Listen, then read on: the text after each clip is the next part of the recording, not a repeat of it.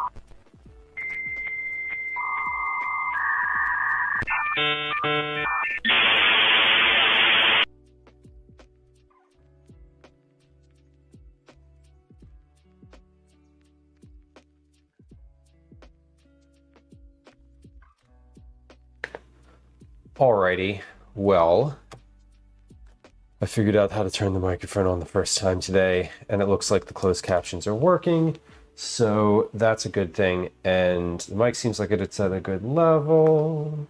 The music seems like it's a little low.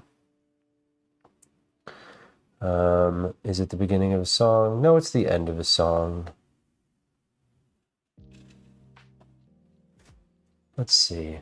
Music seems... I don't even know. I can't hear the music. Like, I literally don't hear any music. There's no music on my end. It just pipes out through the stream, so I have no idea. If the music's ever too loud, you can let me know. Or if you're like, hey, what music? That's probably fine too. Okay. Things look good on my end. So let's begin. Hello, good day. Happy Thursday. Oof, almost just said Tuesday. It's not Tuesday. It's in fact Thursday. Which is good. I'm glad it's Thursday. Sofluff, welcome in. Hello. Good to see you. Slinka, welcome. Dude Mesa, good day. Happy Friday, Junior. Hi, Mike. Welcome in. Happy Friday, Junior, to you as well. It is indeed Friday, Junior. Do we like the new little gold star sounds? There's a gold star redeem that pops up for the first, I don't even know. I don't actually know how long the gold star redeem is there for. It's short, 5-10 minutes maybe. Yes, we had some echoed audio because I had the mod view open and I didn't know that the mod view just started playing the stream right away. And I thought maybe it was just the gold star sound. I was like, oh, that's cute. One of them has like a little thing. And then the next sound did it. And I was like, there's a problem. Quindrella, welcome in. Ave, welcome. Hello. Hello. Hello. Hello. The Terry Fox run sounds amazing. That sounds fun, actually. I was on a school field trip yesterday. It was overwhelming. Loud. You know what it sounds like when thousands of kids are in a concrete room? It's fucking loud. Not in Yeti, welcome in. Uncle Stinky, welcome in. Hello. Hello from Seattle. Well, good morning to you. Good morning. Carly, hello. Welcome. Happy Thursday. Fellas, hello. Welcome in. Good to have you. Look at that. We got right to the bottom of the list and my little coffee finished over on the stove. Let's turn that off before it explodes. I hope Kyle had a great time. He did. He did. It was, I'll tell you about it in just a second here. It was kind of funny because I don't know if you know Hello Redeem.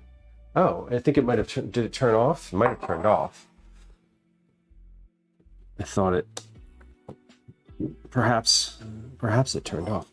I thought I turned it on. Did it not turn on? Maybe I didn't push the button hard enough. I just pushed it again. There it is. As a daily cold brew drinker, it's almost hot coffee season. It wasn't on. Okay, well now it is. It should be on. If it's not on, is it not on?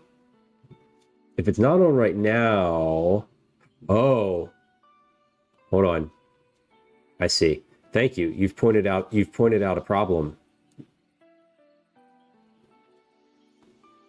You've pointed out a problem that I didn't know I had. Now it's on. Should be on. Cool. Hello. There are some things that I usually check before stream, and I didn't check them today. That was one of them. Well, you see, what had happened was StreamerBot was not connected to my Stream Deck because it happens sometimes. I drink hot beverages year round. I'm also indoors. I don't love iced coffee anymore. Iced coffee is like a full cup of coffee, like a big, like American style, like giant vat of coffee is very, like, it just kills my stomach now. This little thing that I'm using on the stove here is an espresso maker. So, same amount of caffeine, less physical coffee. Carly says, I feel like growing up, my dad coming on field trips was a pleasant memory. It is. It's, I always ask him if he wants me to go. I'm happy to volunteer. I'm happy to chaperone. I'm a very like try hard, get involved parent. Right. Like I send cookies in for the teachers. I send like little notes and emails to the school community throughout the year. Like I'm definitely that type of person. And I do like chaperoning the trips. It was a lot. Yesterday was National Constitution Day. It's the day that here in the United States, our Constitution was signed. Cool. And we were at the National Constitution Center, which is in Philadelphia. So there was like thousands of kids there. And it's a really weird time to go to the National Constitution Center because, because we live in America in 2025. And it's just a really weird time because like this document defines how the government works. And I'm like, no, it doesn't. Not anymore. I wish I had an ice maker. It's a luxury item for sure. Consistent ice trays are like, yeah, it's the emptying and the filling and like the constant turnover.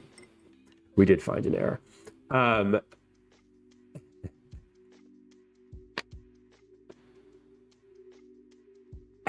Carly says, I'm the director of the LGBT Center in my org try and take my gay card for drinking a hot coffee. Oh my God. You're like, it's 2025. It's progressive. Are we talking about the Kimmel thing? Yeah. I'm in danger. What a lovely time, ain't it? Yeah, it is weird these days, fellas. It is. Bowser, Big Bean Burrito, welcome in. But here's the thing. Here's the thing, y'all. I wanna say that I spend a lot of my time spiraling about the state of the world. I spend a lot of my time sending emails. Hello, Father. I spend a lot of my time calling, phone calling. Hello, Senator Fetterman, you giant piece of shit. Hello, Dave McCormick, you absolute embarrassment. And I do have the capacity to like gripe about it forever.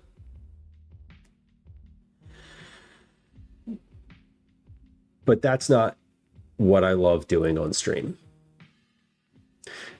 And so if you want to like have that conversation and hear my opinions and all of that, I'm happy to do that.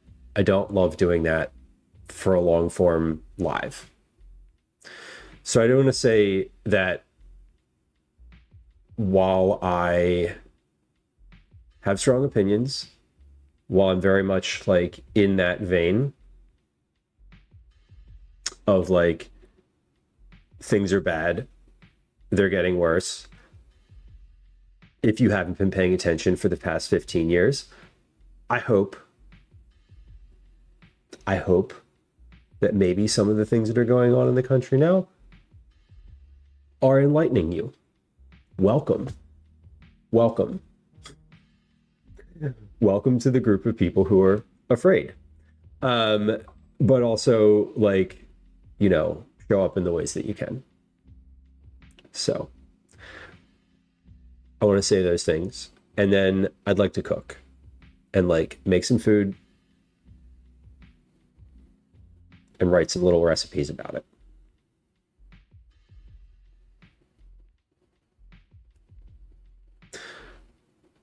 Just because I don't spend the entire stream talking about it doesn't mean I don't care. And doesn't mean I'm not actively involved in doing other things. I don't bring my entire self to stream. So, with that said, I don't want to harp. I don't want to like go really far down that road of conversation today, because I'll get really worked up and really upset. And I've already done that today. So, mutual aid, direct service, Carly, exactly. Like, support your community, support the people around you, do what you can to affect the change that you can. Call people. Call people. Make your phone calls. Don't register for the protest. Just go. So that's like, again, I don't want to like dwell. We're not going to dwell today. And we're not going to wallow. We're just going to acknowledge that, again, because I don't spend the entire stream talking about politics and the state of the world, doesn't mean that it doesn't affect me and you, and that you and I don't care. Dr. Hex Mikey, no hat. No, I do have a hat. Here it is. We'll be wearing this hat today. When I start the cooking process, we will, when I have like prep and we start like food making, then I will don the hat for the stream. Gentle reminder that we are still doing a September promotion. So if instead of a hat, you'd like a hairnet, perhaps, we have a box here of regular lightweight hairnets, Royal brand. And I'm happy to put one on for gifted subs. Also, we have some cumulative group rewards here. We're almost to the chocolate onion. We have a Lego stream up next after that. So enjoy your time. I hope it's amusing. It sounds amusing. It sounds fascinating. Bezos mode. Oh God. Yeah. Soon enough. Carly, thank you for your tier 1 resub. That's 9 months with the counter crew. And that means a hairnet. That means a hairnet for 2 straight minutes. We're going to put a hairnet on. I'm using a different hairnet for each stream, by the way. Just so we're clear, just like in the real world. These are really light and kind of fun. They're like a fishnet stockings for your scalp. A Taylor Swift signed album? That sounds worth saving. Little timer. There we go. Jay, congrats on the interview. Feeling good about an interview is amazing. I hope that they also feel good about you and the things that you've said. You have to move to Alabama. I don't know how you feel about that. I would not want to move. I'm not a big fan of moving. Okay, back in Alabama. I've heard I don't actually know. Dr. Hex Mikey, I think you're maybe the only person I know from Alabama. I know a couple folks who live in Louisiana. I know a couple folks who live in Tennessee. Trying to think of other southern states. Definitely some Texas folks, some Florida folks. No one in Alabama. Never been to Alabama. Never been to Alabama. Gulf Shore, right? Can't vouch for the POC experiences right now. Fair. Fair. Should be the title of my autobiography. Oh God. Lemon, welcome in. Hello. I hope you're recovering nicely from your office work yesterday. Today is, what are we doing today? I was going to do my testing first, but I'm kind of hoping to hear back. I emailed someone I emailed someone with some questions, and they did not get back to me today.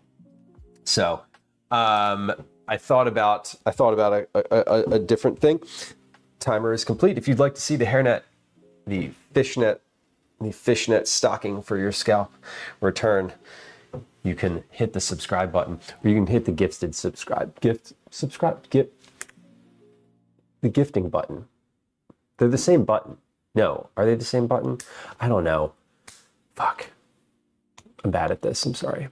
Anyway. September stuff. 2 different buttons. There we go. See? Let's get the professional opinion. Not opinion. Professional resource. Mobile user. Mike says 2 buttons.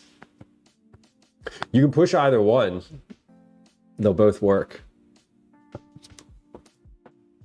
Command OB. We have a cat. We have a cat. A cat has come to visit. This one is Obi. Obi is the busiest cat. He always has something going on. He always has somewhere to be, somewhere he's going, something to do. And he's also kind of like a lounge cat. He just sort of melts if you hold him.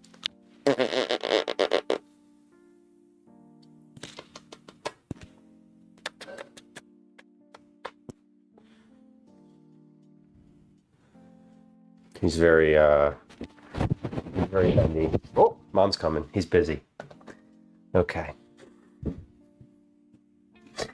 Anyway, we have commands for each of the cats. Thusly, you can put them in the chat when you see a cat come onto stream. Well, we're gonna do 4 things today. We're gonna make some rice pudding because I thought about it the other day and I was like, I haven't really had rice pudding in a long time and it's really good and I'd like to have some. I looked up a bunch of recipes for it. I found one on simplyrecipes.com that is super easy, simple, if you will. I think I am going to double it because Calvin likes rice pudding and I like rice pudding, and it only calls for 1/3 of a cup of rice, which is like not that much, really. Like it is, but like if you're making rice for dinner for the family, you make like a cup and a half. It says 3 to 4 servings, Mike. Here's the thing. It says 2.5 cups milk, 1/3 of a cup uncooked short grain white rice, a pinch of salt, 1 large egg, 1/4 cup dark brown sugar, a teaspoon of vanilla extract, a 1/4 teaspoon of cinnamon, and 1/3 of a cup of raisins. So if we're keeping track here, that's 1/3 a cup of rice, 1/3 a cup of raisins. That's the solids in this. 3 to 4 servings. It doesn't say what size the serving is. It's just a serving for me. Yeah, that's kind of my point. My point is 1/3 a cup seems like not much. Let's see what the note says. Longer grain rice holds its shape better than shorter grain rice, which isn't what you want for rice pudding. You want a starchy rice. Any rice that would work well for risotto would work well for rice pudding. For the same reason you wouldn't normally make risotto with basmati or jasmine or brown rice, you wouldn't normally make rice pudding with it. Cow rose, a short and medium grain rice, works well with this recipe because it gets soft and sticky when cooked. Lemon says, I think that sounds normal because rice pudding is way more loose than just eating rice. It's like making congee. Yes. Like, it's definitely, and I mean, it calls for 2.5 cups of milk. You bring the milk, rice, and salt to a boil over high heat, reduce the heat to low, and simmer partially covered until the rice is tender, about 20 to 25 minutes. Stir frequently. So you're simmering milk for 25 minutes. Then you're mixing in the egg, so it's thickening. The sugar is thickening. It's all sort of thickening down. So yeah, you're definitely making like a custardy type of situation too.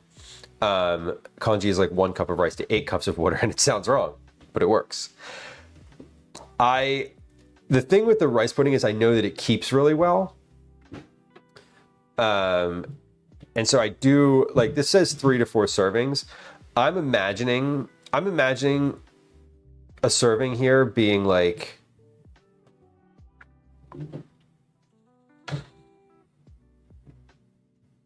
less than a cup, like slightly less than a cup. Which to me, if I'm eating rice pudding, I want 2 cups. That's a serving for me.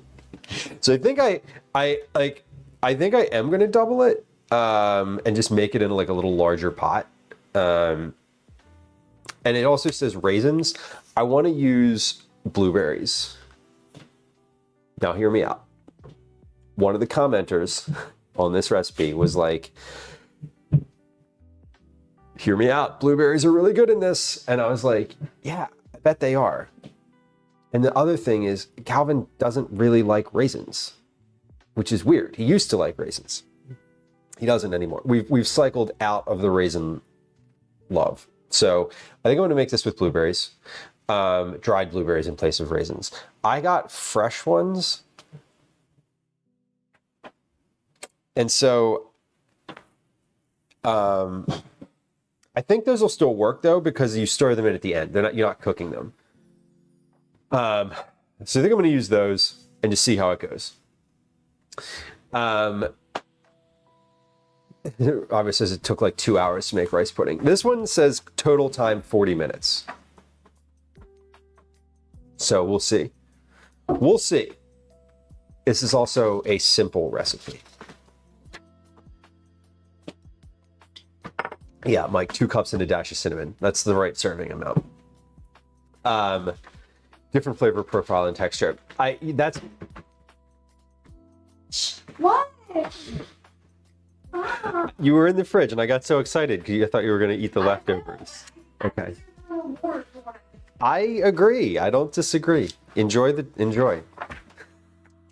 I got excited because I thought you were fishing for leftovers after I mentioned them. No. Not leftovers. Stealing the ingredients. No, those were Ruffles potato chips. Okay, congratulations on the iPhone. I didn't know they had a new iPhone. That's exciting, I guess. That is exciting. I would be excited if I got a new iPhone. I was in the store the other day and they're like, you're eligible for an upgrade. And I was like, okay. I'm sure I'll still be eligible for an upgrade the next time I'm here. I was like, it's too much to think about right now. I'm not setting up a new phone. Mine works. So we're gonna do rice pudding. I'm gonna do the rice pudding first today because the rice pudding needs to cool. When it cools, it firms up, congeals. I love that word, congeals. So we're gonna like do that first so it can cool, and that will be wonderful. The other dish that needs to cool, or that not that needs to cool, but that is also, it also benefits from, god damn, I have like agita, from cooling down and thickening, is creamed corn. Now I'm making creamed corn because I have 12 ears of corn in there, and I'm like, I'm gonna do something with the corn. I haven't had creamed corn all season, 1. 2, I had half and half, or not half and half, I had heavy cream that I was using for something else. So I was like, okay, we'll just make creamed corn with the leftover. And that's it. That's it. That's the reason, because I have corn and heavy cream. Doesn't need to be any deeper than that, right? Colonel Terminator, good afternoon. Good afternoon indeed. Then we're gonna do a recipe test. Did they email me back yet? Maybe. Maybe. No.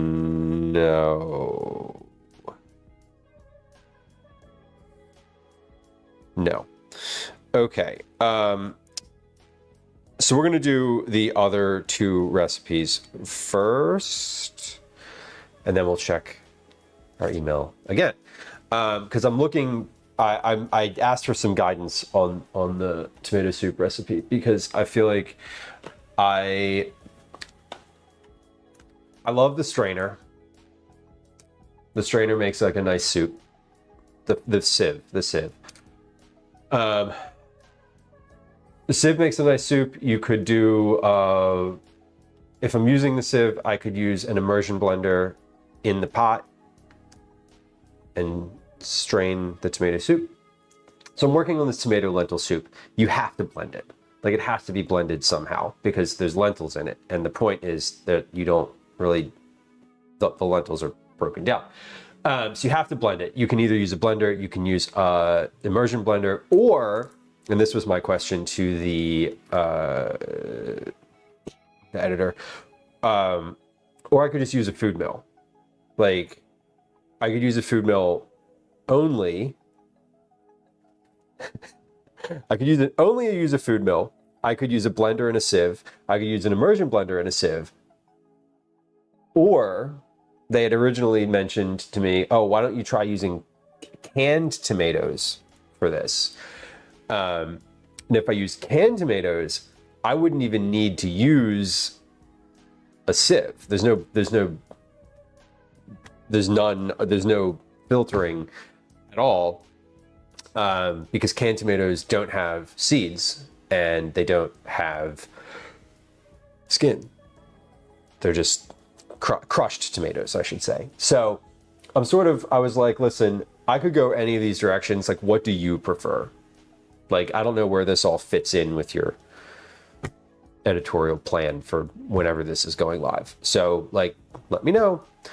I would prefer to use the food mill, take the sieve and the blender out of the equation, just use a food mill, and have the soup be a little bit more pulpy, but take some steps out of it. Anyway,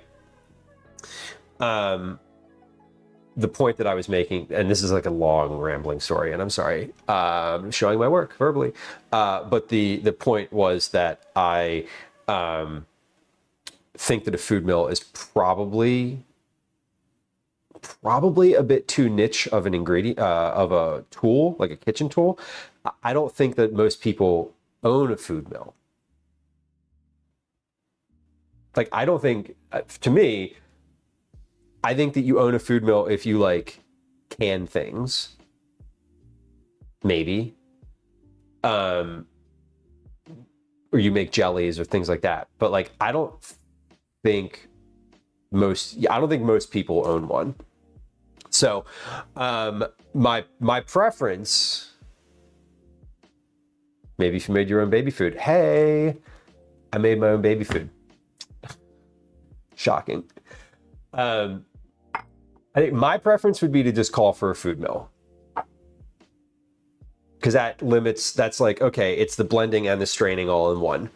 If not a food mill, I would rather use the just the blender. I would rather do what I did on Tuesday this week, which is use a blender and a sieve. And I'm sort of waiting for them to say like which one of those. If they don't tell me which one, I'm going to go with the blender and the sieve, because my gut says that most people just don't have a food mill. And if you're watching / listening and you're like, WTF, Lou? What are you even talking about? Well, it's a food mill. Is that kind of like a pepper grinder? No, it's not. It looks like this. Looks like this. It has this thing inside of it, and which direction does it rotate? Yes, it rotates like this. And that little scoop is slightly off. It has basically the inside of this, the inside, that mesh there is basically a grater. And the food mill gently pushes the liquids and some of the small solids through, but leaves things like seeds and skins in the container. So anyway, this is a really niche sort of kitchen tool. I don't think a lot of people use this, and like, but if you don't use that, then you have to use a blender and a strainer. So basically I was like, hey, here are your options, pick one. So I'm waiting to hear back. Anyway, Phil Terminator, good luck with the apartment. I hope it's what you want. Not a high bar to reach. Yikes. Toys, welcome in. Good day. Avo, grape jam, how'd it turn out? Well, I guess it's still turning out. Usually that stuff takes a while to cool, right? Toy says I have a ricer, no food mill. Yeah, a ricer would not work. I did make my own baby food. I don't know if that's why I have the food mill. I think, what did I get the food mill for? Oh, I bought the food mill when I made applesauce years ago. Mashed potatoes with an immersion blender. Okay, I've never used it for that. That's interesting. I do love really creamy mashed potatoes, so that would be nice. The ricer for the potatoes is probably better. The food mill is good. I can tell you from experience, like, there's certain things that you can't use a sieve for. Where you're like, I forget what I was making the one time, but it was like, I was like mashing it through a sieve, and then I was like, wait, I'm like right at the end, and I was like, shit, I have a food mill. I should have used that. God. Oh man, kitchen's so small you couldn't even open the fridge door. Terminator, that is interesting. I watched something, one of the New York Times recipe writers, Ali Slagle, had a video recently showing her apartment where she like does all of her recipe dev work, and it's like a galley kitchen. Like there's nothing, there's no space in there. So it is fascinating. Some folks can really make it seem huge. I don't know what a tammy is. A ricer and a tammy. Oh God. Yeah, I could not do that. I can't recommend two esoteric tools in the same recipe. Not going to work. All right, but we're going to get to that later because that's an easy one. So here's what we're doing. Oh, and then we're going to make the soup. So we're going to make the soup regardless of whether or not I receive that feedback. I'm going to make the soup because I have a recipe for it. I wrote it. The ingredients don't change. It's just how it gets strained out in the end. Actually, the ingredients would change significantly if I had to the ingredients and the process would change if I had to use canned tomatoes. So that's kind of why I'm like waiting to ask, or I'm like waiting for feedback. Anyway, I suppose what will happen is if I do need to change to canned tomatoes, and I do a test today with the grape tomatoes, I'll just submit the grape tomato recipe and be like, look, here's one, here's one for free. Or not free, whatever. I don't know, I'll work on it. You can always just freeze the soup. It doesn't matter. So what? Tomato soup. I have frozen tomato soup. Oh, that's not a problem. Anyway, large flat mesh strainer you used to push through. Okay.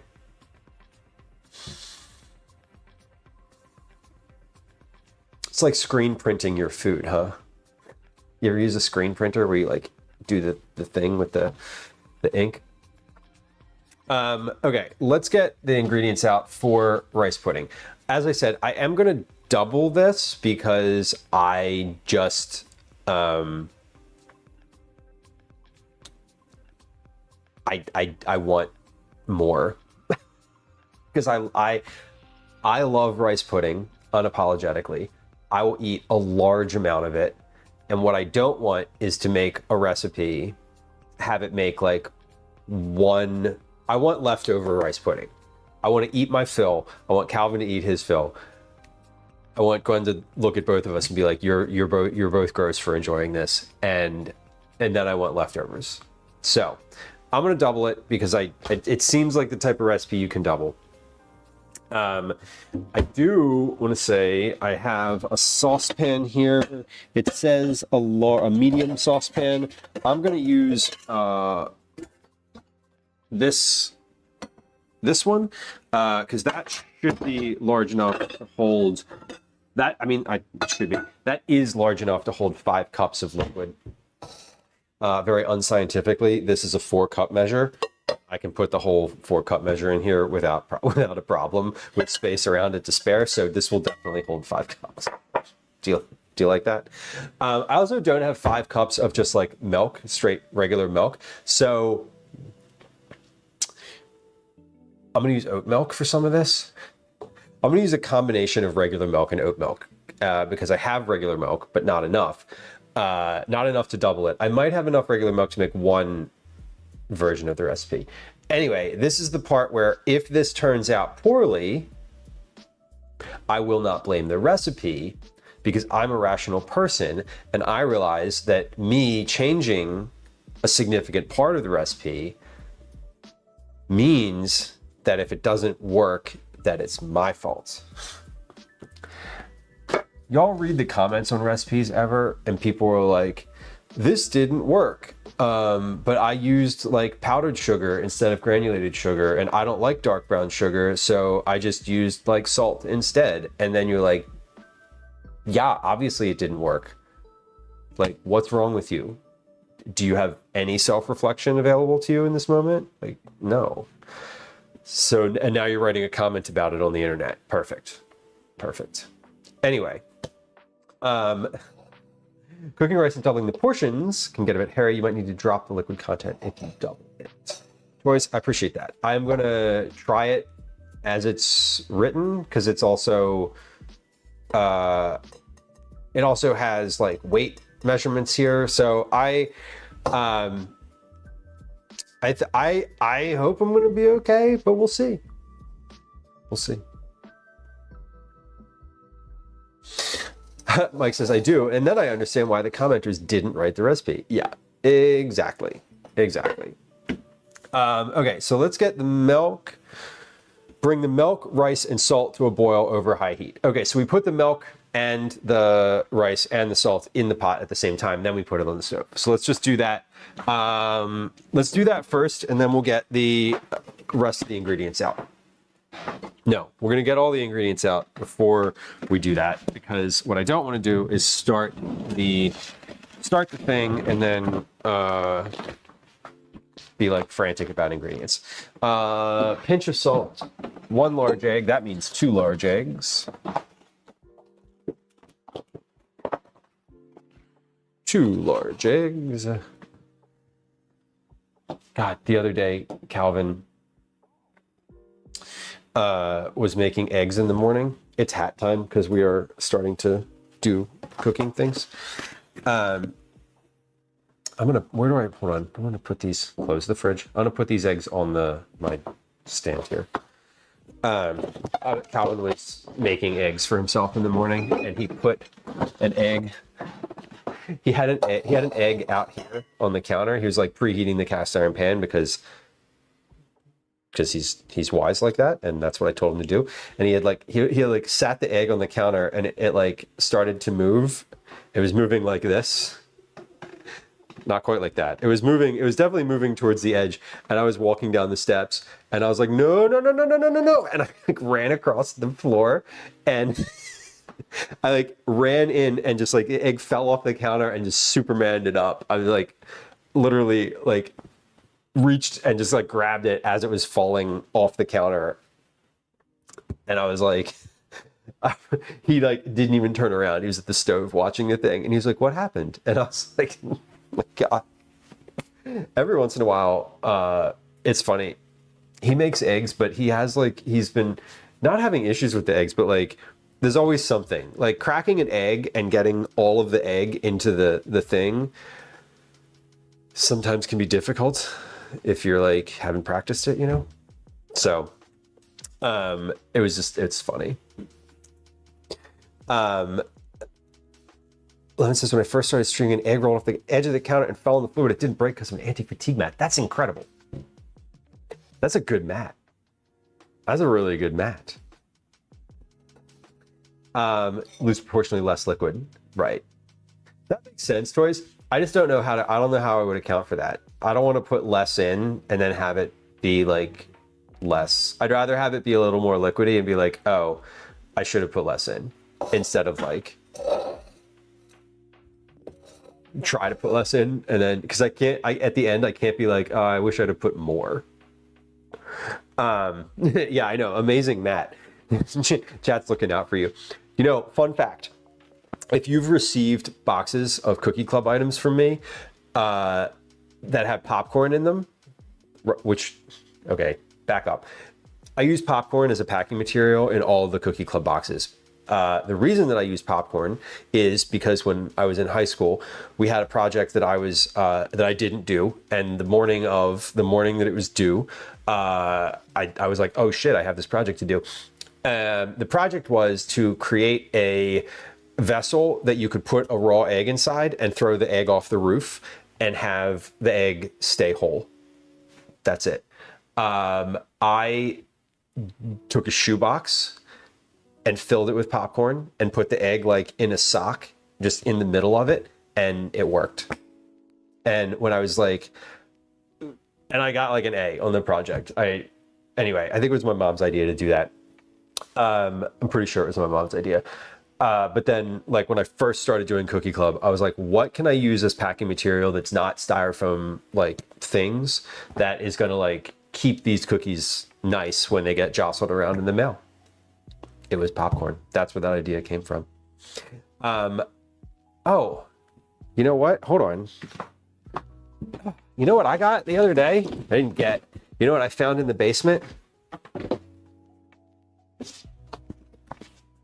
These. Thank you for bringing up the anti-fatigue mat. I forgot that I have those over there. Oof. Command Ash. We have another cat here. This one is the baby. He is the purriest cat. He's also been really into biting my legs today. Like literally, he's been like at my feet, not since stream started, but earlier today. He's been at my feet, like literally biting my ankles. Not biting, just nibbling. Yes, baby. He's a good one. You had to do a device to release the egg. Oh, no. See, I'd have failed. They would basically just like throw the egg off the roof, and if it breaks, you fail. I literally just put it in a sock and put it in some popcorn. Like 5 minutes later, I was like on my like, I think I scotch taped the shoebox shut. It was basically like, here we go. Sorry, Pops. Yeah, you get on the list. You don't want that. It is cheaper than buying packing peanuts, fellas. Significantly cheaper. And popcorn kernels take up a lot less room. So I can buy lots of it at once without having it be just everywhere in the house.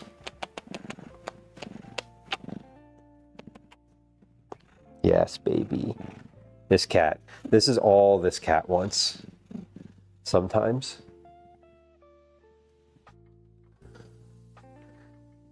He just wants to be held. He's such a baby. What are you looking at, babe? Hmm? He wants his paws kissed. Yeah? Okay. Time to get down. This is what happens when you have cats that just get held from the day they were born. And like, they just don't care. I'm gonna wash my hands. That was, I don't even remember what science, that was like a science class, I think. Yeah, after our last conversation about the anti-fatigue mats, I went downstairs looking for whether or not we had any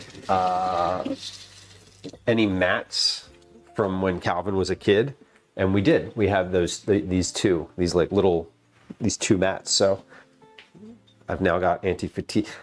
These are not anti-fatigue mats. These are not like the good ones. These are children's foam play mats. All right, let me finish getting out my ingredients here. Brown sugar, vanilla, cinnamon. Brown sugar, vanilla, cinnamon. Brown sugar, vanilla. We're going to use the cheap vanilla this time because we'll save the good vanilla for, you know what? Fuck it. I'm using the good vanilla. That was a really quick turnaround of things. But no, there's not many ingredients in this thing. And I'm using good rice, and I don't know. Why not? Ash. He's down at my feet. He's literally rolling around. He's trying to bite me. Physics. No, I did not take physics. Physics was what the smart kids took. I'm pretty sure it was some science class. And then raisins. Okay, we're good. I've got all my ingredients here. I don't want to say like the smart kids, but it definitely was not. I did not take physics. I was not up for physics. 2.5 cups, so 5 total cups of milk. For the sake of like just curiosity here. This gives weight here. So this says 1 cup is 240 milliliters, which is a milliliter of water is like a milliliter, a gram. So we're going to pour about a cup in here and see how many grams that is, because I'm just curious if it's roughly 240. It is. Yay. Okay, so we can good to know that I can do this by weight. That milk is like basically almost the same. Okay, so I don't have enough milk for this. I don't even have enough milk for one batch, a single batch of this. So we're gonna go with the oat milk for the rest, which should be fine. I've been fine subbing in oat milk in general. Yeah, this also says 240. So if I need 5 cups, 240 times 5 is 1200. Easy. 9,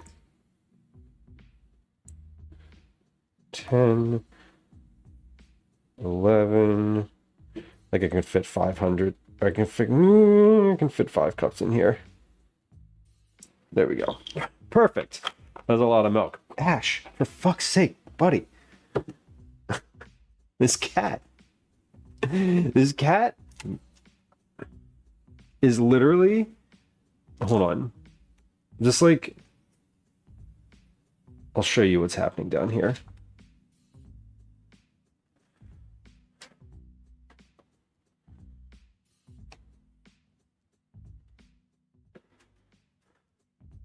This cat is at my feet,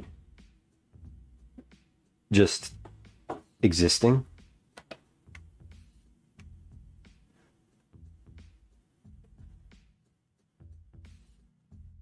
Like this is not going to be a foot stream, but like this is what's happening at my feet right now. Beth, welcome in. A gel hybrid sounds amazing, toys. These are just children's play foam. Oat milk is probably the better one. Okay. Heavy whipping cream is like 1 to 2% off water in density. Yeah, I usually can just, when it gives a volume and I don't want a dirty measuring implement, I usually just use the weight for most liquids. All right, that's fine. This is a pretty large pot, so we're gonna put the ingredients in here. I'm gonna pop this on the stove, and then we're gonna take a little break, our first break of the stream. Milk, rice, and salt. How much salt does it say? It says a pinch of salt. So 2 pinches of salt. 1, 2. Sarah, welcome.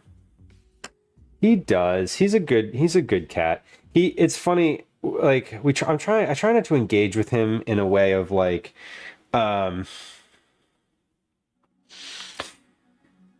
when he starts getting bitey, like I try not to, I just like remove myself, like I don't engage. Like I don't push him, like I just move my hand or I move my foot. And right now he's just hanging out. Before he was biting. Now I think he's being nice because he knows the camera's on. But he's literally just lying there.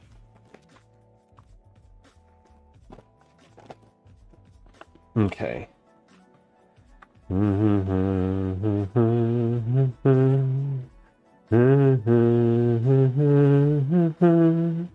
It makes me feel so fine, I can't control my brain. All right, so a cup of rice. Oh, look at that, it gives weight. Oh, damn. Yeah, exactly, Toys. He's like, you're gonna prove, I'm gonna make a liar out of you. Milk, rice, and salt. There's 66. That's a third of a cup. That's a third of a cup. There we go.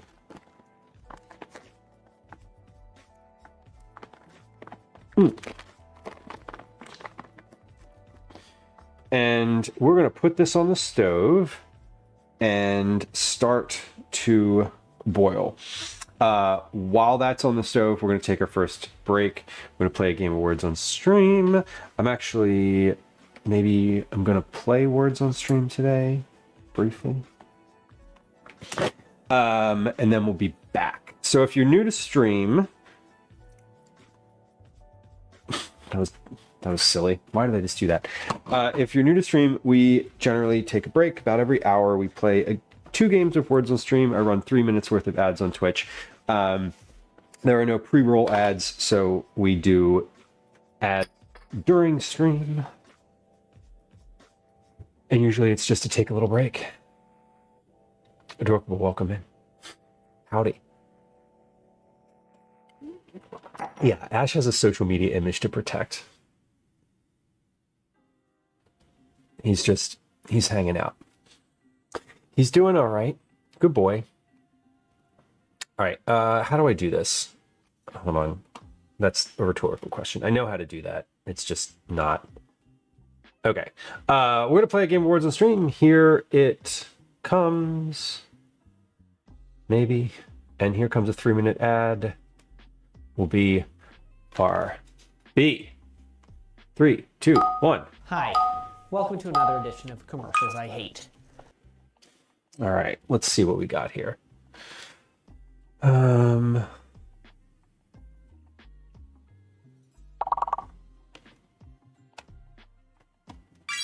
I got one.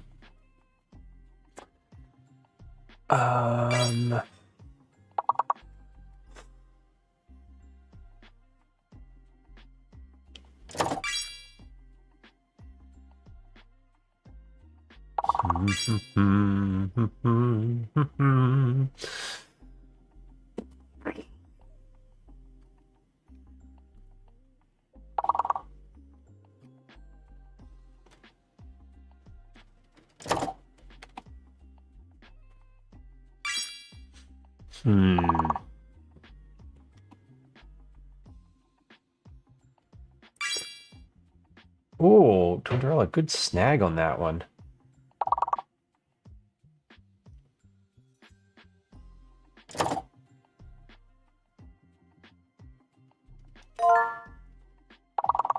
Oh, Troy's nice one. Guy, welcome in.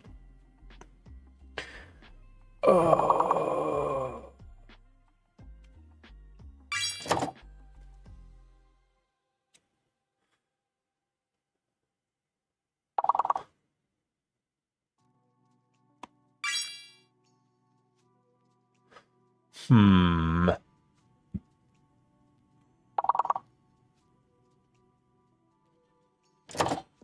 The X is hard.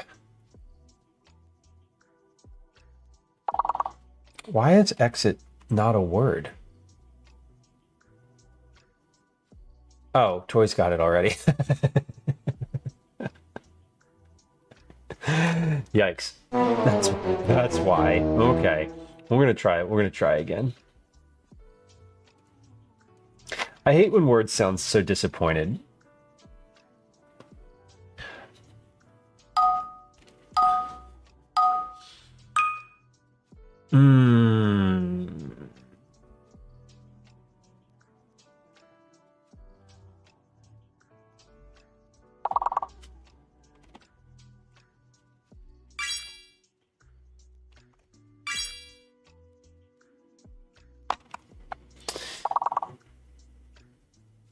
There's a lot of 4 letters in this one. But now, that's a great word.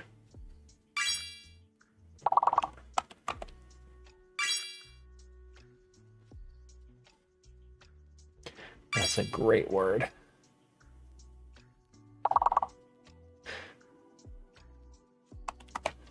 God. Hey, I counted it. Welcome back, y'all. If you're on Twitch, thank you for your patience during the ad break. I appreciate it. Ads are annoying for everyone.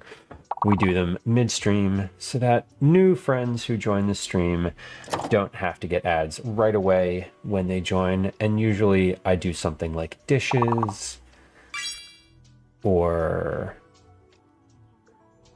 something like that during this time. So often I'm just using this time productively.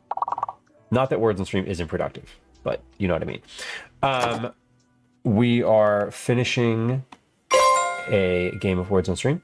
Everyone's going to get at least one more guess. So if you want to make a guess at one of the words that you see with the letters there, feel free.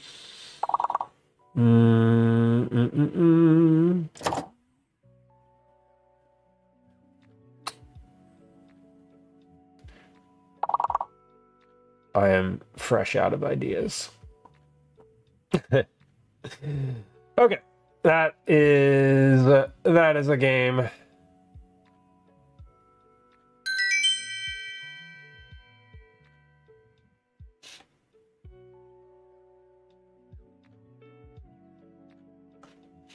That was a game. Wait, hold on. There we go. Okay, yeah, sorry. There's... Whoa, no, wrong one. There's still... Ash hasn't moved. He's just chilling here now.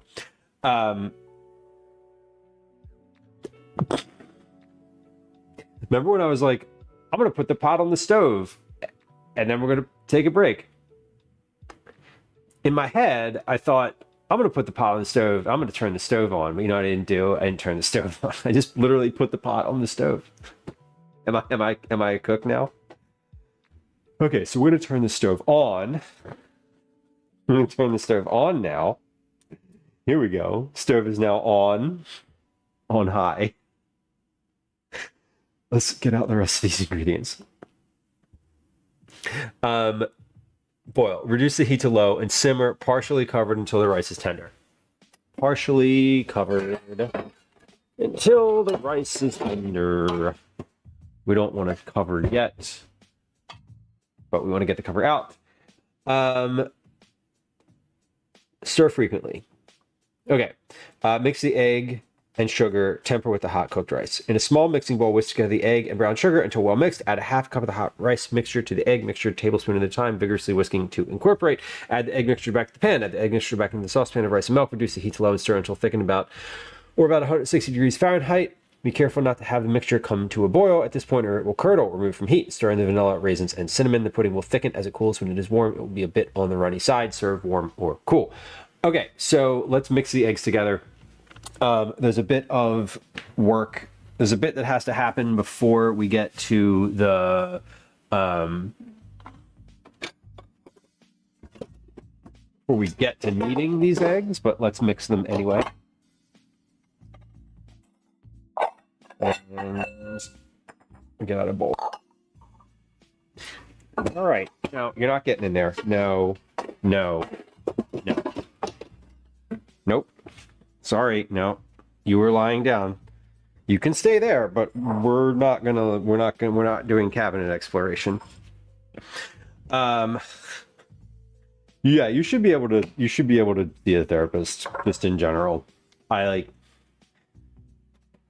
It seems silly to have some sort of professional punishment for seeking mental help. Seeing a therapist doesn't make you unstable or incapable. I certainly think the opposite is true.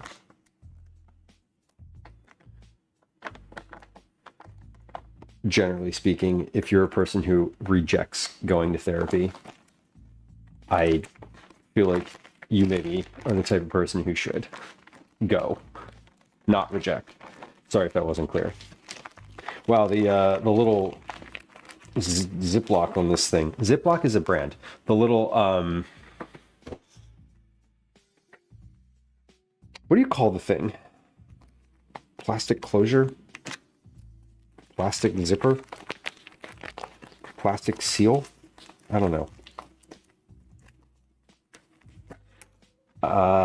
Is not working here.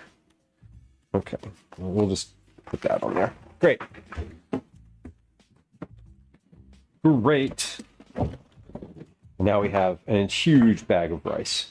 All right, let's get zip closure. There you go. See, again, the professional knows the right terminology. Every once in a while you get one of those terms that's like, oh, that's a brand. That's not the actual term for it. We were talking about the other day, Cheetos yesterday. Calvin and I were like, he mentioned the party mix that we had. He was like, I thought it said it had Cheetos in it because it just says like cheese puffs.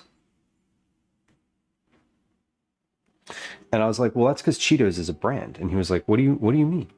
So we had a nice conversation about that.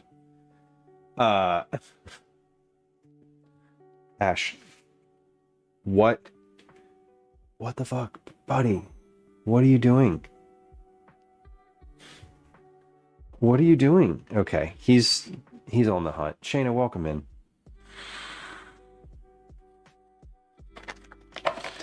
He's prowling. Are you gonna sit? Are you gonna settle, or are you like, what are we doing? We haven't. He hasn't done this. He hasn't done this on stream before. Cute. Yeah, Lemon, it is frustrating. And you're like, what's that word? And then you're like, eventually it comes. Usually it comes to me, but like later, like hours later. Adorable. I agree with you. I think it should be a requirement in some professions. Totally. I agree with all of that. 50 grams of dark brown sugar. Okay, so we're going to go with 100 grams because, again, doubling. We're making you ever laugh at a joke before you make it? No, me neither.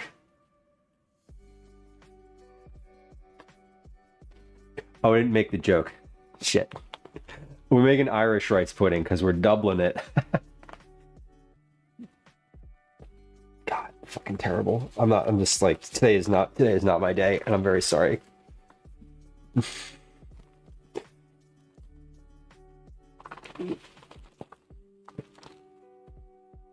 100 grams of dark brown sugar. Lou, just stop talking. All right. Terrible. Terrible, honestly.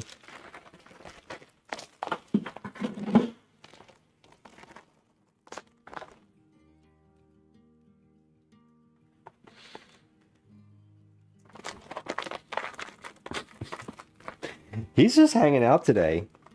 He seems to be enjoying being present. Okay, sorry, you were perceived. My bad. My bad. When is a dad joke a dad joke? I don't know, but I know there's a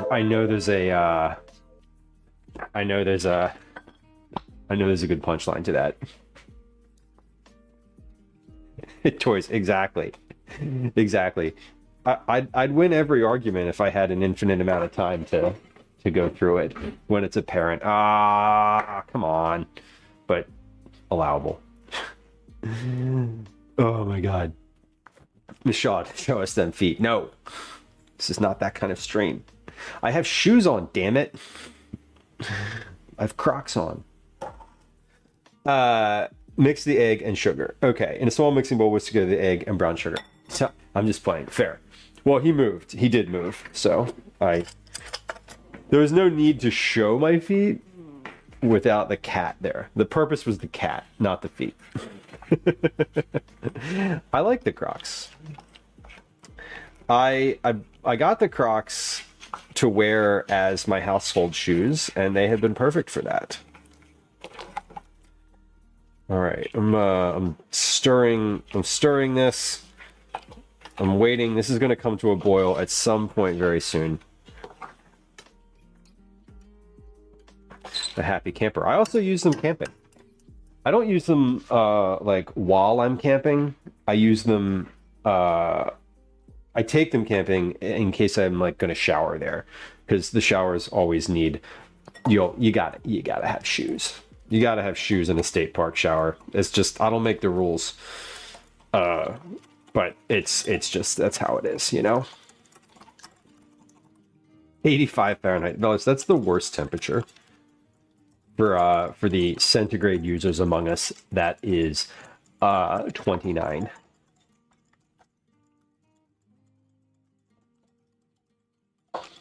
Cushion the lumbar. Yeah, I feel like having house shoes is important now.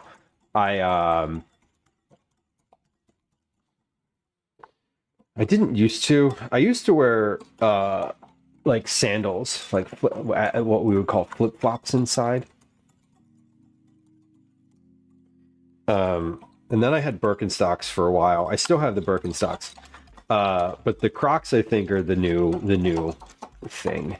They shrink. Oh, that's interesting.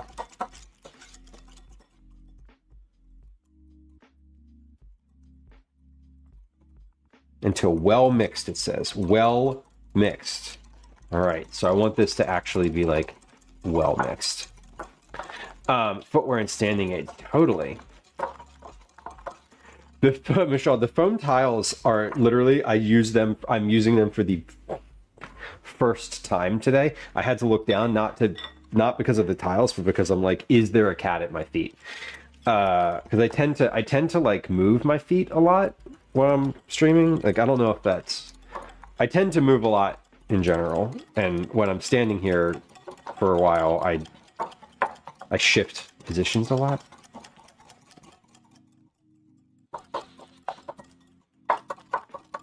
$85 is when you're looking for your jackets. Adorable. Yeah.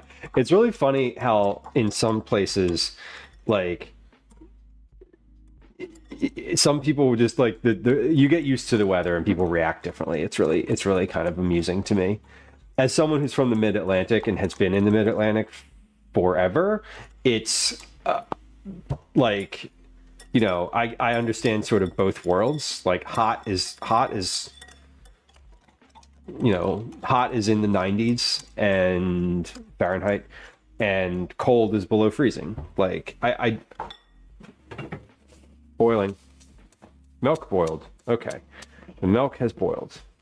Now we want to turn this down. Reduce the heat to low and simmer partially covered until the rice is tender, about 20 to 25 minutes, stirring frequently to prevent the rice from sinking to the bottom. Okay, cool. So let's set a timer for 20 minutes. We're going to hit start on that. That rice just like boiled over, so that's fine. The milk boils quick and then boils over quick. It says bring it to a boil, so I'm like, okay, it was boiling. They're rolling winter coats, toques, and beanies and Uggs at room temp. Right. If you're like, yeah, for me, I keep the house stays at like 22, basically year round. And if it's warmer than that outside, or, you know, if it's like warmer than that outside, the AC comes on. And if it's cooler than that outside, open the windows. Hookahs make a world of difference. Toys. You know, I've never actually worn a pair of those sneakers. I've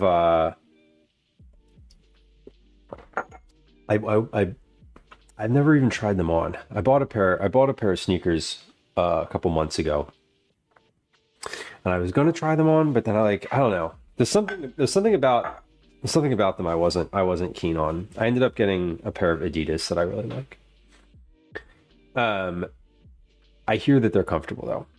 Everyone who I've ever known who's owned a pair of them is like, they're the most comfortable shoes I have. Towards you're going out in 50 shorts at 50.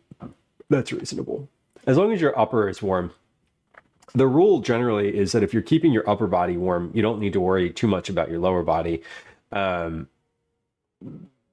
you're keeping your core warm, your extremities will stay warmer.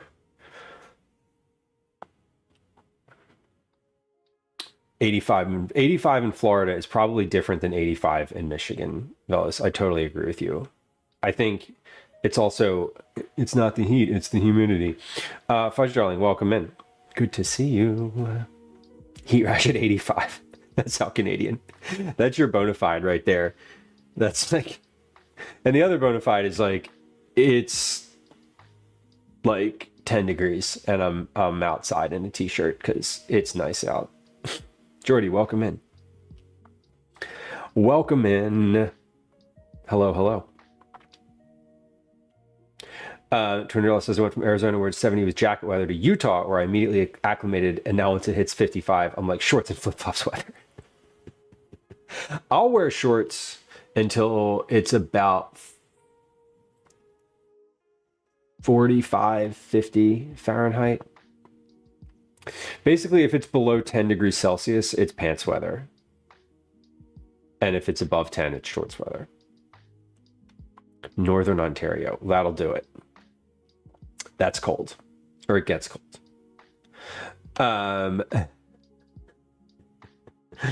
Fellas, the mini dog pool sounds fun. Oh, they do free returns. Okay, interesting. Maybe I'll have to give them a shot at some point. I buy shoes once every 5 years, so. Adorable. Oh my God. Seriously, I love slash hate when people sort of like police what my kid is wearing. I'm like, you ever try to get a child who doesn't want to wear a jacket to wear a jacket? They're not going to wear a jacket. They're either going to wear the jacket and you're going to be really miserable, or they're not going to wear the jacket and you're going to be fine and get where you're going quicker. Just don't worry about the jacket. Bring the jacket. Your job as the parent is to bring the jacket, not make them wear it. You can't make them wear it. You can make them wear it, and then they don't like you, and then they cry.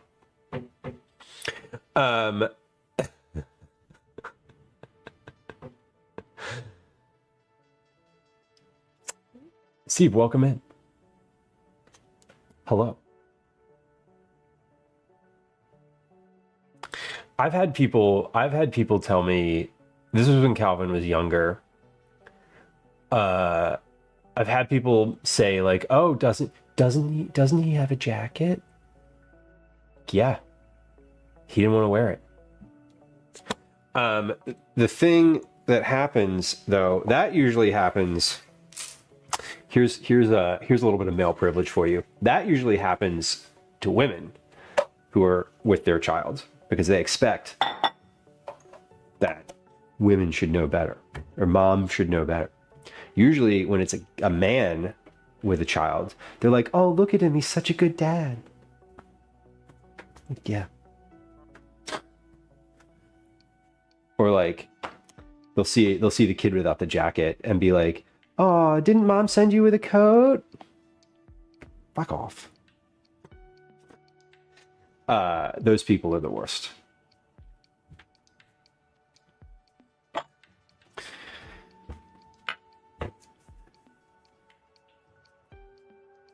Yeah.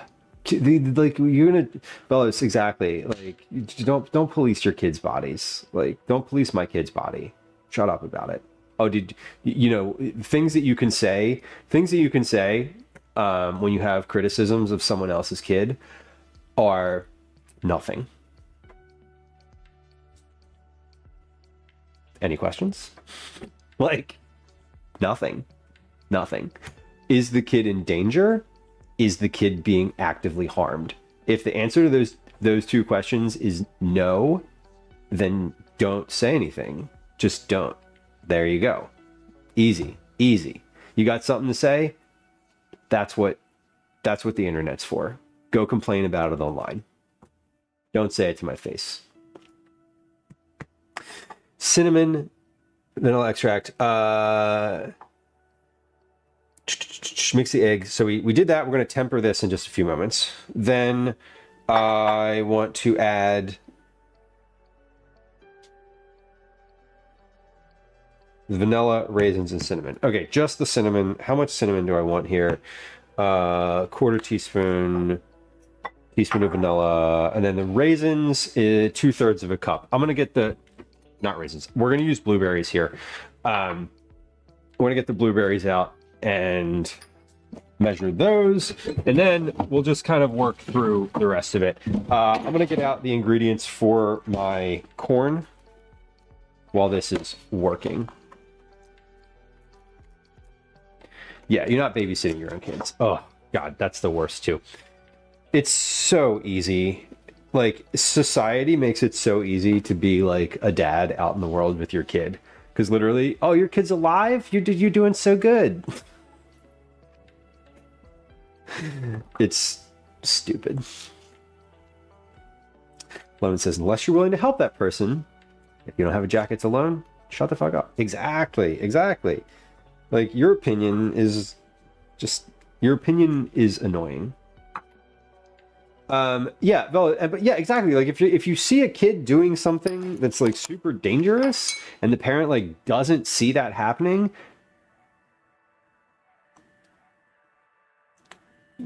Yes. Like there's two things. So there's the one school of thought that's like, don't ever interfere physically with someone else's kid, because then they might then they might get upset at you, like, oh, you touched my child. I'm like, yeah, your child was trying to touch a snake or whatever. I don't even know. I don't like, your child was doing something dangerous and you were not available to help them, whatever that means.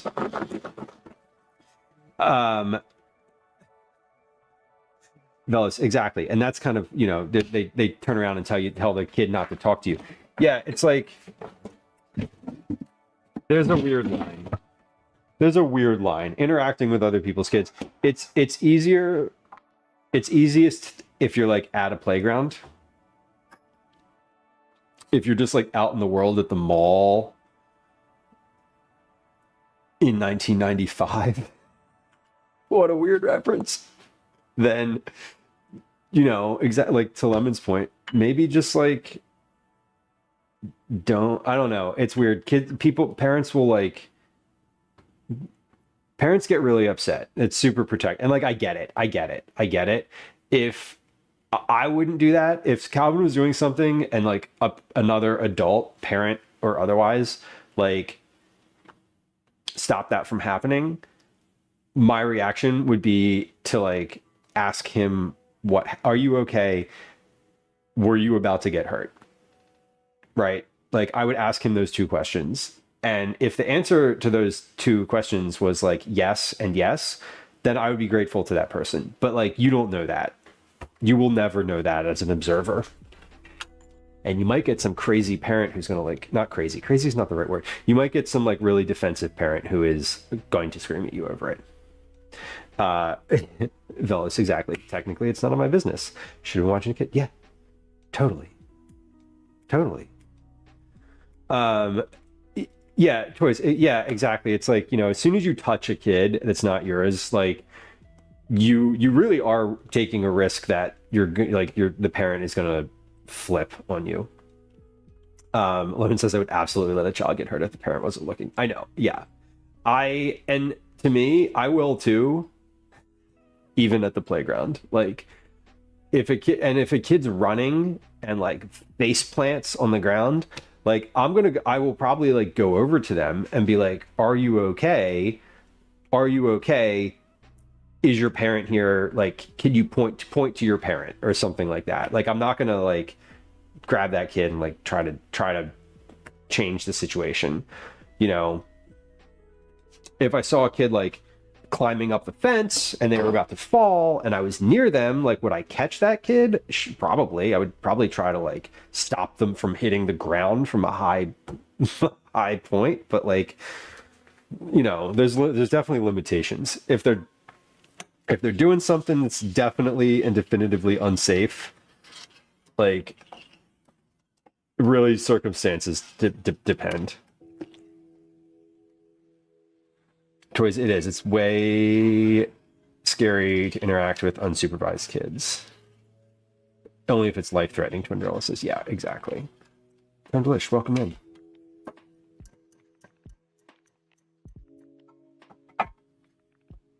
Yeah, I've seen enough kids like get hurt at the playground, where we go to the playground all the time.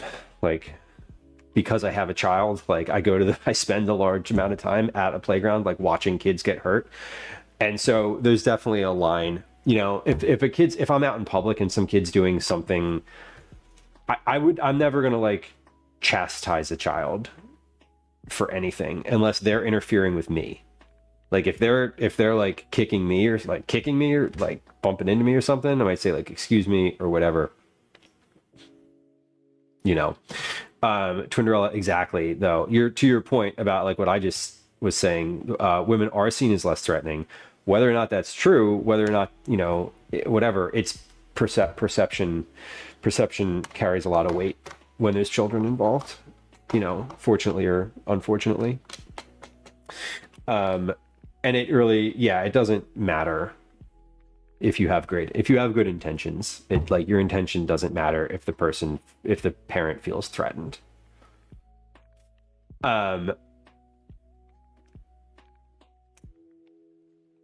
Yeah, Velos, I think that's a great instinct. If a kid came up to you and like came up and was like, I'm lost, I would also document that.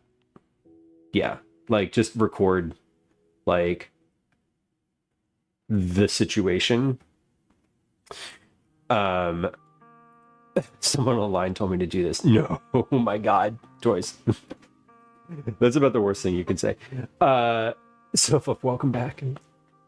Something so interesting about watching 500 kids who are running of different styles, running as fast as possible, socializing, purposely going out of their lanes. Way to high five everyone. That's kind of amazing. That's kind of amazing. And I bet you there's like 5 kids of all of those who feel competitive. And then the rest of them don't care. Yeah, stay on the phone, record the thing, call 911. Exactly. Lemon says he used to live in a co-op where the neighbor had a problematic child, commonly used violence, and he was commonly unsupervised. I was watching my friend's daughter, and he hit her. I'm told that if he did it again, I would do the same to him. And since I'm bigger, it would hurt way more. The threat worked. Yeah. Kids, I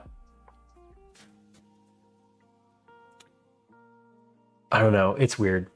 Kids are definitely a product of their environment, and if you have that type of like situation, like that kid probably understood that more than anything else you could have said, which is sad and accurate.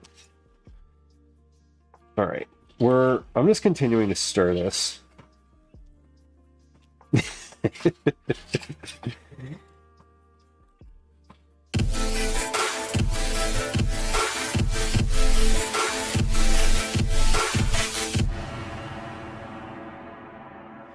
That's so funny.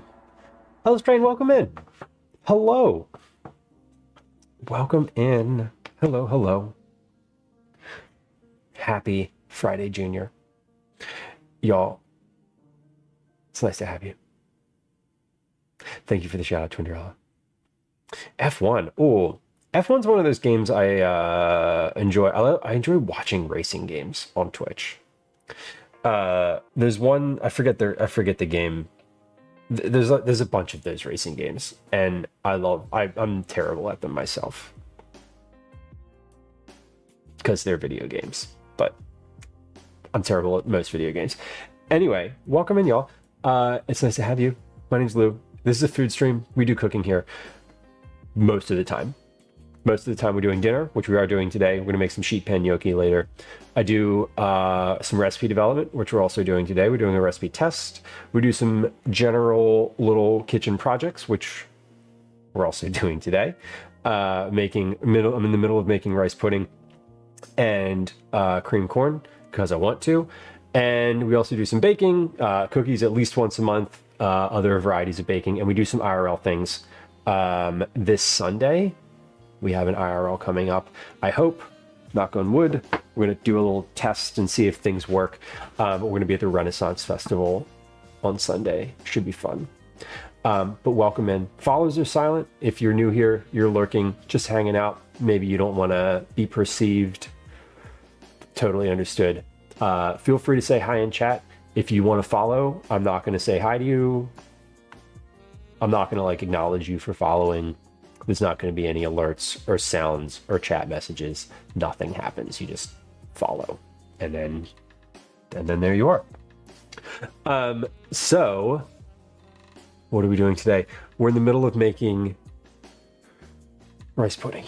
I have the rice and milk and salt cooking on the stove. We have about 2.5 minutes left on that. So we're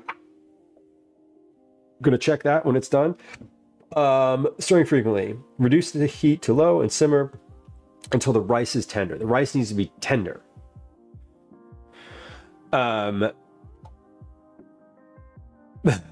Lemon. Seriously, don't. Yeah. Kids that are outright threatening, you gotta take them at their word. That's the other thing. Kids are very honest.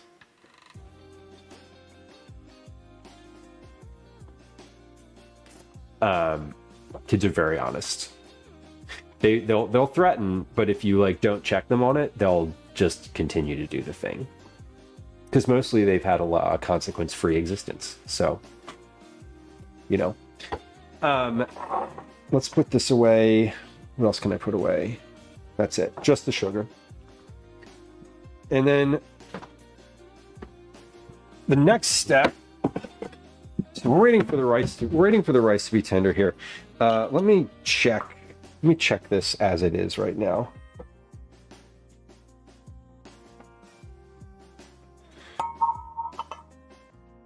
So there keeps getting to be skin on the top of this, which is always fun.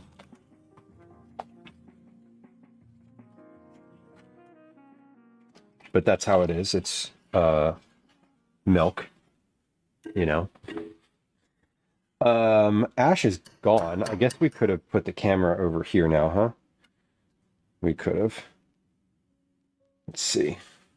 What happened? How do I do this without slicing this cord in half? There we go. Okay. There it is. What are we working with here?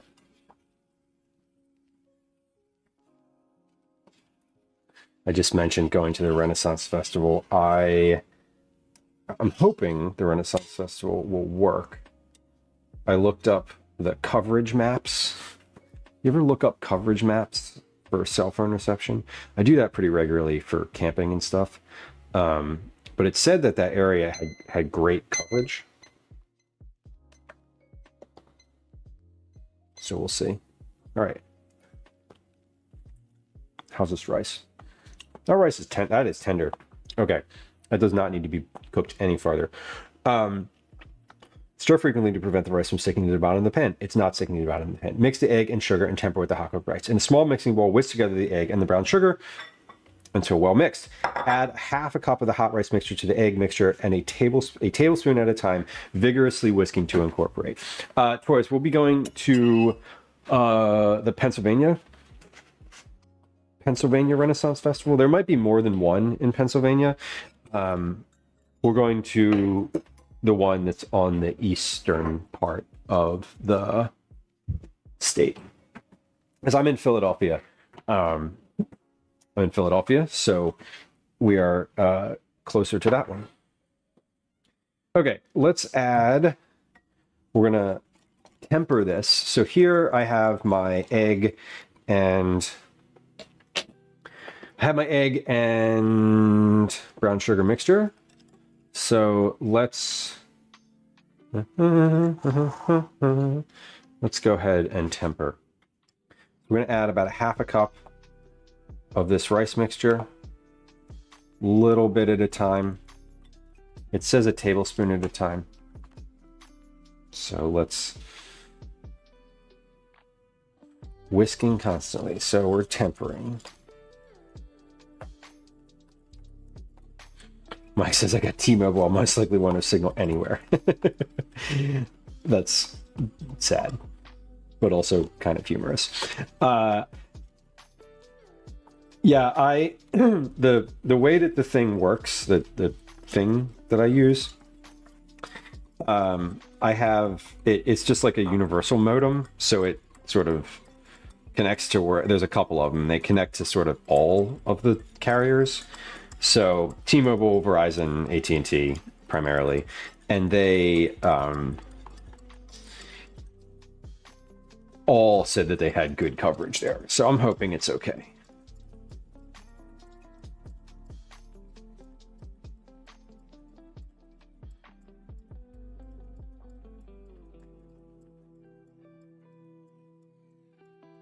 Relays, interesting. This is it's close to a large town.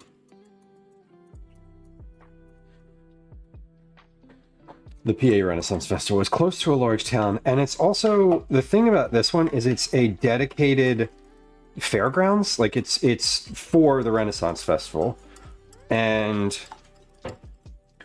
so like they have all this infrastructure there, like they have electric and wiring and buildings and all of this. And if I recall correctly, last year, the past couple years we've gone, Cell phone service has been fine. Has been just great because it's like meant for that. Add the egg mixture back into the saucepan of rice and milk. Reduce the heat to low and stir until thickened, or about 170 degrees Fahrenheit. Okay, so we're gonna stir this tempered egg situation back in to my rice mixture here.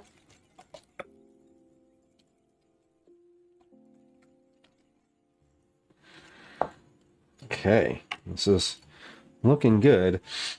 Add the mixture into the sauce, reduce the heat to low, and stir until thickened, or about 160 degrees Fahrenheit. Be careful not to have the mixture come to a boil at this point, or it will curdle, because it has an egg in it. That's right. So we don't want that. Let's leave this on low. Now this camera is over at the stove. We're still on low, so it is on low. It says 160 degrees Fahrenheit. I'm kind of curious. Let's I just gave this a sniff because like I've used this for deep frying a bunch, and I'm like, is this good? It's good. Let's just get this. I'm gonna put a thermometer in here and just check where we're at.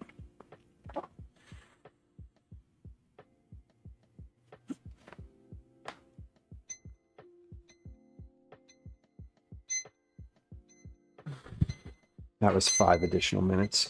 But we're gonna give that maybe 5 more minutes on low on the stove. Masubi molds, congratulations. Congratulations. That's the just the like the little square molds. You put the rice and then like the topping and a wrapper in them, right? That's what I'm that's my understanding. What temperature does the thermometer go up to? The thermometer goes up to 400, I think. Yeah, 400. So it's at 160 right now. But I don't want it to boil. We're going to let it go for about 5 minutes here. It's on low. Like it's as low as this burner gets. The burner is in fact off. Hold on. There we go. Okay, the burner is now on again. But I don't want it to, I don't want it to boil, but I do want it to just cook a little bit more. Rusty, welcome in. I'm glad you liked the cookies.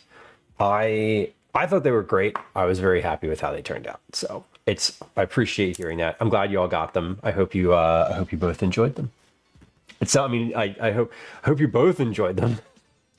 Clearly you enjoyed them.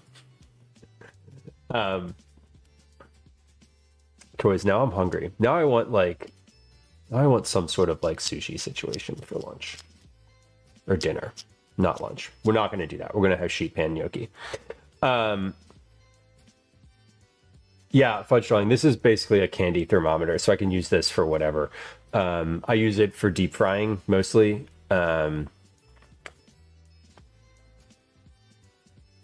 might use it for candy at some point. I don't think I've ever used it for candy.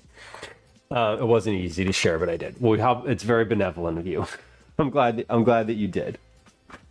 I'm very glad that you did. Let's get a new spoon here because all the other ones have sort of been used a bunch. Be careful not to have the mixture come to a boil. Remove from the heat and stir in the vanilla, raisins, and cinnamon. The pudding will thicken as it cools. Okay, so it's loose right now. But it feels pretty thick with the stirring situation here. The rice is sitting at the top. It feels pretty thick. That's my new tagline. It's not, but it could be. Let's go over to this view. So you can see the rice sort of is sitting at the top. Spam is spam is really good. I have a can of spam in the cabinet. I haven't used it's been there forever. I don't usually use it for cooking, but I appreciate it when I have it. I'm not a spam hater. You have to fry it or something. Fellows, damn. Spam appreciation chat. It's true. Clearly.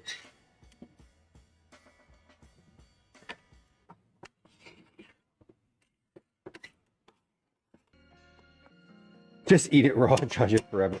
This is a silly question. You can eat it raw, right? Like, it's like, you don't need to cook it. I bet it's good rotisserie. I know it's good fried, so of course it's good. Of course it's good rotisserie style. All right, this is going nicely. Just another minute or two here.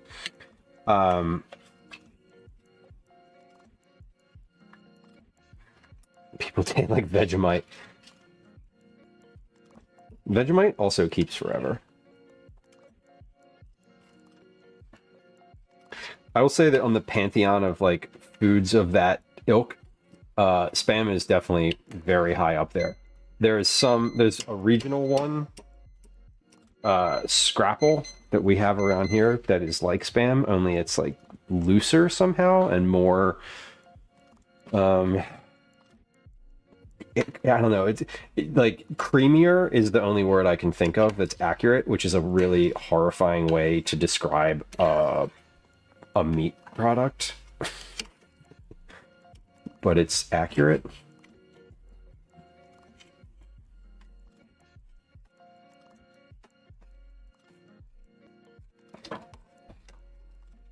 Long fat bologna. You know, Twindralla, that's the first time I've ever heard that phrasing for a hot dog. That's kind of hilarious. All right, this is pretty thick. I don't know how thick I'm looking for this to be. I'm sort of looking, what I'm trying to do here is to just heat this up to right to the point where it's about to simmer. That's what I'm sort of trying to do. Have I tried Taylor ham? Yes. Taylor ham, aka pork roll. They are the same thing as far as I'm aware. Boudin soon. Spam or scrapple with rice and seasoning for those who don't know. I mean, I would definitely eat that. I love, and all of that is basically like, I consider all of that like diner food.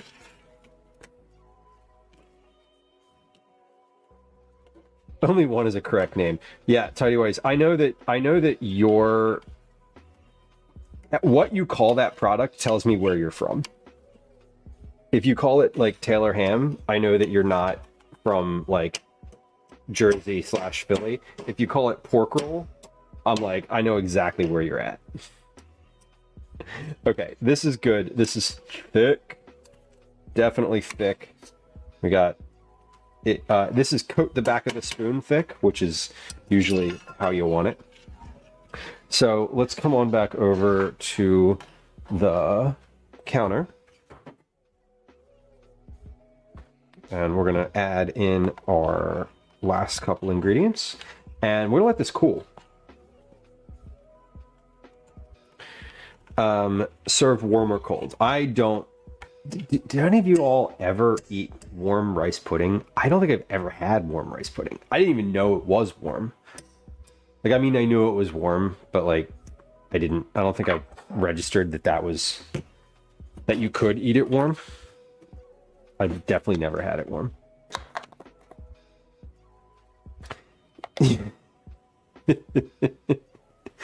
Toys, exactly. The tablespoon, like you can't eat a ridiculous amount of something without like tempering it with something else. Half a teaspoon of cinnamon. Okay, there we go. That's half a teaspoon, and then 2 teaspoons of vanilla extract. Perfect. First John says you only have it warm. See, I've never made it. That's the thing. I only have it when I'm out somewhere, or like I get it somewhere, and you know, by that time it's already cold. 1, 2 teaspoons of vanilla extract. So let's stir these in. Oh, now it smells like rice pudding. I'm going to try a little bit of it warm, of course. Because as I said, I've never had it warm, so like now I want to. Oh my god, boiled spam. Boiled spam sounds so depraved.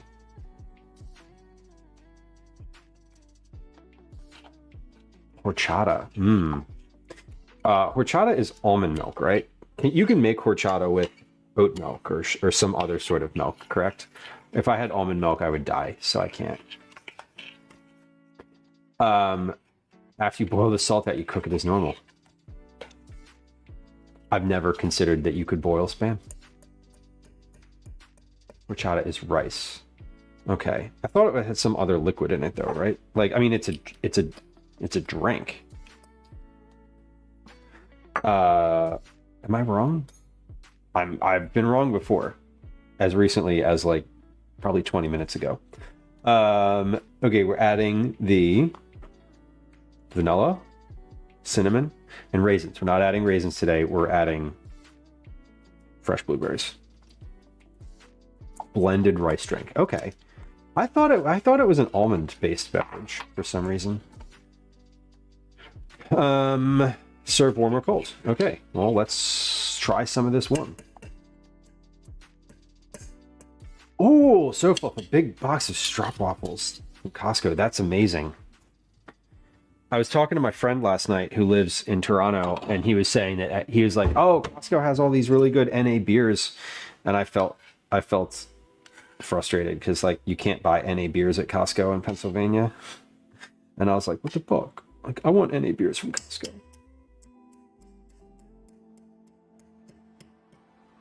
We can't have them, but all right. Well, here we go.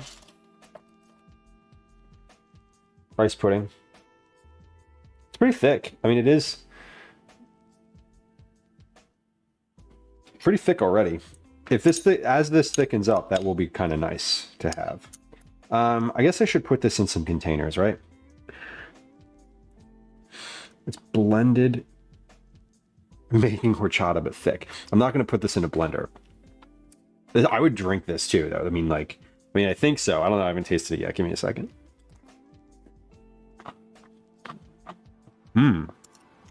Hell yeah. That's what I wanted. Okay. Remember when I was like, I'm going to double this because I know I'm going to eat a lot of it? Guess what? I'm glad I did. Because that was really good warm. And it's going to be good cold. What kind of versions of spam do they have now? Low sodium. Low sodium spam is like still very salty, I would imagine.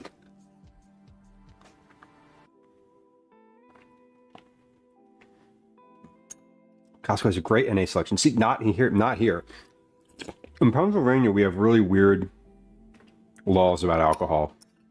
And it didn't surprise me that they don't have it, but it did disappoint me. Philly cheesesteak pudding. No. Maybe. I mean, a savory pudding, perhaps. They also had tteokbokki back in stock. I don't know if I'm saying that correctly. That does sound like a good day. Good Costco haul. 18 varieties, fella says. I don't know that I've had more than one variety. Trinella says, I don't even find regular spam that salty. I feel like I don't know if I would I don't know if it's a stretch to say that maybe you're in the minority. Well, see, this tracks. The reason that you know that, if you have more than 30 plus like spam ephemera, memorabilia, etc. around your house, I'm going to take your word for it. Oh my God. Okay. That was excellent. Gonna put that in some containers and we'll pop that into the fridge. Actually, I'm gonna put that into the containers and then like let that cool on the counter for just a little bit before putting it directly into the fridge. We'll let it come down. We'll let it come down in temperature just a little bit. But this is all of those who were like, hey, it's gonna make a decent amount. You were correct. I doubled it and it did make a pretty significant amount of rice pudding. I am still glad that I doubled it because this is the right amount of rice pudding. And it was super easy. It was super, super easy. And I followed the recipe exactly. I didn't follow it exactly, to be fair. I did use blueberries instead of the raisins, but I think that's allowable. The raisins and blueberries are an add-in at the end. They are not a they're not a core component of the cooking part of the process. Ooh, that was a lot of alliteration that we just did there. Congratulations, me. Ooh, excuse me. Trindrella is one of those folks that's just like has a salt lick at home. just to get it in. It's so funny.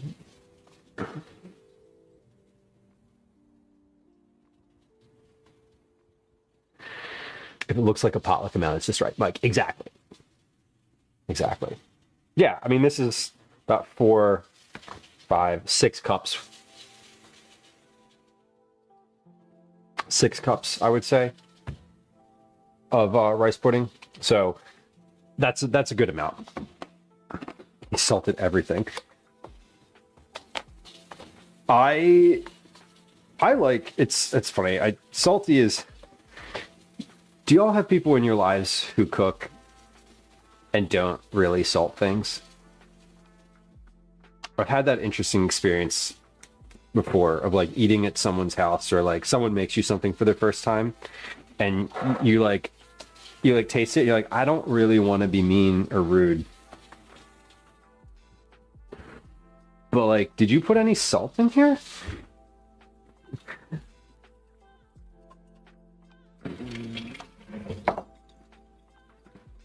I feel like we've all had those meals.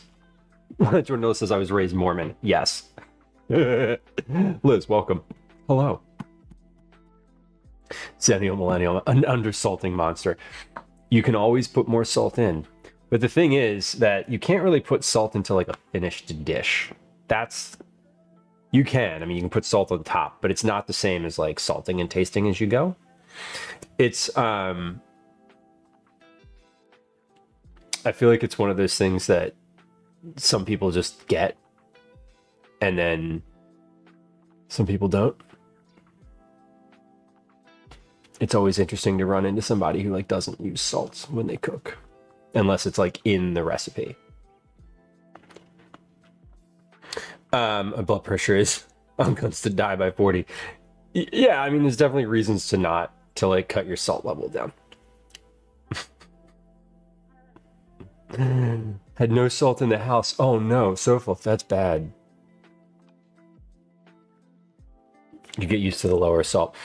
It's probably the biggest difference if you start like if you've only ever gotten like prepared foods or like prepared foods, canned foods, going out to restaurants or like takeout, delivery, etc. If you like when you first sort of start cooking for yourself, it's one of the first things that you realize is like, oh, I need to add more salt. Like, to, you know, if I want this to be at the same salinity level that the other, you know, the food I'm used to, like, I really need to salt this a lot more.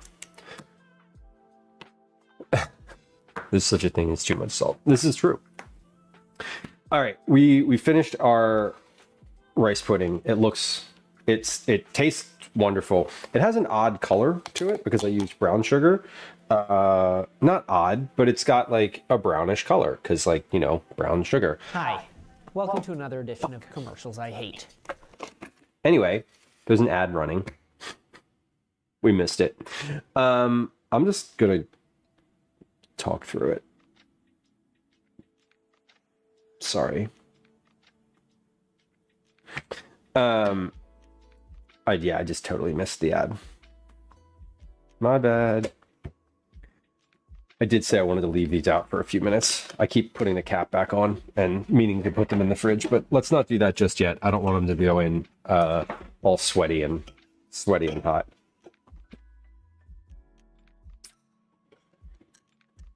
Not the rice pudding anyway.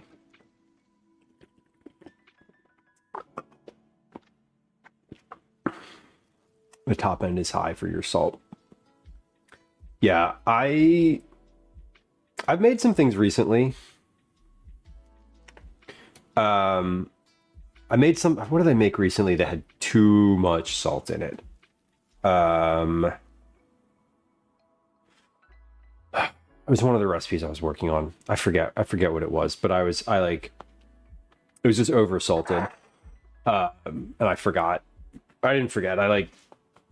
I was tasting it as I went, but then there was a point where I sort of couldn't taste it anymore, or I don't know. I salted it like 2 more times, and then didn't taste it in between, and then it ended up being bad. So we cut the salt down in the final version. You know, Bellis, I've never actually used MSG, like in a recipe. I know it's really popular, and I know a lot of people do. I haven't.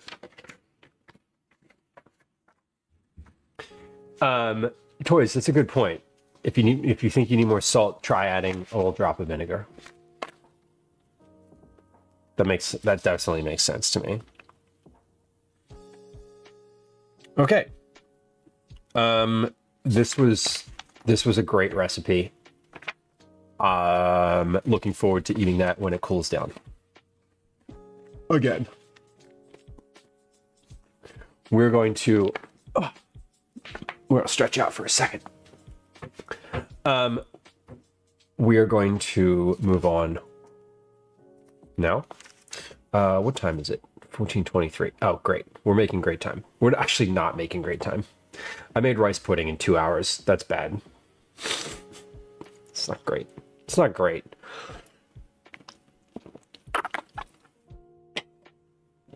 I get sick from MSG, my Fudge Strong says.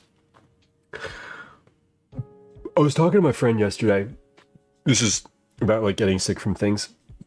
And he's working on a product now. He's an engineer, chemical. And he's working for a company now that makes a vegan version of a meat product. And he was like, it's completely allergen free. Like there's no, but based on the process and what we put in it, there's literally there's no like food allergens at all in it. Yeah, gluten free. It's like free of literally everything. And it's wild to me. I was asking him like, do you have to like test it? Like, do you do like an allergy test? Like, is there something that could, I don't know. Is there like chemicals in it that people are allergic to? Who knows? I don't know if I know I've had MSG when I've gone out to eat, but I don't know if I've had it like in a, I definitely haven't cooked with it. I think I actually have some in the cabinet.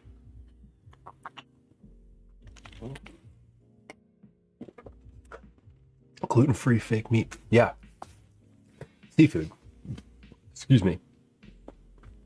It's a seafood. Hey, if you're on Twitch, I want to apologize. there was an ad that just ran. I didn't announce it, and we didn't play words in stream or anything while it happened. But they do happen every hour. I do try to like stay on top of them, and I literally just missed it this time because I don't know. So I was talking, and I'm sorry. Anyway, if you don't like ads, you can hit the subscribe button. It's underneath the stream somewhere. We're doing some September promotions. Here they are. We have a bunch of them.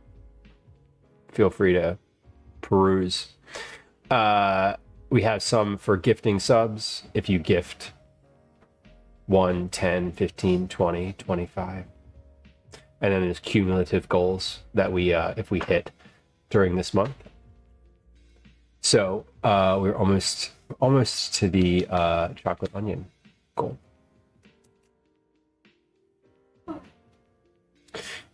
Choice says MSG exists in tons of existing natural foods. It's in things like Doritos or Cheetos, more prevalent than average people realize. Totally. Yeah, I just, it's interesting because I don't think, I honestly, like when I was a kid, you know, there's a lot that happened when I was a kid, but I don't, like it was in everything, but I feel like now it's come up more in the like home cooking conversation than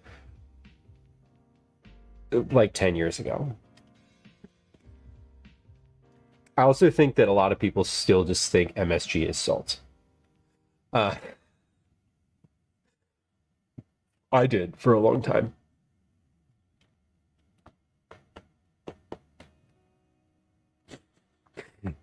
It's like saying added sugar is bad. Makes me feel bad, but eating fruit is okay. Different formats. Exactly. Added sugar, bad. Natural sugar, great. Fine. Like, you want to eat 4 mangoes? Go for it. Amazing. Enjoy. Do you want to eat,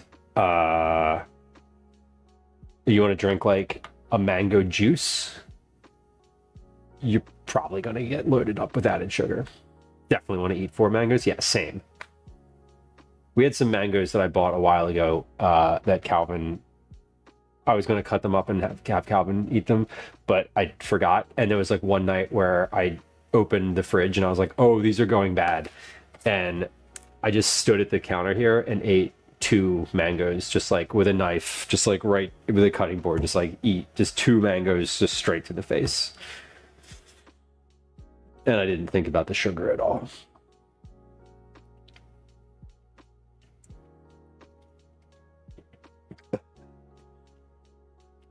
Tundrella, people hate being called out on things like that, don't they? Like, hey, did you notice that you're eating it anyway? And you feel fine when you eat it on your favorite foods? No, but it's not the same. It is. Added sugar isn't tempered with high fiber content that lowers the glycemic index twice. Yes, that was well stated. I would not have been able to say it that way. Look, if it grew that way, it's my opinion on the fruit is like if it grew that way, it's fine. Just eat it. Like I don't think about the sugar content of fruits and vegetables. I just eat them. I think about the sugar content of like fruit juice that I buy in the store. 4 pairs is a bad idea. I can tell you from personal experience that eating a quart of plums at once is a bad idea. Lemon says, I commonly tell a story that I had a friend who was sensitive to MSG and privately thought it was silly. She died young from a medical condition. So who knows really what was going on? Better to not ignore your body. Totally. Yeah. It's like doctors who question you, like, are you sure you have Lyme disease? Yeah, dude. Just do the fucking test. No, you better not ignore your body. Exactly.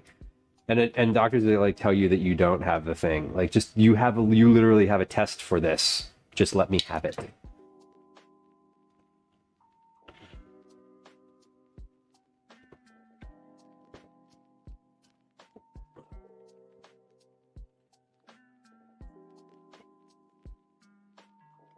I'm from the grocery list, Mike. Yeah, just don't eat all of them at once.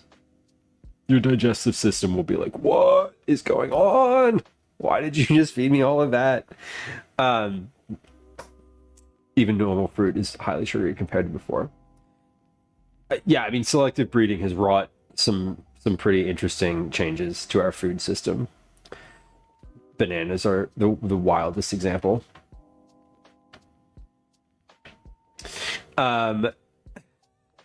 Toys, no comment.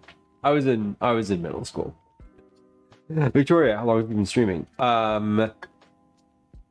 Today, 2 hours and 12 minutes. Generally speaking, 3 years and 4 months. Welcome. If tomatoes make you bad, I'll eat them, give them to me. Twindrella, I have a sign for you. Did I show you this picture? I haven't showed you this picture. It says, if you don't like tomatoes, you can fuck off.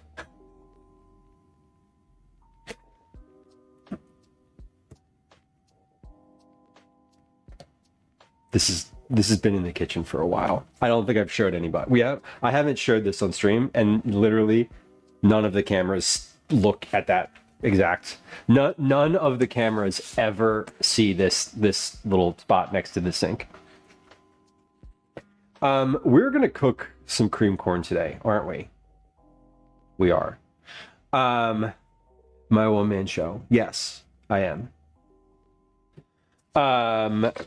Nobody's helping produce. We have some lovely moderators who help keep chat moving, who help moderate both topics and content, as well as help advise me on content direction, tone, promotions, plans, things like that.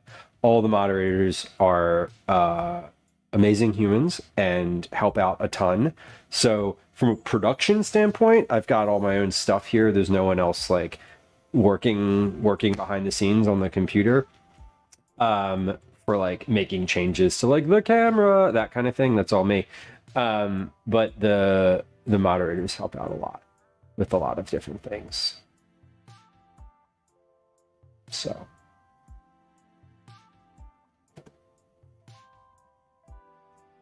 yeah, there are cats though. There's several cats. Red meat watermelon. Oh no. It's not the dye in the watermelon either, because they don't have dye, because it's how it's grown. Yeah, Twindrella, that little painting, it was a print. Bought those. I say those two of them over there. Do you want to see the other print that I got? There's another print over here. Bought them from the street vendor in Paris. This one's less exciting, but it's just for water. It's a Perrier ad. I liked it. It's in the kitchen now. It looks like that.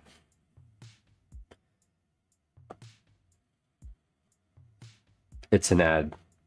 It's an advertisement for water. Anyway, let's make this cream corn, because then I have two other things that I want to make. But the sheet pan gnocchi is like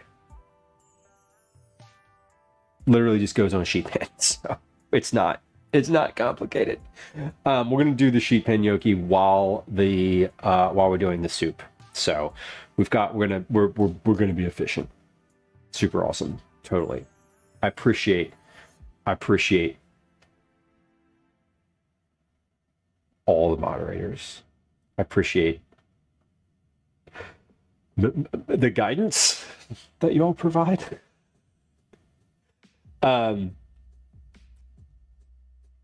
This cream corn recipe, I bet you call Italian ice something silly too. Water ice, you mean?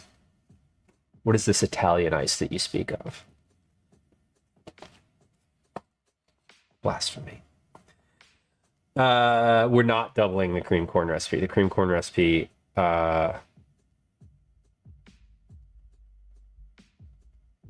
it says yield 1/2 of a cup. What does that mean?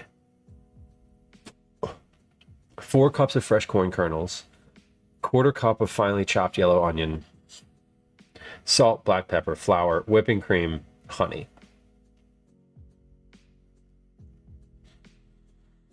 It says 8 ears of corn. 4 cups of corn kernels from 8 ears of corn. I think when it says yield, I don't know what they mean by yield. Who knows? The recipe is from Southern Living, and it says yield 1/2 of a cup. That's a weird one. Maybe they're using that for the serving size. But usually yield means how much is there total, right? Who knows?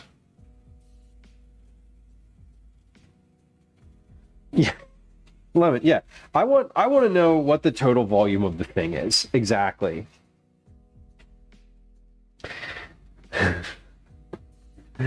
I never claimed that Use was a regional dialect. Don't get it wrong. I did not say that Use was regional. Use is definitely a Pittsburgher thing too. No, there's no way you get that much. I think they mean to say a 1/2 cup is a serving, which like also a 1/2 cup is not a serving of cream corn. What is wrong with you? What is wrong with you? That's not enough corn. What is the cream corn for? Liz, the cream corn is because I have 12 ears of corn in the fridge and I didn't have anything else to do. I had nothing else to, no other plans for them this week. And I know that you can, cream corn lasts for a while in the fridge. And I also wanted to, you can freeze it. You can freeze it and it lasts a long time in the fridge.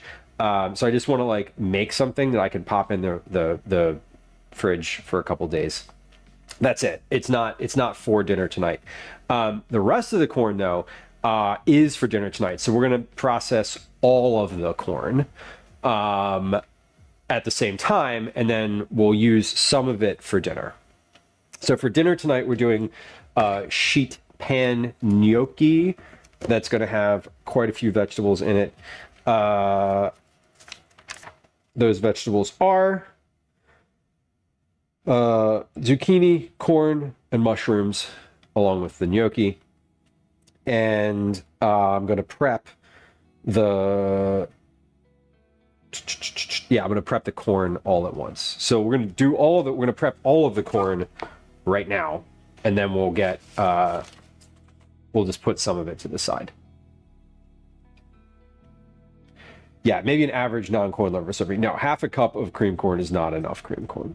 Cream corn is like only, like 1 cup is like, let's get started. Speaking of getting started, let's do that. Why is that? Why, that's weird. Oh, I have this zoomed in. That's why it's not right.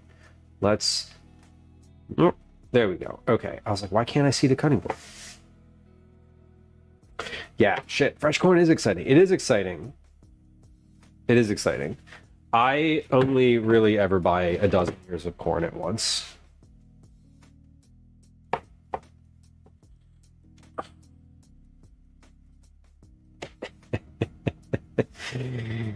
Oh my God, Yinzer, totally. I have a book somewhere in this house of like Pittsburgh stuff. Pittsburgh phrases, I think it's called, something like that. It's pretty funny. It's long too. I'm like, there can't be, these can't all be proprietary to Pittsburgh. I'll have to dig it out at some point. I forget where it is. I mean, I'm assuming it's upstairs on my bookshelf, but I haven't seen it in a long time. Okay, so we got zucchini and mushrooms in here. The sheet pan gnocchi is just going to be like a non-recipe situation. There's no, I'm not following a recipe. I'm not writing a recipe. I'm not planning to do either of those things. We're just making gnocchi. And we're going to end up using the big sheet pan, big sheet pan, because I have a lot of corn and 3 pieces of zucchini, which ends up being a lot when you cut it all up. So let's get these shucked.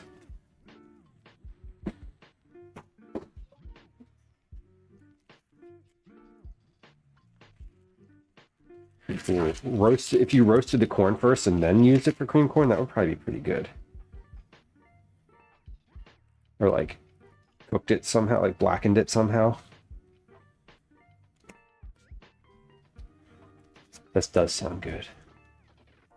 Medium spicy. Depends on the takeout place. I always get frustrated because there's a couple takeout spots that we go to, and I know that like sometimes I've gotten hot, like super spicy from there, and it's been manageable and fine. And sometimes I've gotten hot and I feel like my face is about to melt off. And so it's really like a matter of luck. So if I'm not like for sure ready to have like the worst that they could do, or the best, I guess, depends how you look at it. Like I don't order the hottest version. Even though most of the time when I order the hottest version, it's not as hot as I want it to be. Like you have to be prepared for the worst or best, whatever.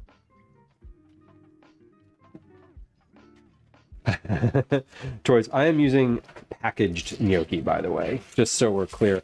I'm using a shelf stable pack of gnocchi today. We're not using we're not doing any of that by hand. If I was doing gnocchi by hand, that would be the stream today. That would just be it. We would just make gnocchi and then put it on a sheet pan. No, we're doing the easier weeknight dinner version of sheet pan gnocchi tonight. And creamed corn is super easy. Once you get the corn off the cob, it's like just a few minutes to get it from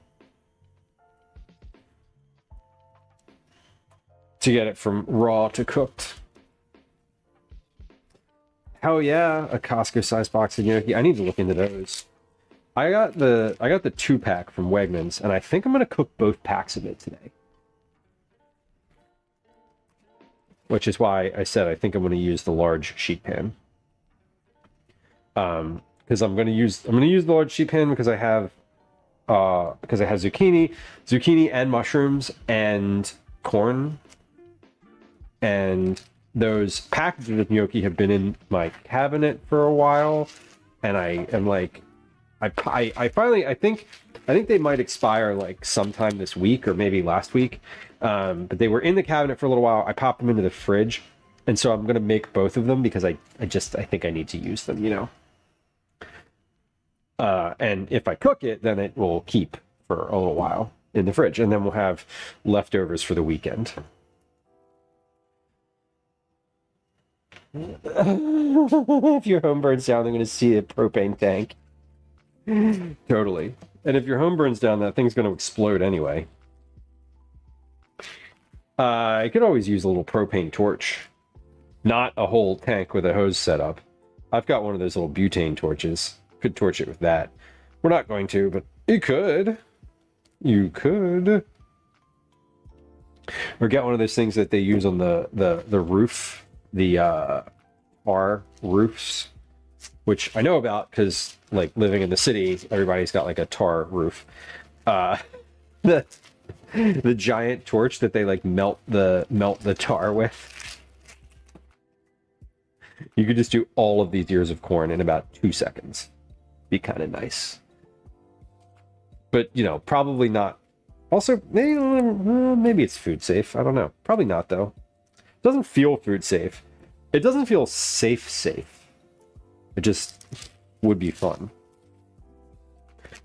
100% chance someone's on YouTube doing exactly that. We're gonna cook a whole meal with a roofing torch. 45 minutes later. Like and subscribe.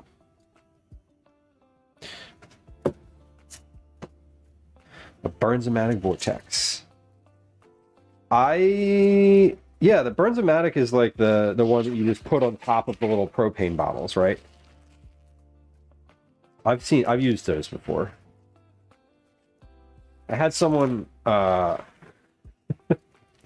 went camping with one time who brought one of those to light their fire with.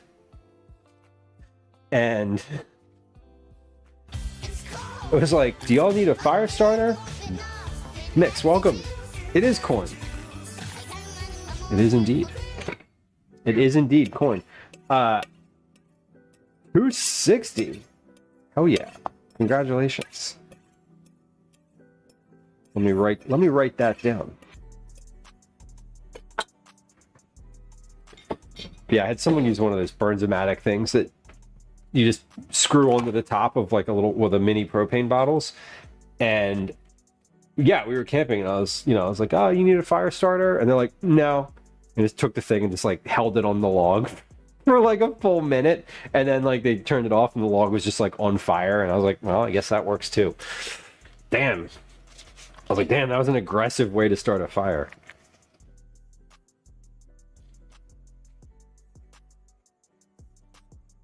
I wrote it down.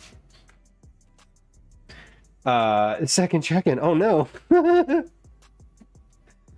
I'm afraid that there is a way that you can like clear those, that you could clear all the check-ins from the database. Like StreamerBot offers a way to do that. And I, at one point, right when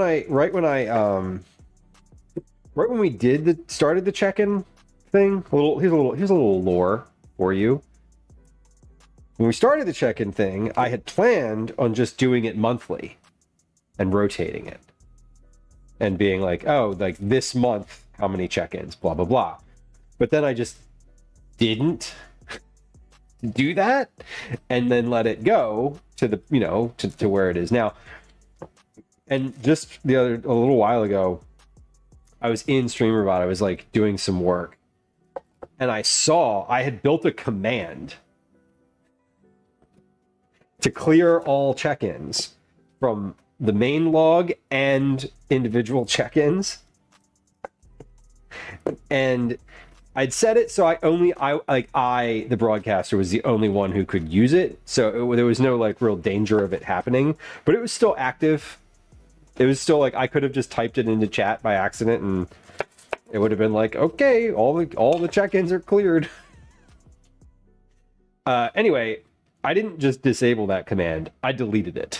So it's, at this point, the only danger of check-ins getting cleared is if my computer doesn't work anymore. But even then, I back up all my stream files to the Google Drive once a month. It's just like a regular thing that I do. I back up StreamerBot and my OBS files every month. So at most, if I ever lost this computer and it catastrophically failed to the point where it was unrecoverable, we would lose at most 30 some days worth of check-ins, which in the grand scheme of things is sad, but wouldn't be too bad. And I could still go back and just look at people's check-ins from previous streams if I wanted to.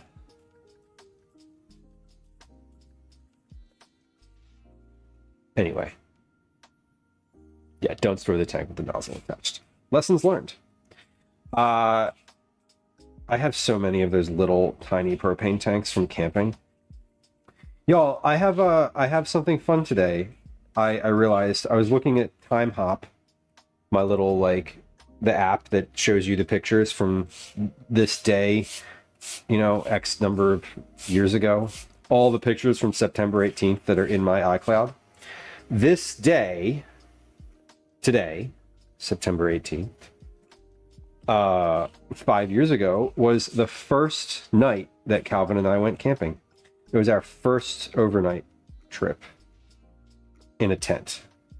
We'd been to a cabin before that, but not in a tent. This was 5 years ago. We spent the first night in a tent, which is super cute. I had a lovely moment realizing that earlier when I was going through Time Hop, and I'm like, wait a second, these are pictures from, I was like, wow, these are old. Like, these must have been like one of the first times we went. And I looked and I was like, damn, it was. Like, this was the first time we went. Which was super cool. And I have kept a log because I am that person. I've kept a log of all of our trips, how many trips we've gone on and how many nights we've been out total since then, or not since then, including then, but total we've done 83 nights of camping. Just he and I have slept 83 nights in a tent on 35 trips, which is super cool. So the goal, we're gonna do something. I'm keeping track, and I think we're gonna do something really like fun and special for like our 100th night camping. But that was pretty cool. I was really excited to like that was today. I knew it was in the fall, but I didn't realize it was like 5 years ago today. Like 5 years ago today, which is, man, it's wild. Wild to see what he looked like too. And also it's funny because I have pictures of our campsite from that day, and it's like, it's extremely different looking now. Like, camping is one of those things that you sort of, you continuously build your kit over years. And I look at like the pictures of the campsite and I'm like, oh my god, this looks so barren. There's like nothing here. Very very early days. It was really fun. Fun to see. Fun to see. All right. So we're almost finished with this corn. I've got it all brushed off. This is just, I'm basically like using a big toothbrush to brush out the kernels here. Get all the silks out. I didn't realize this. A while ago, or I didn't realize this. I became aware that all of the silk in the corn like maps to an individual kernel, which is odd. Like, it's kind of interesting. Like they go in and sort of like they all connect to an individual kernel. Had no idea. I thought it was just covering. Victoria, if you look at what Liz just said in chat, the answer to all of the gear is in there, and I can tell you definitively that is updated and accurate. It's the last thing I added to stream. What was the last thing I added to last piece of hardware? Oh, the last piece of hardware I added to stream was this keyboard, which was from Target, and was not really that important, but it's important to me because it's how I type.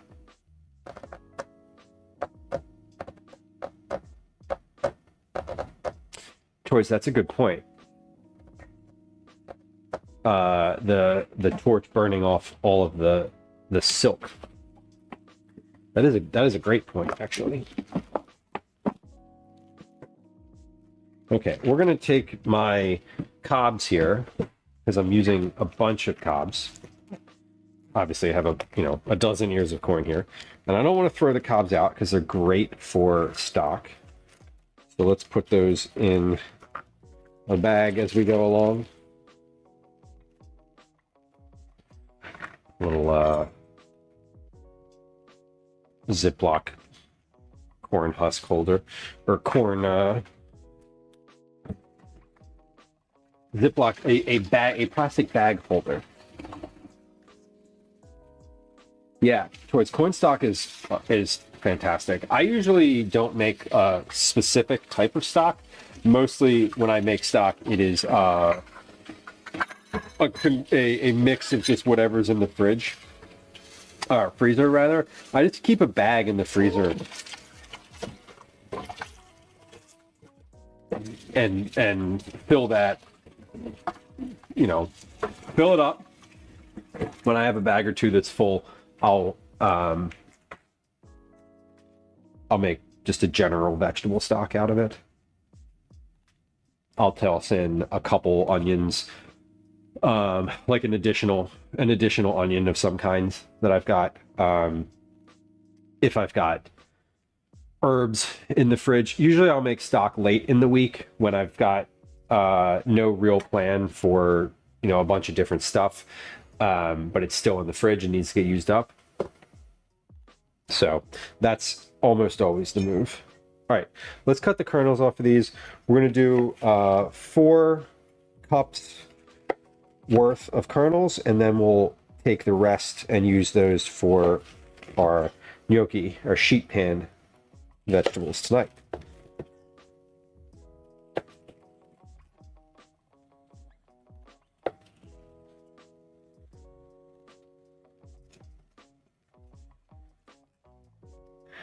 All right. So yeah, this is a recipe. I don't usually follow a lot of recipes on here, but we're doing 2 different recipes today. 2 different places. The first one was from Simply Recipes. The other one that I'm doing now is from Southern Living. I remember when I originally got this, found this recipe, this cream corn recipe, I was like, this has to be good because it's from Southern Living. I'm like, if I know anything about like that style, I'm like, cream corn is definitely, that definitely feels like a Southern Living type of dish. And it was very good. I remember this recipe was super easy to make and turned out really well.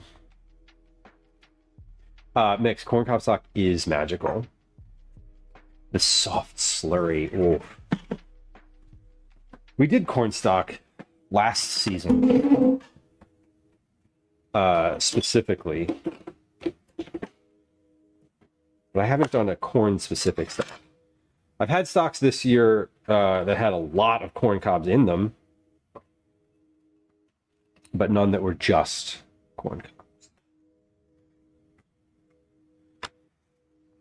I like the idea of packaging stock in cubes. I usually package it in pints and quarts so that I can use like a little bit of, either a little bit or a lot. A cube is, I don't usually use a cube size of stock. If I need a small amount like that, I'll probably just I'll probably thaw a pint of it and then just like keep that in the fridge for a little while versus starting with cubes. Although I could definitely see why you'd want to use those, because if I had cubes for something like a sheet pan gnocchi, I would just toss like 4 cubes on there.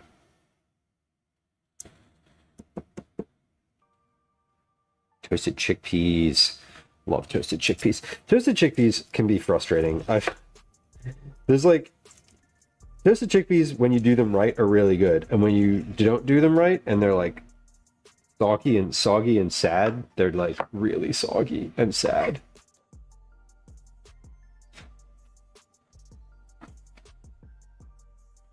So we are, how many, it said 8 ears of corn, but let's see, that's about 2 cups. Just about 2 cups right there, and that was 3 ears of corn.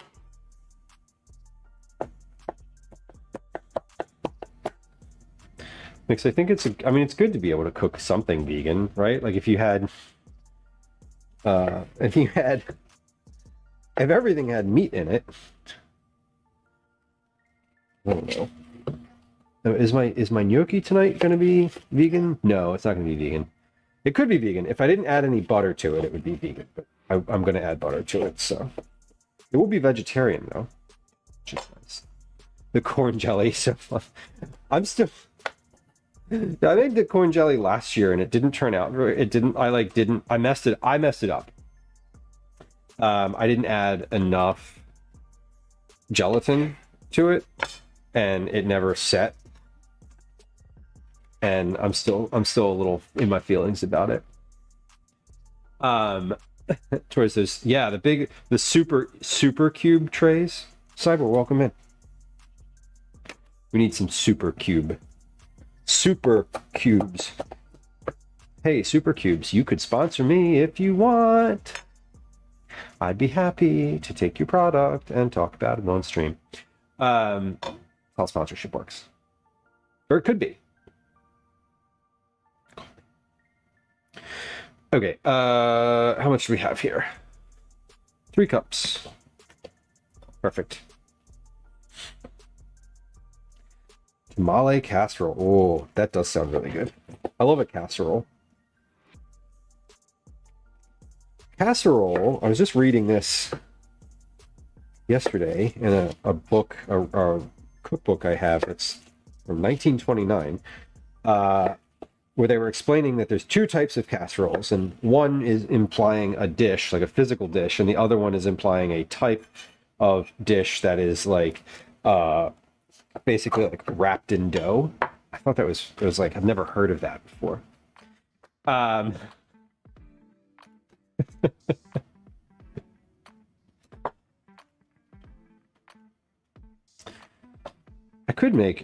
have plenty of corn husks here. We could do a corn stock. We're not doing that today. I've got other things on the agenda today. Pectin. Yeah. I think, no, it was pectin. I said gelatin, but it was definitely pectin. Because I remember I like went on a hunt for it. And the recipe was like, oh, you could use this much. And like, you might need to use up to this much. And I used the up to amount and it still didn't set. So I don't know. I'm sure it was a me error. 2, 3, 4. So I have 5 ears of corn in here, and it is at 4 cups. So I'm going to add another ear, just one more, and then that'll be 6. That's half a dozen. It calls for 8. 8 9-ounce ears of corn, or frozen corn kernels.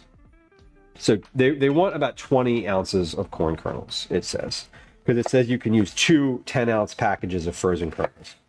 So that tells me that they want about 20 ounces of corn. I don't know how many this is, but it says 4 cups, so we're gonna just go with that. And we'll do a little bit more than that, and it's fine, because then it'll like it's not a problem to do more than that. Mainly pescatarian without dairy. Okay. I don't eat a lot of I definitely don't eat a lot of red meat. Beef is exceedingly rare for me. I do eat a decent amount of chicken, and fish is pretty common. But those are really it. I really don't eat pork hardly at all.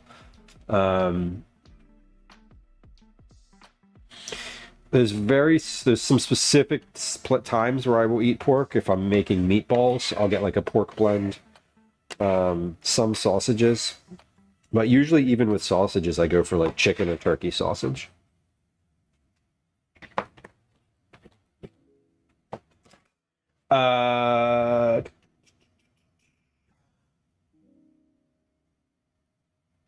Okay, that should be good. Let's finish with that corn. And if that ends up being too much corn for my sheet pan, I will put some of it in the corn bag in the freezer. A juicer for crab apples. Interesting. I feel like what I recalled as crab apples as a kid were not actually crab apples. I think we used to call those like, we used to call them monkey balls, but we used to call them crab apples too. It was weird.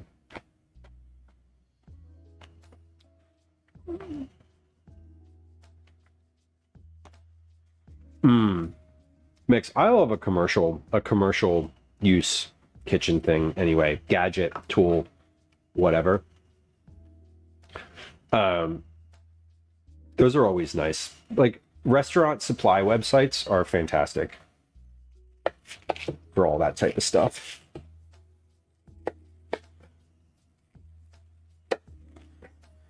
I do love me a restaurant supply website.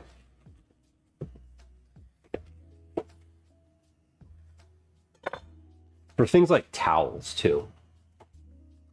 Let's put our corn in a bowl here.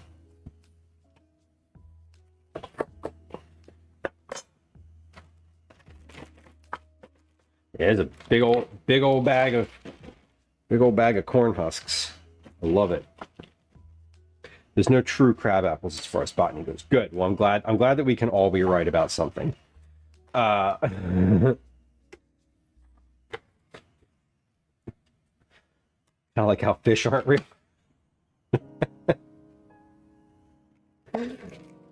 No, I don't know about that one, but I'm with you. I'm with you on the crab apples.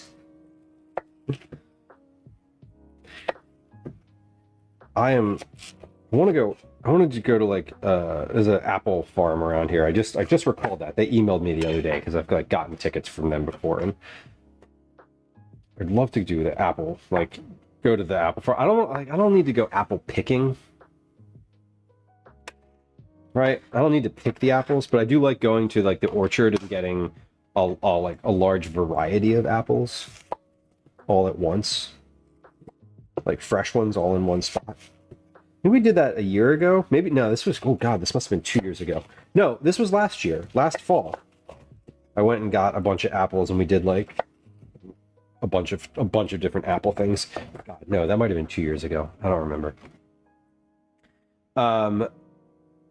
Fish isn't a science thing. What?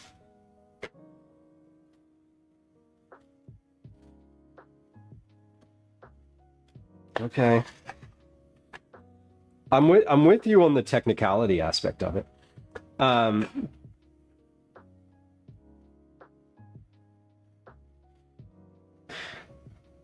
have no idea how apple trees grow. I mean, like from that standpoint, we're deep into some science now, and my meatwad brain is like buffering.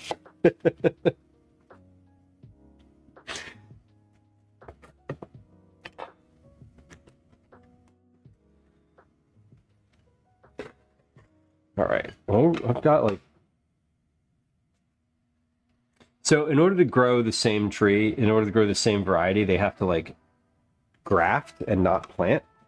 So what happens if you like take an apple, you eat it, and you take the seeds and you plant it? What does that mean?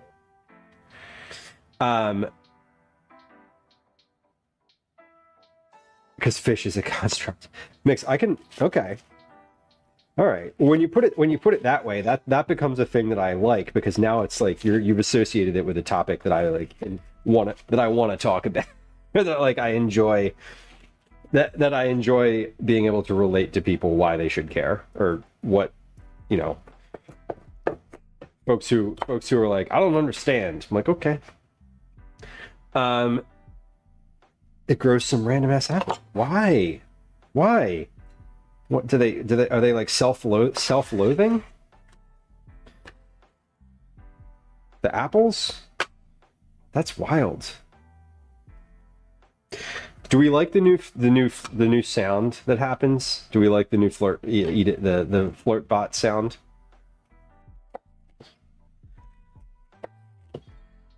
I think it's funny because it's an audible thing that alerts me to that fact.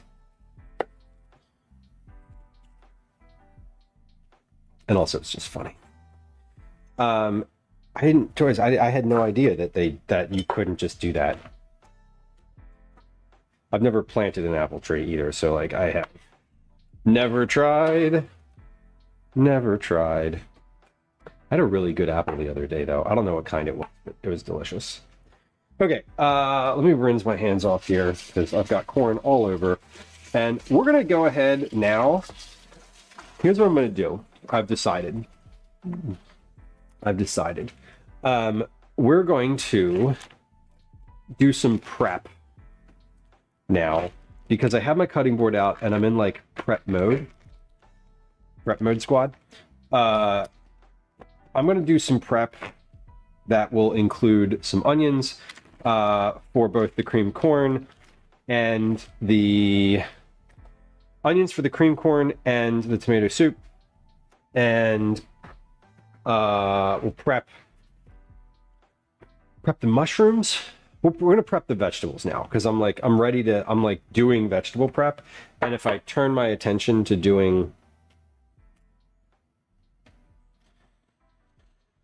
the cream corn, I'm gonna have to like put this away, and I don't want to do that. I'd rather kind of stay in vegetable cutting mode for a few minutes here because it'll end up being easier for me to do that. So that's the plan. Just want to do some prep.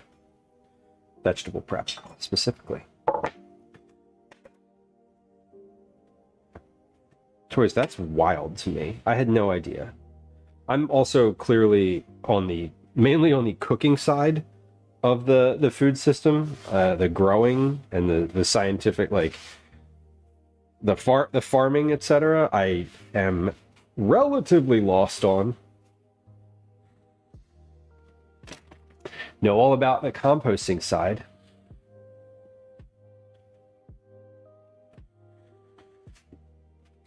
Okay, we're good. Corn is done. And I need a finely chopped yellow onion for my... Let's put the ingredients for the cream corn over here, and then we'll put the rest of the ingredients for the tomato soup over here. Tomato soup is only going to be tomatoes and garlic. Garlic I'm also going to use for the sheet pan gnocchi. And cream corn is just the onion. So really, I don't have that much to prep. The gnocchi will be the corn, the zucchini, and the mushrooms. So let's get out what we need from the non-cold things. We have onions and garlic. This recipe for the cream corn calls for 1/4 cup of finely chopped yellow onion from one small yellow onion. That looks like a small yellow onion to me. The recipe for the tomato soup calls for a medium onion, which is going to be this one. I'm not going to put any onions on the sheet pan for the gnocchi. These are the 2 onions that we're going to do. Wow, guys, I set my intentions to this shop. No, but that's funny. I appreciate that joke. No, we just had some heavy cream to use. I wanted to make rice pudding because it was good. And I've wanted it for a while. The rice pudding will be dessert. Dinner is gnocchi on the sheet pan. So here's our onion. Here's our garlic. Garlic for the gnocchi. I don't know how many. The garlic for the gnocchi is just like whatever. I'm just going to slice that. The garlic for the soup is 4 large garlic cloves. So 1, 2, 3, 4 large garlic cloves. And those get smashed, and then the rest of these get sliced. 1, 2, and we'll do like 4 or 5. We'll do like 4 or 5 garlic cloves for the gnocchi. 1, 2, 3, 4, and 5.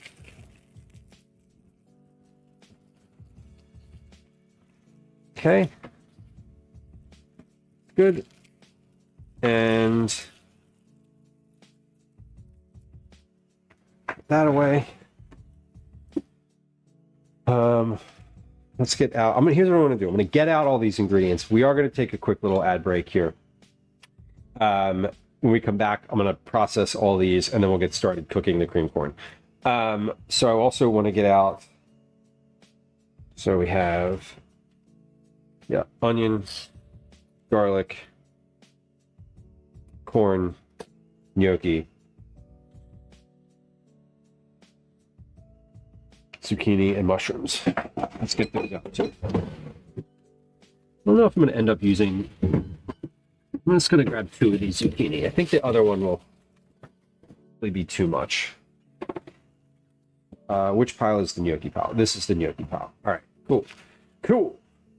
We got everything out. I'm going to actually just leave this stock bag open over here because I will put the onion and the garlic stuff in it, the zucchini stuff in it. Do not need the stand anymore. I'm talking to myself here. These can go in the fridge in just a few minutes here. All right. Okay. We've got it. My special interest is being especially interested. Mix, that is a really good turn of phrase. You should like patent that somehow, or like, yes.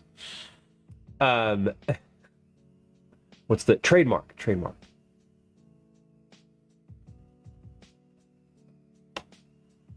Ducks and how to make them pay. My special interest is being especially interested. That's great. Put that on a shirt. Exactly. Exactly. Okay, let's go back to this screen. So we're going to do 3 minutes worth of ads here on the Twitch platform. If you're not on, if you don't like ads and you just want to hear me ramble during that time, you can follow on YouTube or subscribe on YouTube. There's a link for that in chat right now. You should do that anyway. If you're not subscribed to the YouTube channel, go ahead and do that too. We are going to take a 3-minute break. We'll be back in that time. Here comes a game of words on stream. Here comes 3 minutes worth of ads. I'll be right back. I want to respond to 2 text messages that I just got, and then Hi. Welcome to another we'll be back in a second. Commercials I hate.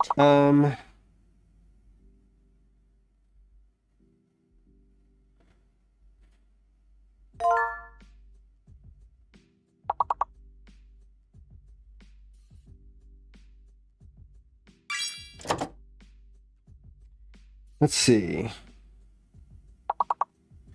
And cooking until about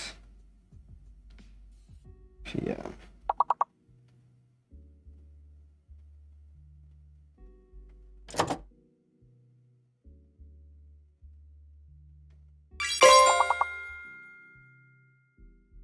And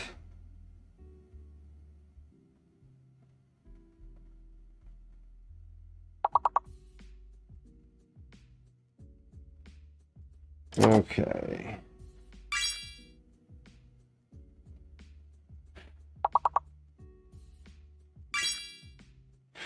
Wow, I got a lot of text messages while I was just waiting here. Okay, good, good, good, good. Have responded to all. Have responded to all. Da, da, da, da. Good, okay. Wow. Wow. All right. What did I say I wanted to do? Do I have any dishes over here that absolutely need to get done? No. Okay. So I'm not going to do this right now. We'll do those at the next break. I have a bunch of prep to do right now. Not right this moment, but right in this moment, I want to look at words on stream. We're so close on this one. So close. Oh, that one was so close. At least you got the happy ding. We love getting the happy ding. The happy ding is always welcomed. That means that Words on Stream likes the work that everybody did. Congratulations. Whoa, what are these words?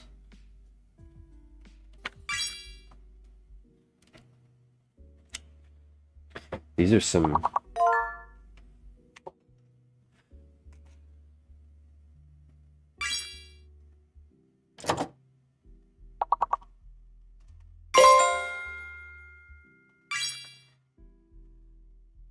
Got some C's, we got some more P's, we got a couple 4-letter words.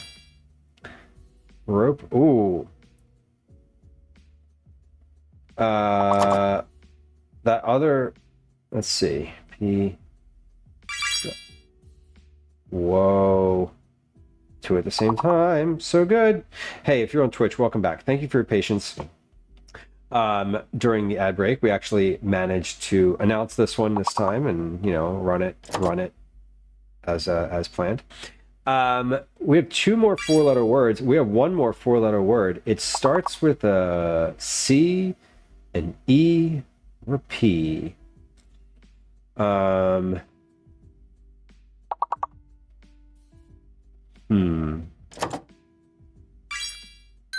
it is. Very nice, y'all. Good work. Good work. Got one. Got one.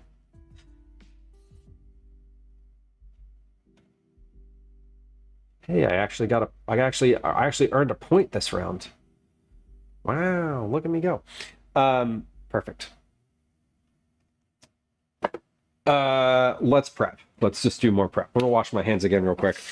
And then we'll prep all of these vegetables, and then we'll be able to just like assemble things, and that'll be good because then I can sort of probably do 2 things at once. One of those is, no, 3 things at once if you count streaming and reading chat.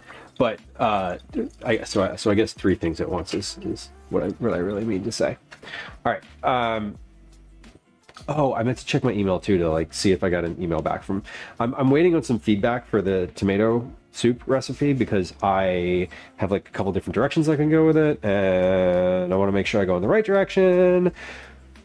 And I'd love to get the feedback before I make it today to test it, but I don't think I'm going to. I don't know. We'll see. We'll see. Okay, so we need a couple like prep things here. Garlics. We have garlic for the gnocchi, garlic for the tomatoes. We have onion for the tomatoes, onion for the corn, a bowl for the zucchini,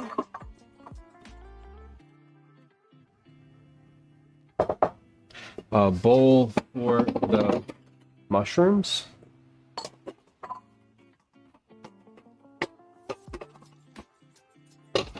get in there. Okay, we did it. Oh wait, hold on. Is Words on Stream running? No. Why did I just hear that sound? Was that just in my head? Unclear. I think it was just in my head. No. Oh, it was this. The bowl. It was the bowl settling in the other bowl. Like the sound of the 2 glass things against each other hit like just the right way. They hit just the right way, and my brain was like, "Bing dong, ding dong! Here comes my ding dong!" Exactly, mix. It was, yeah, it sounded like the letter shuffle. Yeah, exactly. Towards a tinned tomato. That was one of the things. So I'm not gonna concast the tomatoes though. I'm not doing that. I am using the whole, I'm doing the tomatoes whole. So here's the sort of pause. I'm like, let me actually, I said, oh, I want to check my email. Like, let me just do that. Let me see if they emailed me. To...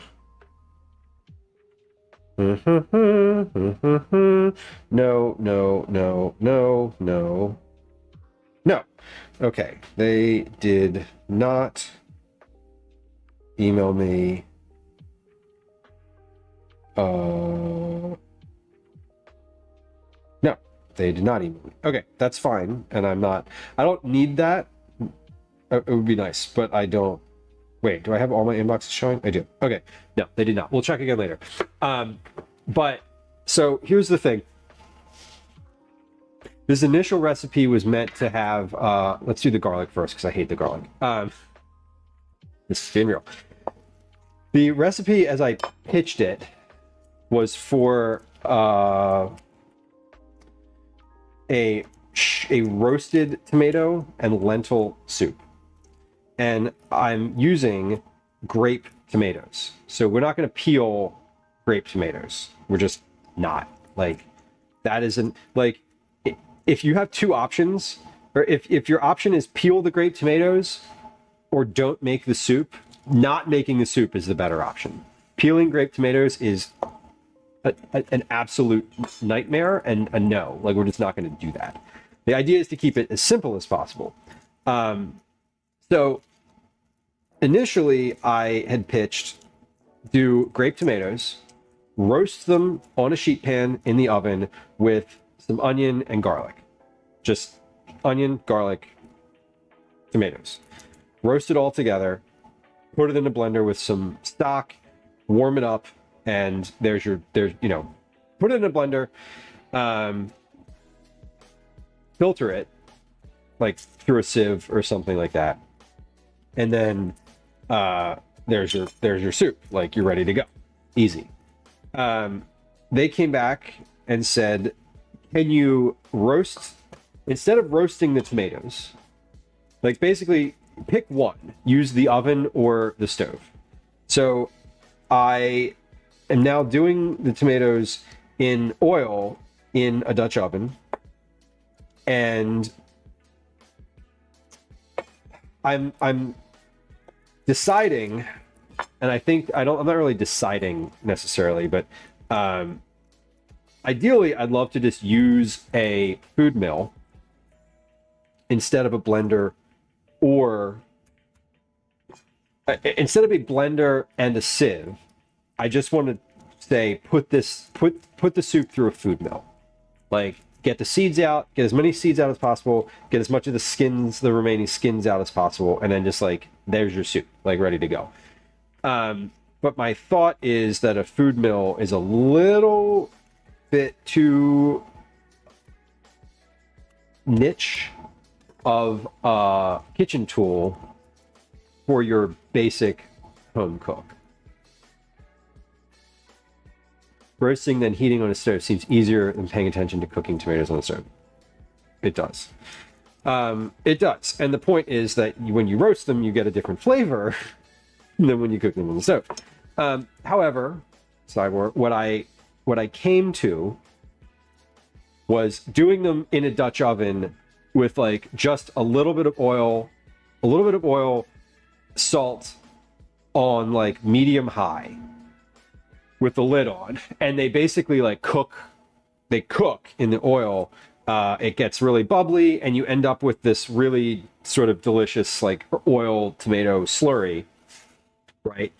And I think that like my original, it works. It was really good. Like we made it on stream on Tuesday. It was very tasty, and I would be happy to just do that, right? Put it in a blender, blend it, strain it through a sieve back into the pot, heat it up. Period. Like, perfectly fine, works great. There was kind of several different directions though, and I'd love to just say, like, just put this all through a food mill. You don't need to strain it in that situation because it like does that for you, and it takes the large solids out of the thing. But like I said, the thing with the food mill is I don't think that most people have one, so it would be sort of a weird way to. It would not be an approachable thing to call for. The other thing that I'd considered was to use canned crushed tomatoes and just cook the lentils in those, and then you just use an immersion blender in the pot, and that's like super easy. But then you don't get get the like fresher tomato thing. So I think I'm waiting for, I gave them like a long email about a bunch of different ways that I could go about this. And I just want to make sure that it fits with their like editorial schedule and how they're positioning it, right? Like what, because when you get a recipe assignment, it's not just that in a vacuum, you know, like the green beans thing that I was working on recently, they were like, you know, we're going to put this, we'll probably put this with our Thanksgiving stuff. We're not going to say it's a Thanksgiving recipe, but like we'll include it as part of like a side dish for Thanksgiving, right? And so, you know, they were basically like, you don't need to mention Thanksgiving in the write-up. You know, we prefer you go this direction with it. So I just wanted to check in and make sure that like what I was doing was what they were asking for. So, yeah, toys. And I don't really need this to be, the thing is, I don't need it to be like a super smooth soup. The point is using lentils and getting the lentils blended, right? It's not necessarily like, I'm not positioning it as like a creamy, you know, smooth tomato soup, right? It's not like a bisque. It doesn't need to be like a bisque. If you make it with the blender and the strainer, it ends up that way, but it's not my intention. It wasn't important that it have that distinction. Does that make sense? I did say in the pitch that, you know, you put them in a high-powered blender.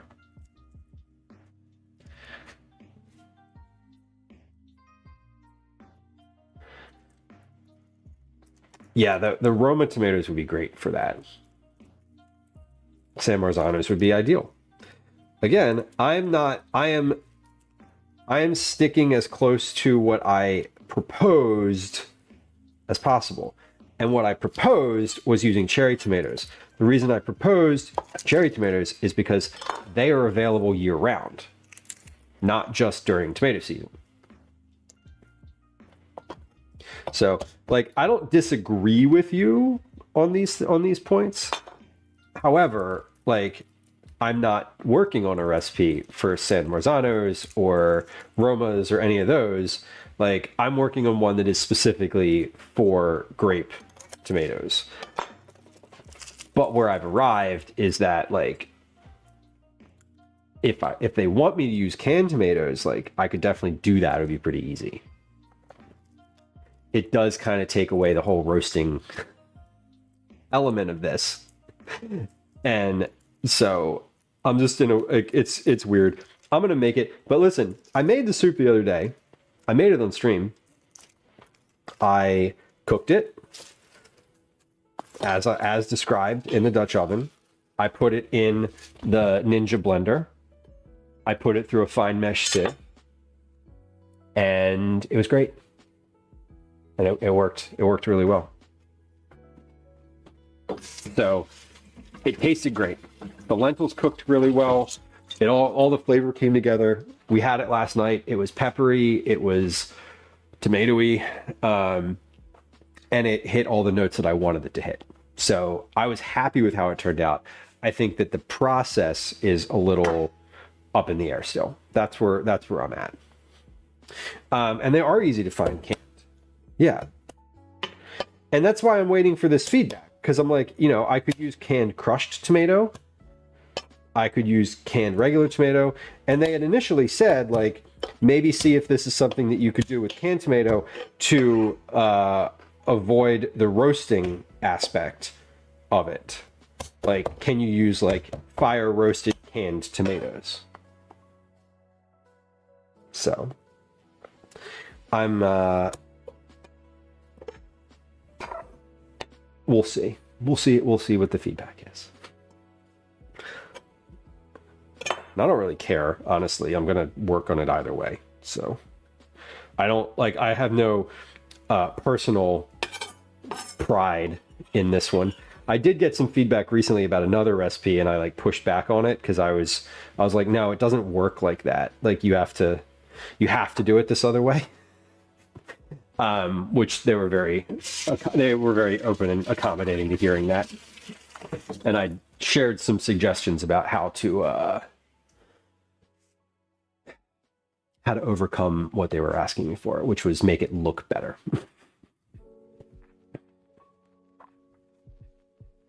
Oh, that's a 25-pound box of tomatoes. Woo, hell yeah.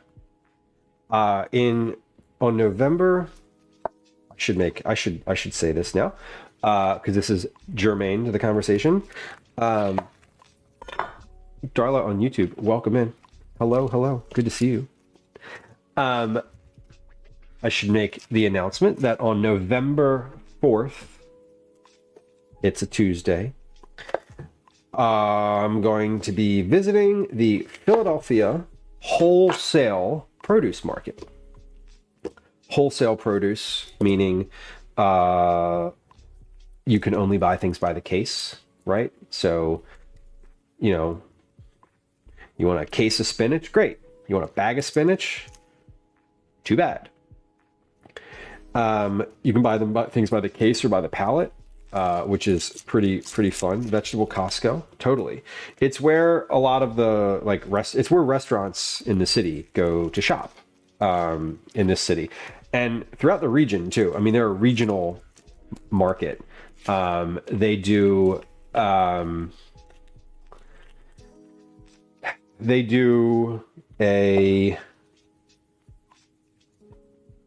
they do business for the whole region. So New York, New Jersey, Philadelphia, Pennsylvania, etc. And so it's really cool. It's also one, I think it might be, they said the only, I don't know if it was the region or the country, but pause. Finely chopped yellow onion. Okay. But the only wholesale produce market that is end-to-end refrigerated, meaning if you pull up a refrigerated truck there and you unload it into a refrigerated loading dock, into a refrigerator. The whole building is a refrigerator, and it's cold. Oh my God. Okay, this onion is immediately violent. Immediately violent. The little onion, it's the little ones that are fierce. Fierce. Yeah, toys. No worries. I understand. I think I always appreciate the feedback. I just want to be clear when I'm like, the conversation is fine. I am not going to change what I'm making because of it, because of how, yeah, because of feedback from chat. Because I'm like, if I'm working with an editor on something, I'm not going to stray significantly far from what I pitched without confirming that, which is why I'm waiting for an email on that.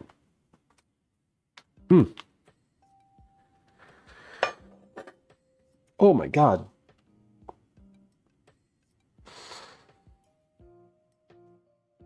Oh my God.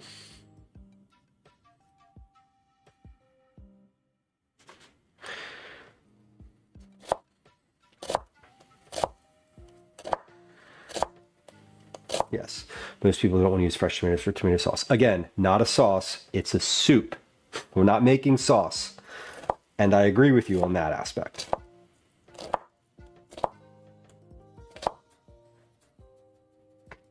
Okay. It is a soup, like you would dip your grilled cheese in. Is the onion making you cry? Yes, among other things. The onion hit immediately. That one was like, that one chose to be. The small onions are punchy.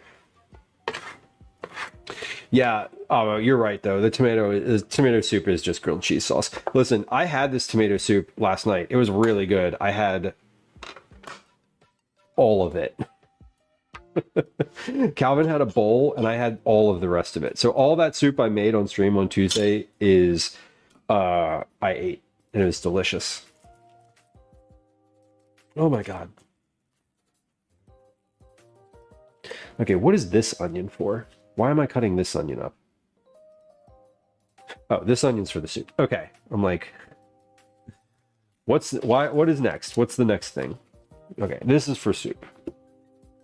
This is what happens when you do all the vegetable prep at once. You're like, I've got like 5 onions out here. What am I doing with them? All right, that's fine. Okay, that's for the cream corn. This is for the gnocchi. This is for the gnocchi. This is for the soup. This is for the soup. Okay, got it. This is, we have zucchini and mushroom left for our vegetable prep. Ooh. Okay.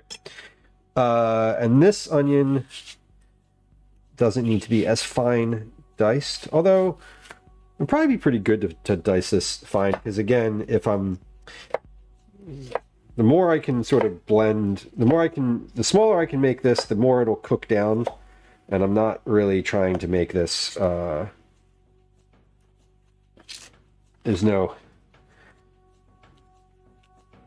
yeah, fine dicing this would be fine. I think I might actually,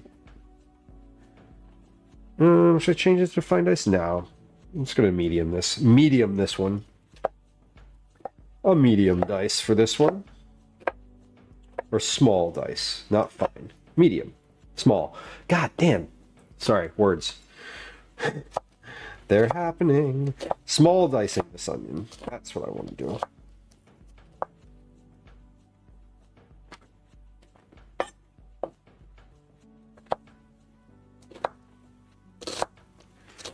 Yeah, just dice all your onion at once and get it over with. Whew. If I had a walk-in cooler, I'd be doing this in there.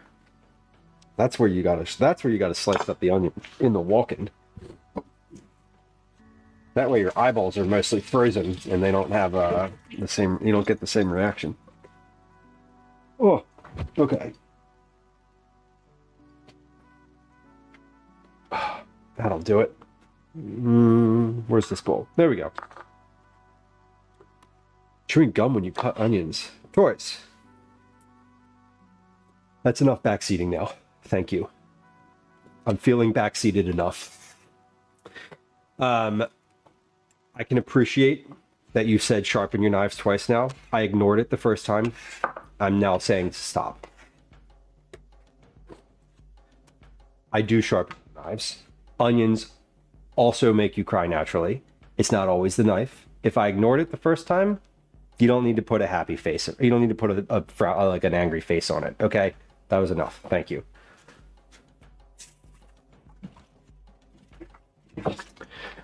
Okay. Zucchini and mushrooms, and then we can actually start. Oh God. Feeling good. Feeling good. This is why I want to do all the vegetable prep at once, because it's just like, this is all just out here now, you know? Peanut butter to get. I wonder, I'm allergic to peanut butter, Fall Guys, so I wonder if I put it on my scalp, if I would have like a reaction. No, you know what? That's not true. Sorry. I don't need to wonder that. I had an allergy test and I did have a reaction to it. And the allergy test is when they put it on your skin. So I guess I would have a reaction. If I got gum in my hair, I would just shave my head, honestly. I wouldn't mess around with trying to get it out. My hair's not long enough to care about. my hair's, I would just shave it and it'd be back in like a month. Or it would never grow back. Yeah, Fall Guys, they do. I had one, the allergy test that I had was for a bunch of different things. This is when I found out I was not allergic to pistachios, because I was like, can you test me for this? And they were like, sure. And they did. And then they were like, you're definitely not allergic to pistachios. Like, would you like a bowl full of nuts? And I was like, maybe I'm going to get my allergy medication first. I did. And then I ate pistachios quietly by myself for the first time, and it was lovely. All right, pause. Zucchini. This is going in the gnocchi. I want to cut this into, what else is going into the gnocchi? The corn, gnocchi, obviously. Garlic, half. Oh, hold on. This is garlic for the other thing. Perfect. Mushrooms, corn, mushrooms, zucchini. I'm gonna cut these into like half moons, and then we'll cut the mushrooms into like quarters, and then that'll be like regular sized. Ooh, just conditioner though. I've never had gum in my hair. Pause. What did I just say I was going to do with these zucchini? Half moons. Okay. If I'm not thinking, I'll just keep cutting, and that's not what I want. Generally not what I want. Okay, we're going to do these into maybe 1/4 inch wide half moons. It's funny, when we ran that last ad break, my son had texted me, and I looked at it and I responded, and then he was like, "Oh, that text was meant for my friends," and I was like, "Oh." It just said, "Meet me at the bus stop," and I was like, "Oh, what do you need?" And he was like, "Oh, I don't need you." It's like, oh, damn. I'm gonna go ahead and put a little salt. Speaking of, hold on. What does he want now?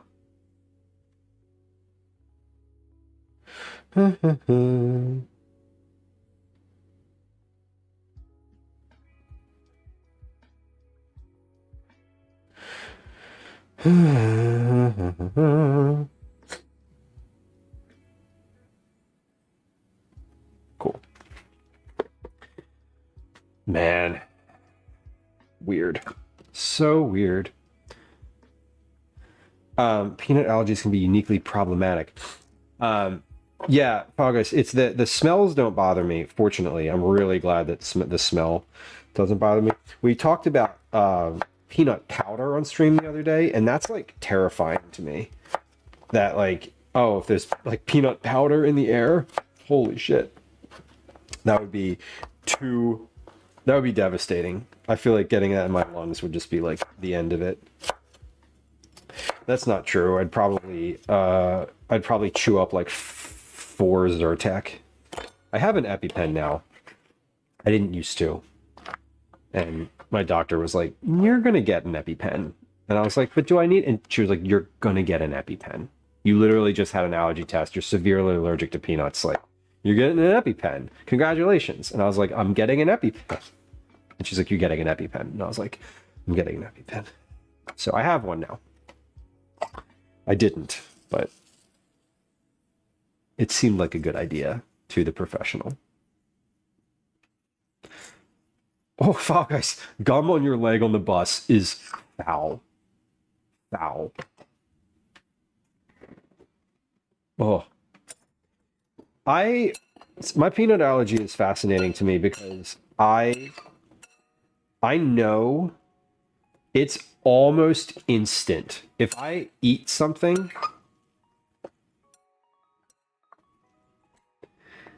yeah, I have an EpiPen. Well, listen, I was told to get an EpiPen by multiple people.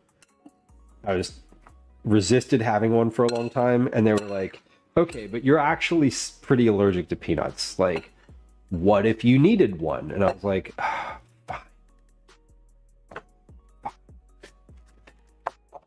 fine.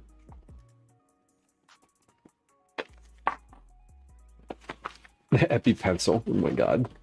Too much. 0.7 lead EpiPencil.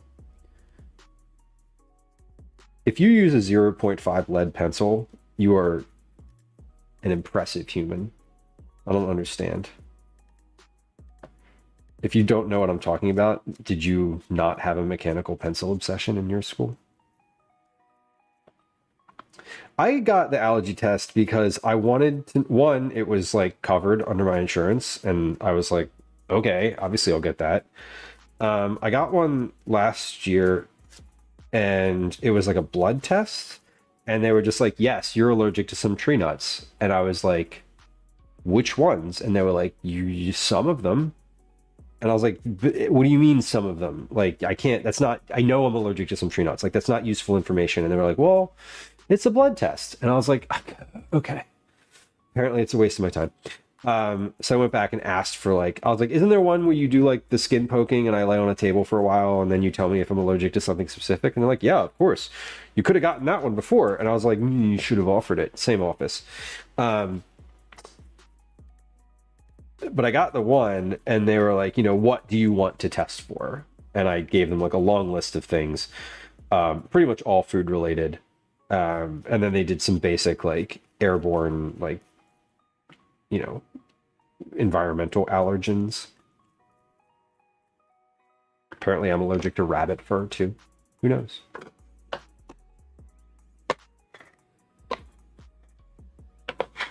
I didn't look at when mine expired, but I think I did initially, and it was like a couple years, and I was like, all right, see you in a while. A number 2 pencil. I was thinking of like the lead. So, do you have a favorite mechanical pencil? Mine was the regular, like the Bic one. Yeah, can I be allergic to my children? You can. You sure can. I'm allergic to children, but only when they're sick. Get them away from me. Yeah, Mix, I've eaten rabbit before, but I don't know that I've ever like handled a raw rabbit. An alive rabbit, I guess I should say. A raw rabbit. A rabbit with fur. I've also never cooked rabbit, so I guess that's probably also true. But it's not exactly what I meant. What I meant was a rabbit that's alive with fur. I've never petted a bunny before. And then eaten it. You're like, oh, you're giving me hives, you asshole. Time to be consumed.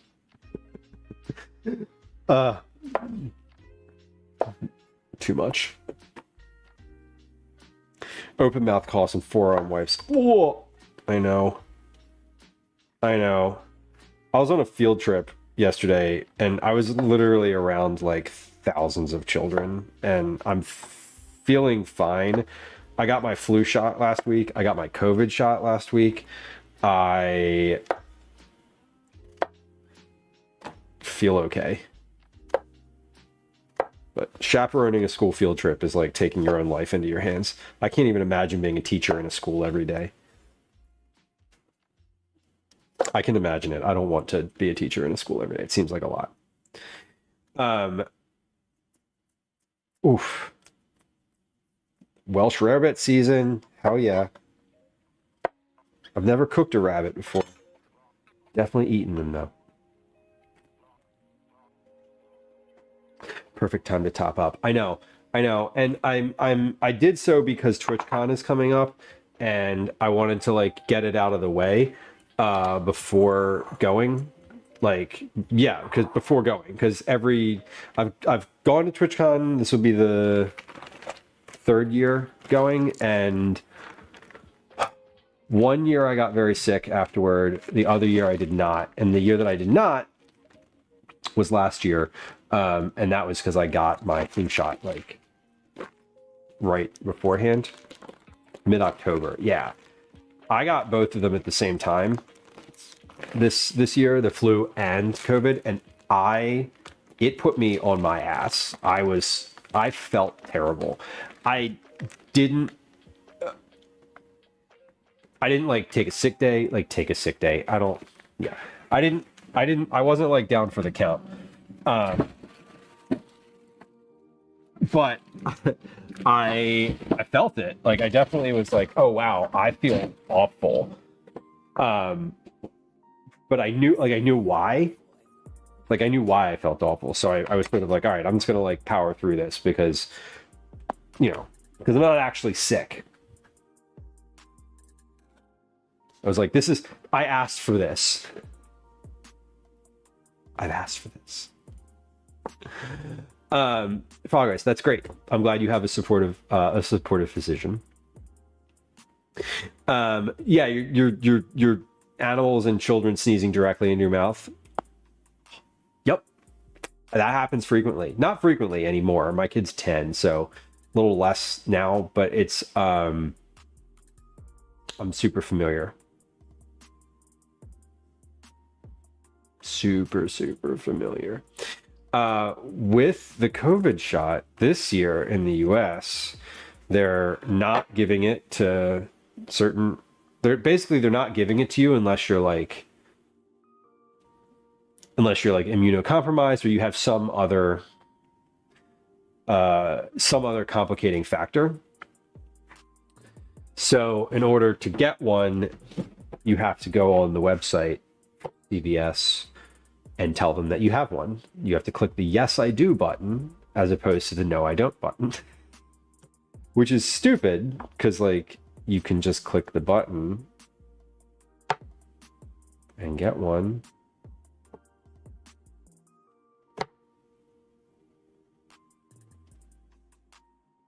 Just click the yes button and then you get one. That's how it works.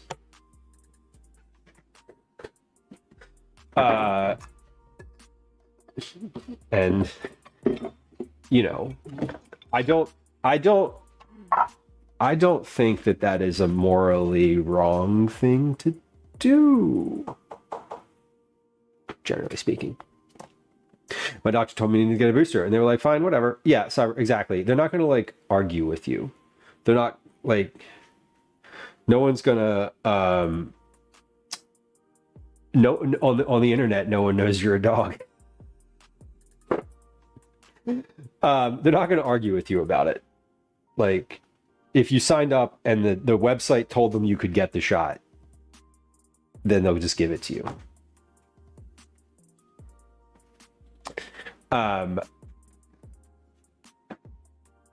At least that was my experience.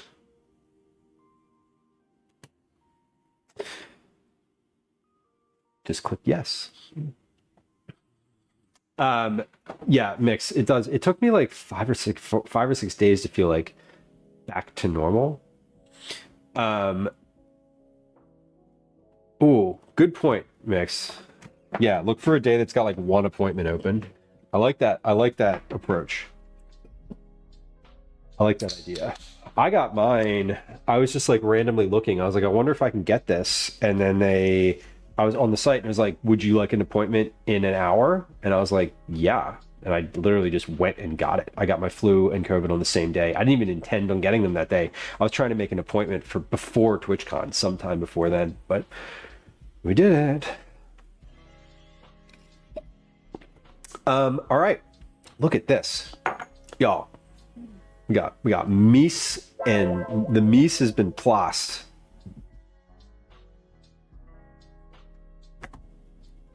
Which you can't see because it's in this view. All right, cream corn, tomato soup, and then this is for the sheet pan gnocchi. All right, we did it. We got a lot.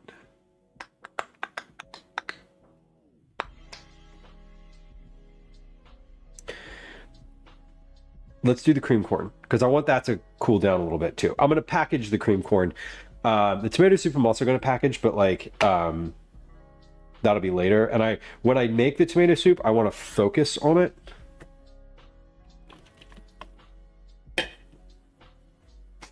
And the cream corn only takes how many minutes? 2 minutes, 6 to 8 minutes. So we're up to 10 at most. Sprinkle flour, 30 seconds, 10 minutes and 30 seconds. Stir until it thickens and coats, 3 to 4 minutes. So 15 minutes, start to finish for the cream corn is what it says. Okay, so we have let's get out there some of the ingredients that I need though. 2 tablespoons of unsalted butter. 1, 2. I'm going to need butter for the gnocchi, so I might as well just leave this out on the counter. 2 teaspoons unsalted butter. Kosher salt we have here. Black pepper I have here. Flour. All-purpose flour. All of the purposes for this flour. How much flour do I need? Well, I need 2 teaspoons of flour. That is not a lot of flour. That's okay. Where is my teaspoon measure? Oh, shoot. That's why I do this. Right. Okay, that's fine. 2 teaspoons of flour. We'll just go ahead and...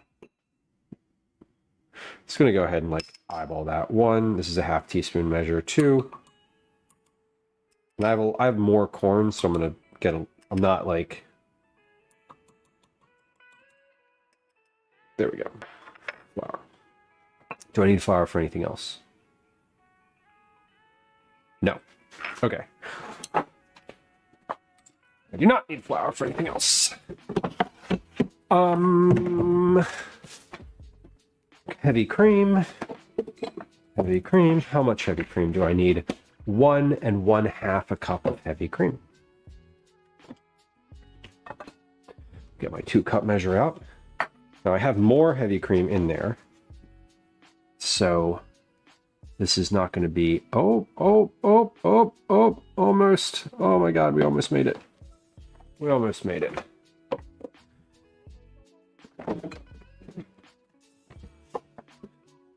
This is not opened, but that's okay. We'll open it. 1 1/2 cups of heavy cream. And then a tablespoon of honey, which is optional, but like it's not that optional. When it says a tablespoon of honey, we're going to put a tablespoon of honey. I'm not going to measure the honey because like I'm not going to put this into a tablespoon and then put it in the thing. I'm just going to add about a tablespoon of honey to this when it's ready.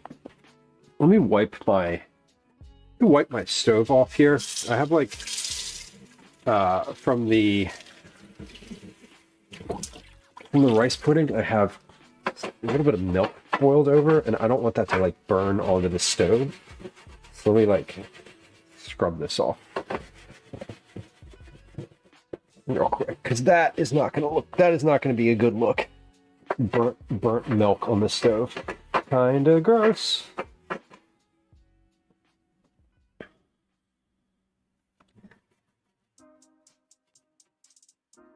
Oof, mix. What a challenge. Can't even get the booster. I don't remember eating corn. We haven't eaten any corn today. We've just shucked it and put the corn in the appropriate bowls where it goes.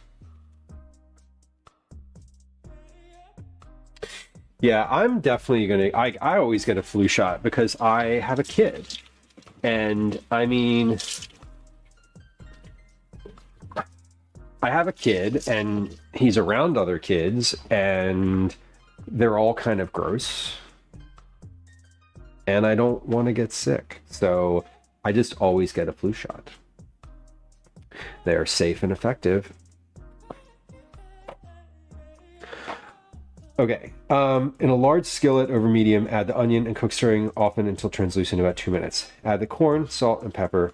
Cook stirring occasionally until corn becomes tender and juicy, 6 to 8 minutes. So a large skillet, you say. All right, we are gonna do this in a skillet because this is quite a bit of corn, and it is supposed to thicken up. So we are gonna do this in the thing that it says.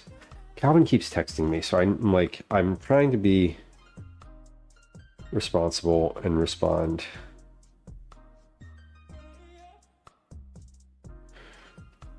Without being on my phone. Butter. Melt the butter. Add the onion.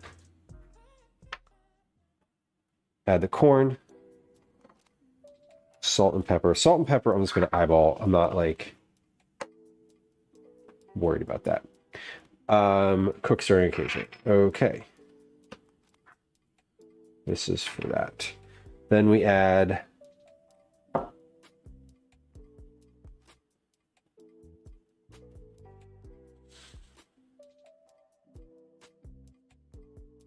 flour, then the flour, then the cream, then the honey. Okay? Cook over medium, stirring often until sauce thickens and coats the corn well. 3 to 4 minutes. Garnish with chives and serve. Perfect. Okay. Let's come over to the stove and do this. Melt the butter in a large skillet over medium. Medium. Great. And there we go. Large skillet.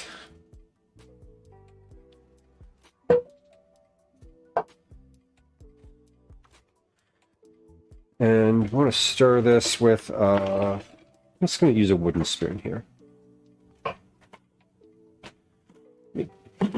Let me grab this recipe and my timer.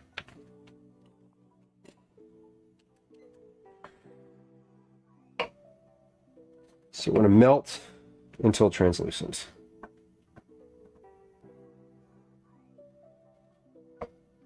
I'm definitely the type of person who does like I get the flu shot every year. I've gotten a COVID shot every year that I can. I get all the things. Like I try to just get the things that I need. And I'm relatively healthy. Yeah, shots. So that's sort of like the adult version of that. Yeah, you can't like, I don't do the club anymore. I go to CVS. All right, here's the onions. Let's be fair. I never went to the club. I never fucking hated the club. I think I've gone to like a club like once in my life, and it was a miserable experience. And loud, and there were people there, and like, no thank you. Yes, my version of the club is waiting in line at CVS. They have the little velvet rope there too, you know.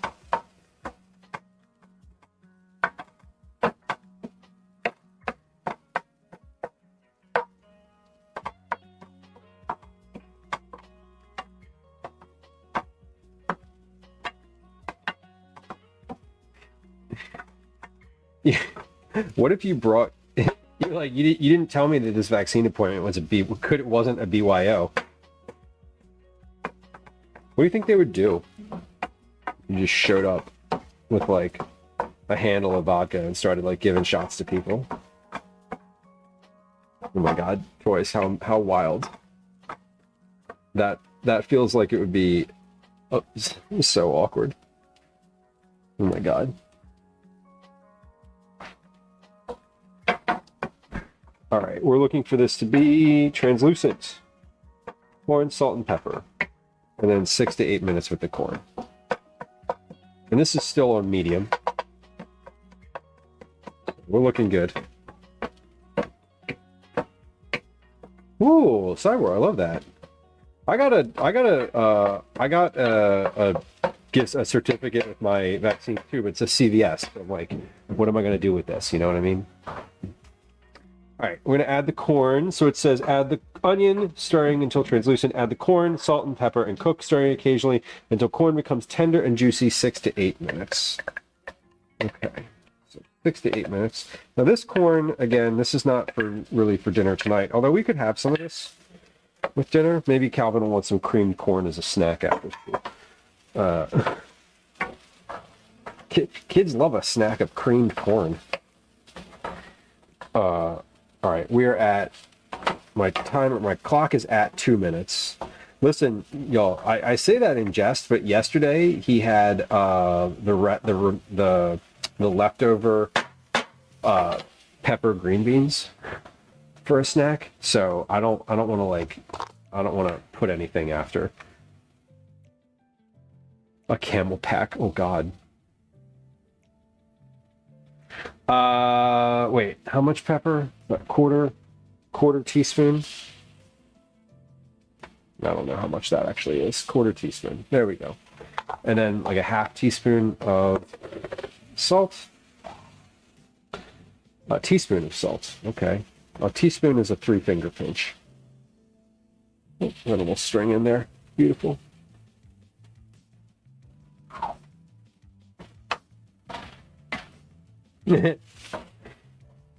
Your parliamentarian's going to be like, ugh, not them again. Entitled to a lollipop. Everyone should be entitled to a lollipop. I agree. I mean, adults enjoy lollipops.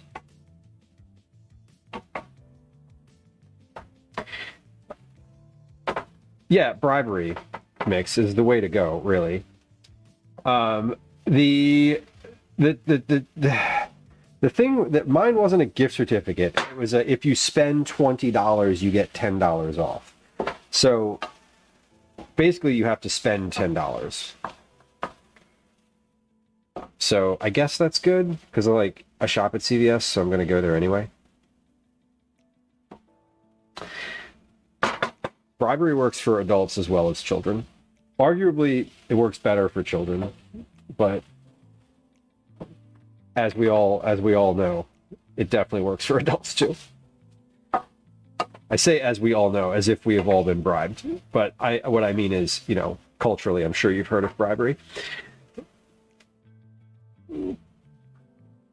I do like the idea of bribing somebody to get vaccinated. I mean, like, if you're not going to do it on your own, what's the harm in offering a little something else, you know?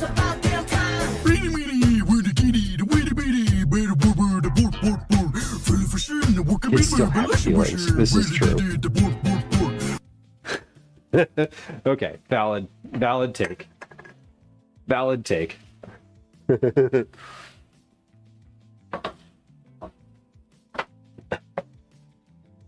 wonder if Lizzo knows the Swedish chef.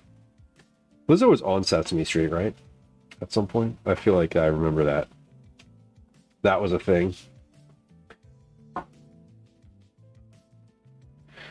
We're at 5 minutes. So it says about 6 to 8 minutes. So once my clock hits 10... no, once my clock hits 8, my timer hits 8, that'll be the minimum time. Yeah, Fall Guys, I'm not necessarily winging it. I am following a recipe, but I'm not. I didn't feel the need. I'm not testing a recipe. I figured I could add the salt and pepper on my own, and it would be an acceptable volume. The corn is starting to lose a bit of its crispiness, and is getting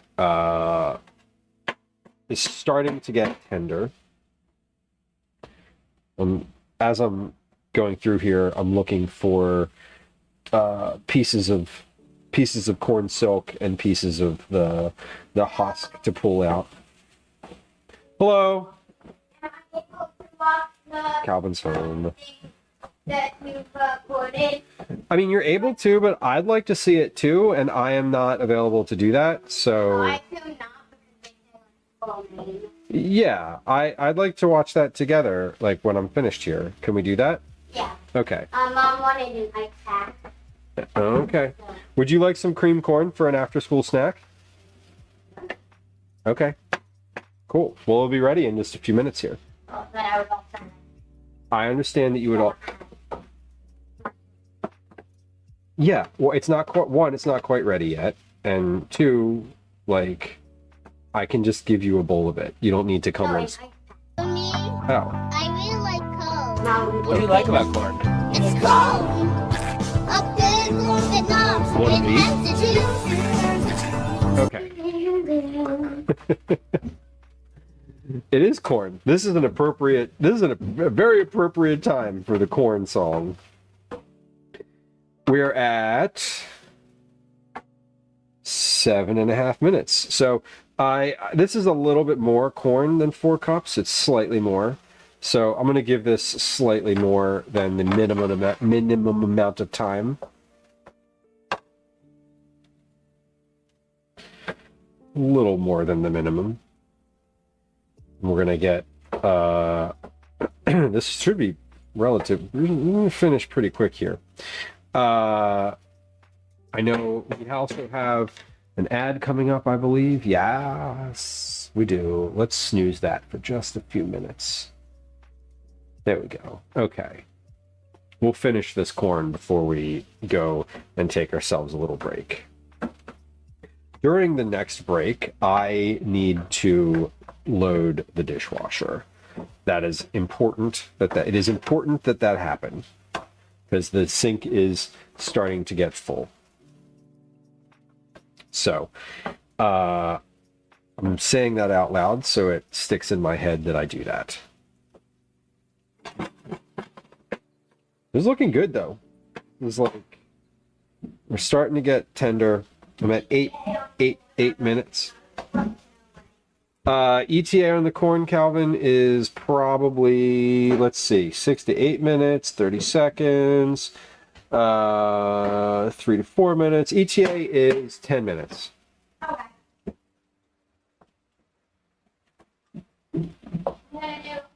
Okay. Okay. That's good. You're going to read for like an hour? Okay. What are you reading? What are you reading?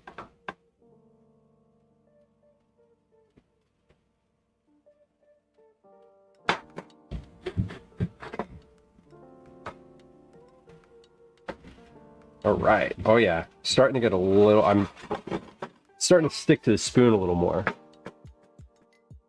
Okay. Did you start that other book that we had been talking about yet? The Giver, remember? We've been talking about reading it and you keep telling me you're going to start it. Why don't you start that? Do you know where it is? Okay. I promise you that you will probably, well, I don't want to, I promise you that you will read it. I don't want to promise you that you'll enjoy it, but like, God.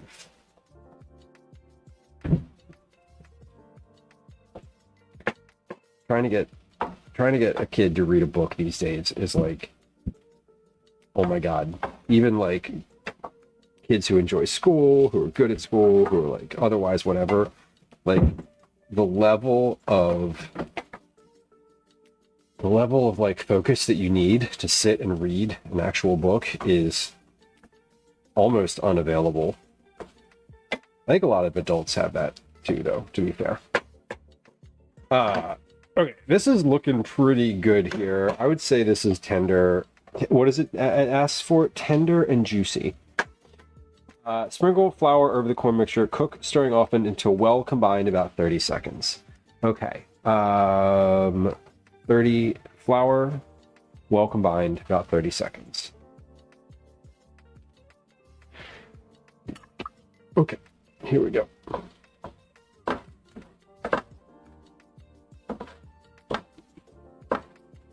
And we're still on medium heat here.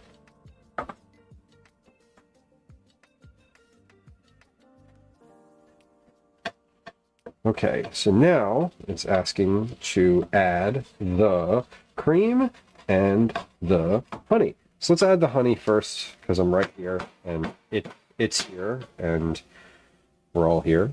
So about a tablespoon of honey. I don't know. Again, I'm not really measuring, but I'm going to add what I feel is about a tablespoon. I'm measuring with my heart and my intuition. Not much honey left in here, so we might not even get to a tablespoon. Great. Let's do the other container. I have another separate container of honey in here. Oh wow, those are very different colors. Okay, that's about a tablespoon there. Great. Great. Wonderful. I'm going to stir that in, and then we'll stir the cream in. And then it says to stir until it is incorporated and free of lumps and thickens and coats the corn 3 to 4 minutes. All right, let's put the cream in here now. We're still over medium heat. We never left medium heat today. We're on medium.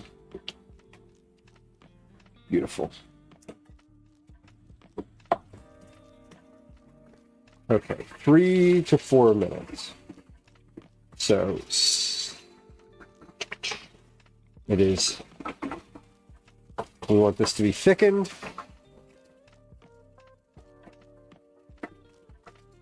And coating the corn well. So it's definitely not thick yet.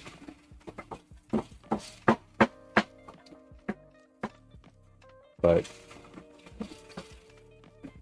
when we hit 16 total minutes, so I've got my timer going here. It's at 13. That's like the total number of minutes. 13. When it gets to 16, that'll be 3 minutes because I dropped the. Damn, boy. I dropped this in right at about. Boy, that's a thick ass boy. Damn. Oh my god, the bots are talking to each other. It's like the worst version of AI.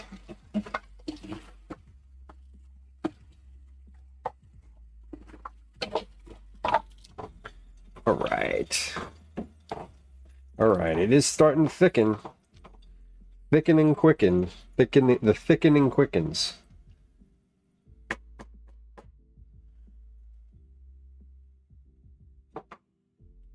Oh yeah, look at that.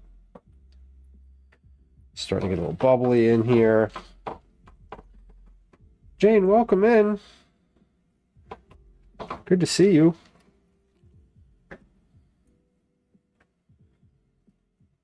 The clot. Oh god. We're almost finished with this. This is going nicely.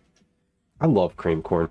Cream corn is one of those things that I had as a kid that I think this is only the third time I've ever made it myself. Take another picture with your click camera. I've only ever, this is probably, yeah, I guess it's probably the third time I've made it myself. And I used to eat it like, it used to be like the canned creamed corn, right? And now I'm just kind of like, I'm sold on this version. I loved canned cream corn though, the little teeny cans.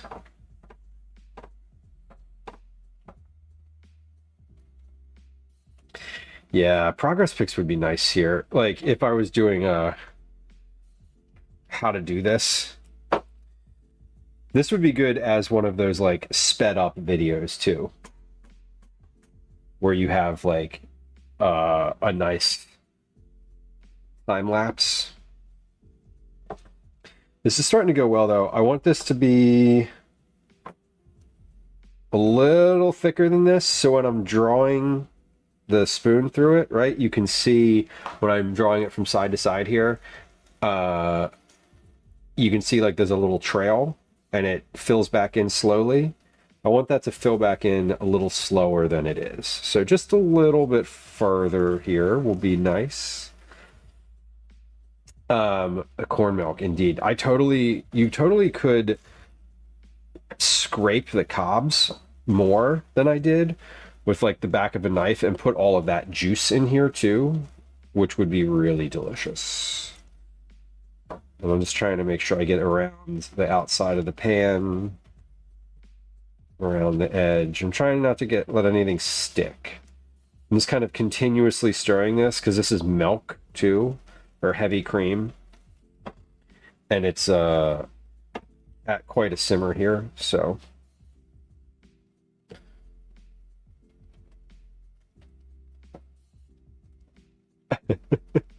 I don't know what I said, Fall Guys. I don't know what that sounded like. Scrape around the edge. All right, we're at 17 minutes, 17 and a half minutes. If we get 18 minutes will be sort of the max that it said. And you can see when I scrape down, when I scrape across here, how it's much slower to fill in. Not a lot slower, but like it's definitely slower than it was a minute ago.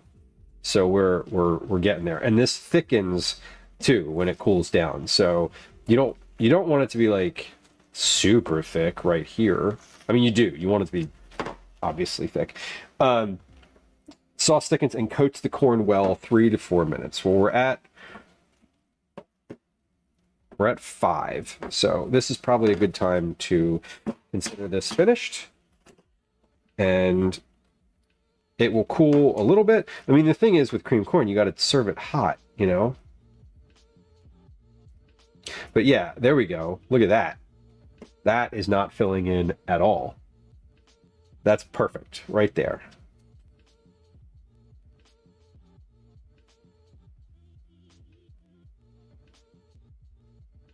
Beautiful. That's exactly what I want. All right, this is finished. I declare this one finished. How do I get back to my main screen? There we go.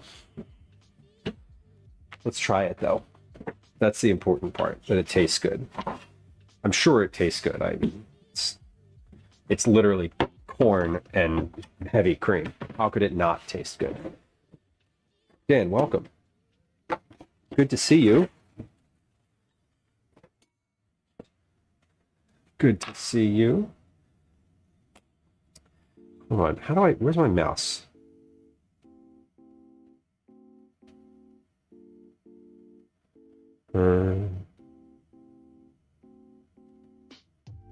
Is this how I do this? Hold on.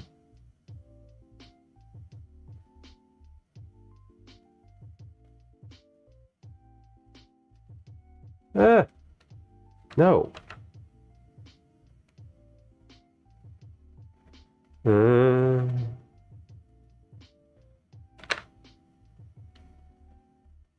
Cool. There we go. Jane Doe, fellow food and drink streamer.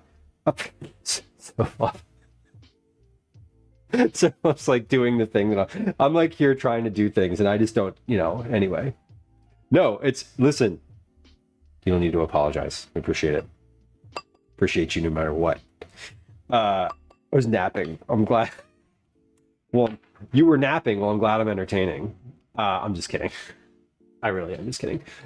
Please go follow Jane Doe, fellow food and drink streamer, friend of the stream. Makes beautiful bakes. Has been baking the curve of like Jane's baking talent. Like Jane started baking on stream till as like an experimental baker, and the curve of her talent looks like a hockey stick. It's just like whoop, just like straight up doing some good stuff. And I'm sure the people around you appreciate it too. Let's try this though. Oh my god. Okay, thing number 1, it's really good. Thing number 2, it's really hot.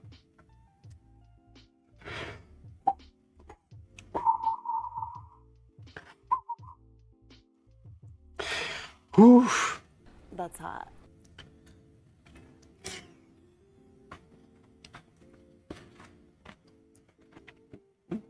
Yeah, this is like way better than like. Excuse me, Daddy. Sorry, Daddy. Sorry. Canned Daddy? cream corn. Sorry, Daddy. Sorry, Daddy. Sorry, Daddy. Daddy. Sorry. I'm sorry, Daddy. Bye. Oof. Okay, that's excellent. That's really tasty. Pretty happy with this. I'm more than happy with this. This is great. I made you some content. I'm sweating now. You know, sometimes you like start eating something, you're like, this was a mistake and I can't stop. I feel like that right now. Anyway, let's give some to my 10-year-old. All right. Beautiful. That was delicious. I'll eat more of that. I like cream corn like the next day too, when it's like really thickened and gotten even like more, when the corn gets sort of like a little softer and like more infused. But yeah, there's a big thing of cream corn. It doesn't look, I mean, if you know what cream corn is and you enjoy it, then like this probably looks pretty good. If you don't know what cream corn is and you don't enjoy it, and you're probably like, it looks like a pile of mush. It is a pile of mush. Let's not get it twisted.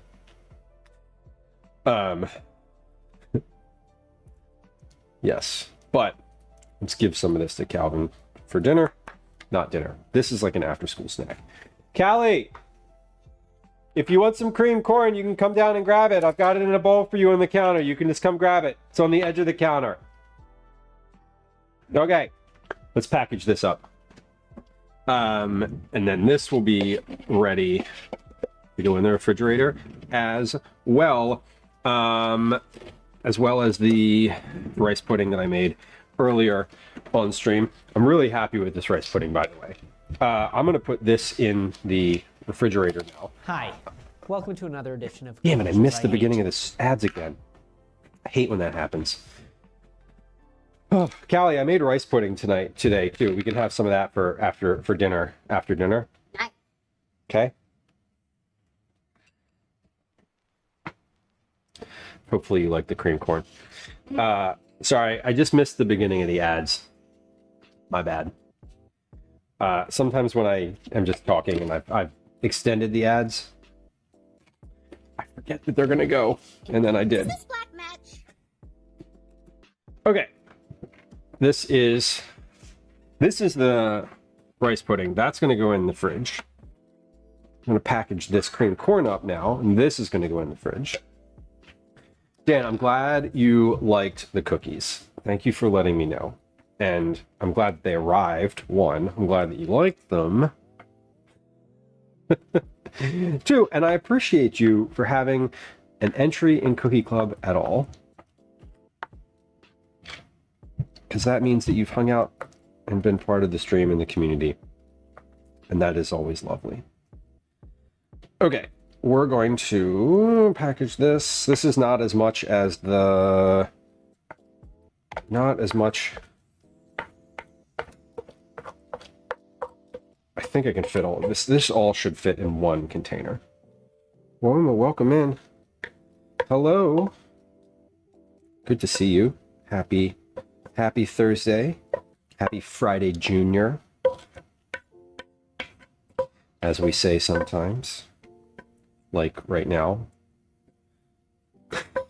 And usually on Thursdays. All right. This is great. This is excellent. I'm gonna go ahead and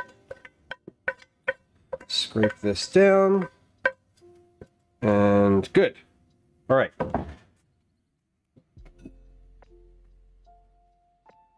Wherever you might want hair.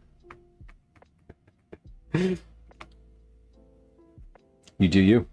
I hear that people are going to Turkey and doing that.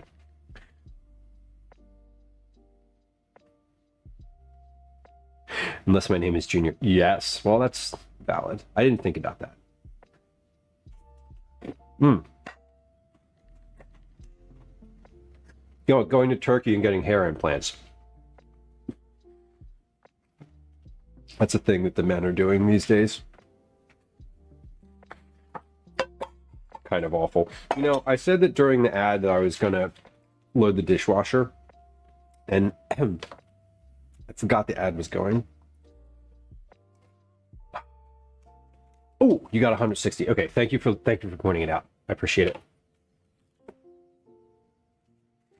Hey, if you're on Twitch, sorry, I again, this is the second time this stream that I missed that an ad was about to run. The reason is you don't care about the reason, but I appreciate you.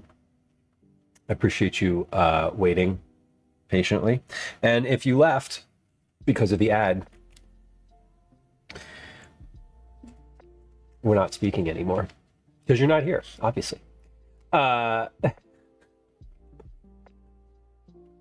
True caretaker, I got extra.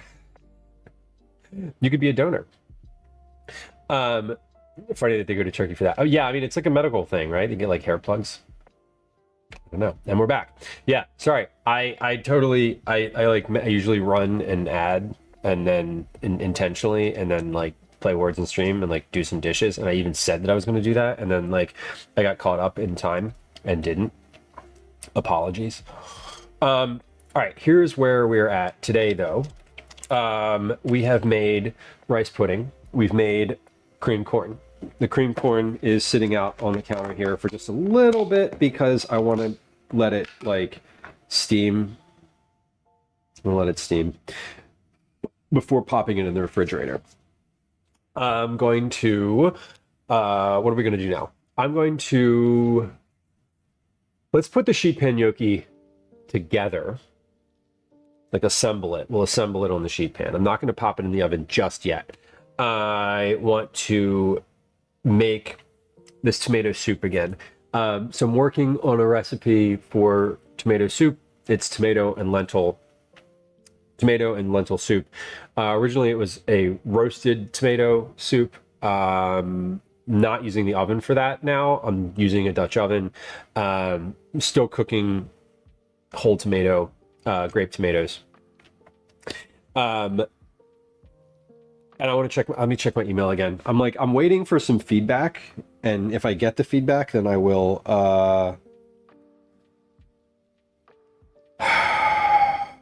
I will change course here, but like I want to like let me see if I got this feedback yet. It's fine if I didn't, and I did not. Okay, so we're going to continue to test the recipe the way that I wrote it and not change course, which is totally okay. And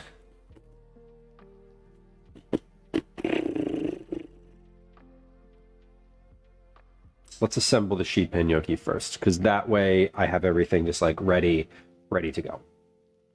I'm gonna add everything to a big bowl, like just like the bigger bowl. We're gonna toss everything together with some salt and olive oil. I don't love. So I'm not following a recipe for this, right? I'm not like doing something specific. But I am I'm recalling. Hold on, one of my buddies, my buddy borrowed some of my camping equipment and wants to drop it off. On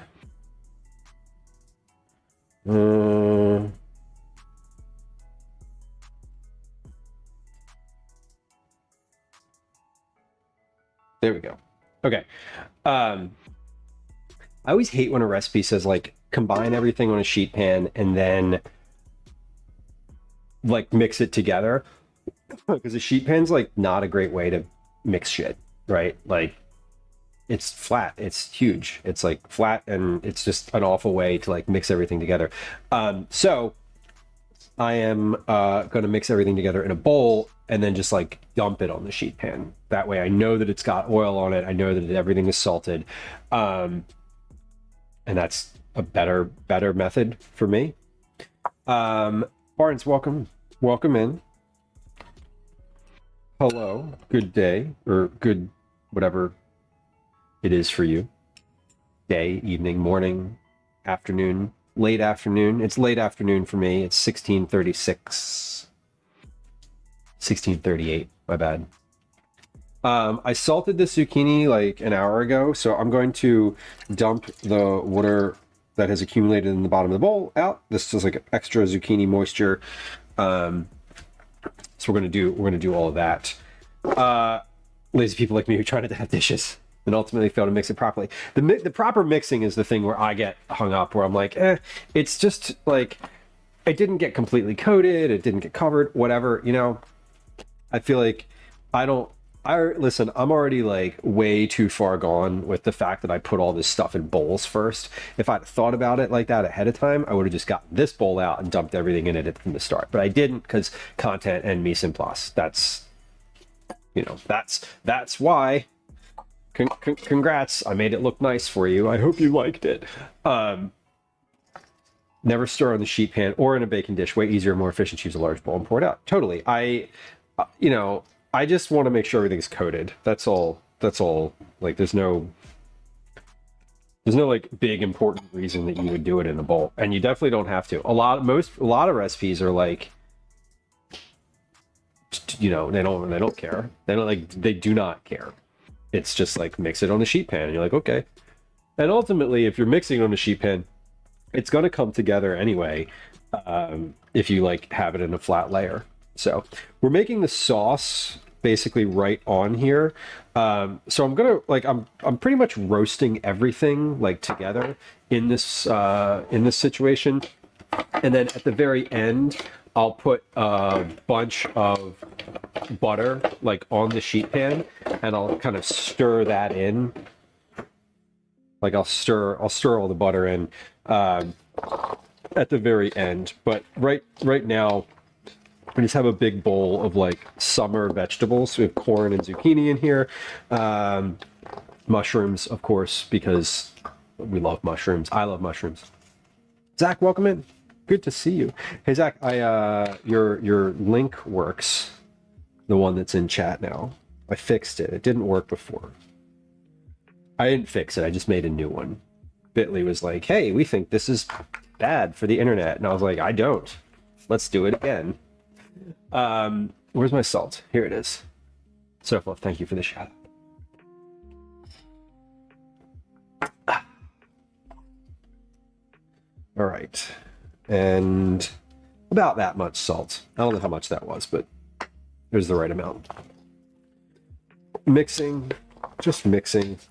I am going to add a little bit of vegetable broth to this as well. Just so that like sort of, it's going to end up being part of the sauce. Oh, you know what I need to put in here? The gnocchi. This is sheet pan gnocchi. I need to put that in here. It's kind of important. You know, it's only the second part of the name with the word sheet pan. All right. Let's dump this in. So this is basically just, not basically, this is potato gnocchi. Smells fine. You gotta check. Potato gnocchi, it's the big pack from Wegmans. I'm making a double batch, and we're gonna use a big sheet pan. We're gonna use one of our cookie sheet pans for this, actually. Cookie style sheet pans. Not cookie style, the large sheet pan, the whole oven sheet pan. Passed the sniff test. I know, I was saying earlier, I think these expired like today. What? Or like this week. They've been stored fine, but I just want to make sure. The gnocchi. What? What, are you buffering? What happened there? Speak. Well, just go back upstairs and pretend you didn't hear that.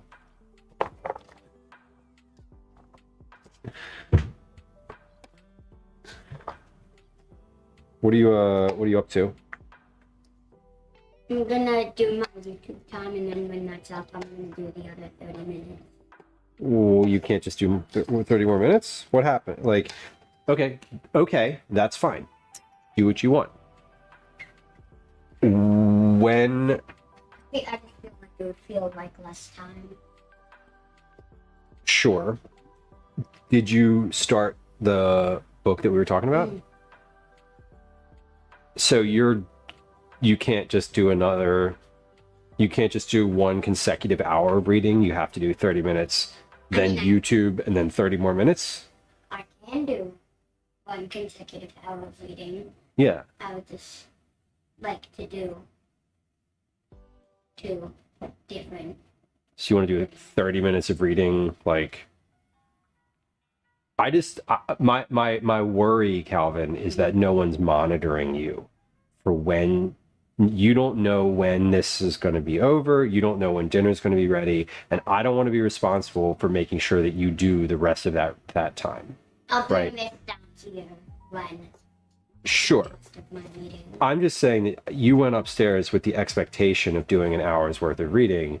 What changed in the 30 minutes that you've been upstairs that you now want to use YouTube time instead? Like I what? feel like it would feel like What would feel like less time? Reading. It is too different. Sure, but part of the value in doing it is maintaining focus and not interrupting your focus with videos. So, you know, you can make that decision.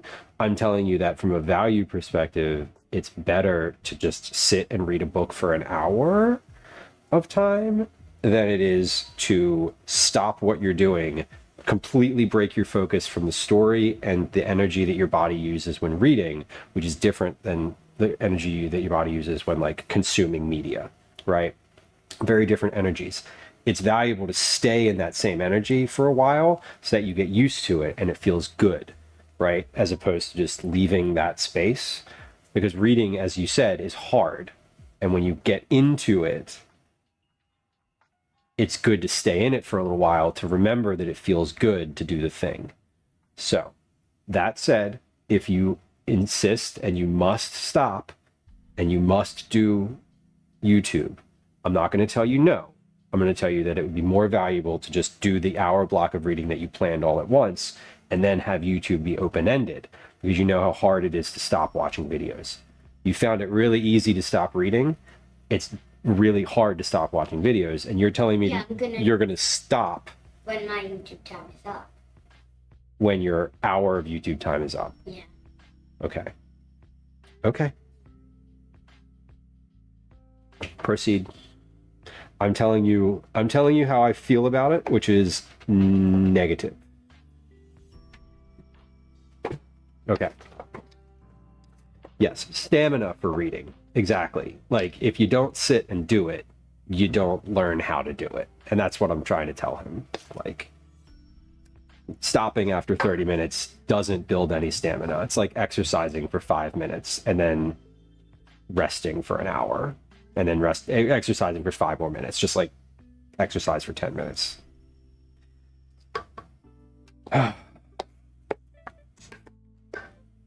We're trying something new this week. We're trying something new.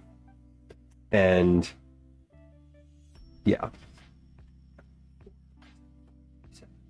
So 5, set a timer for 1 hour. Okay, cool.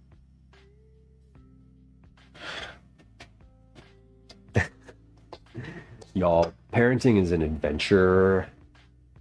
And if you want to get what you want out of it, you can't get your way 100% of the time. You have to give a little bit. I'm learning this. It's hard. It's really hard. I'm like, you literally were reading for 30 minutes. Go back and read. Okay. Callie, how about this? I'll make you a deal. Have your YouTube time, your hour, and when you're done, read till dinner's ready.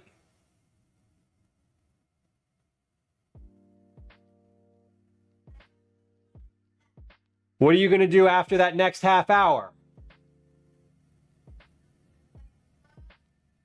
Roblox. Okay.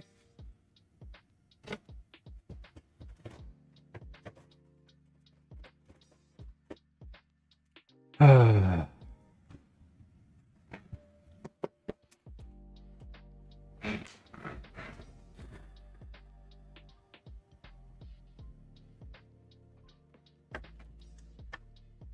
30-minute increments of reading broken up by videos and Roblox.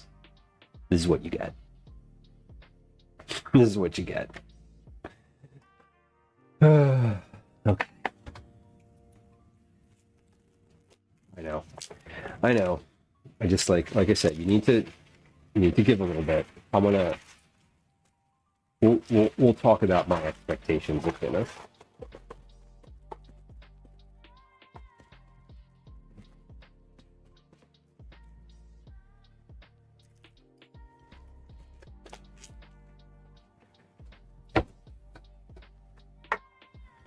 All right, we're What else do I want to do that? What else do I want to do here? Who's caretaker? I know. I'm like, the folks that have kids that are like slightly older, I'm always very interested in talking to them. Very interested. I feel like I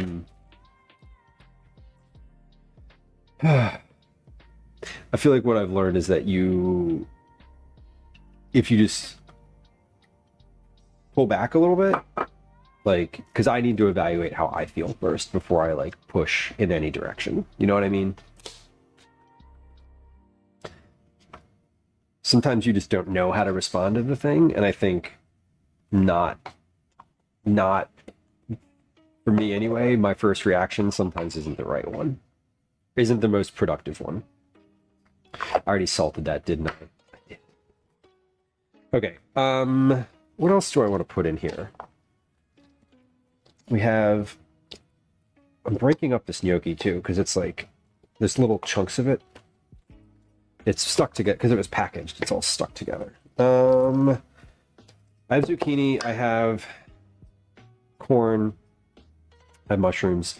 Let's take a peek in the fridge and see if there's anything else in here that would be worth adding now. I said I wanted to add a little bit of vegetable broth to this, so let's do that now, because I'm just going to pour it out of the bowl.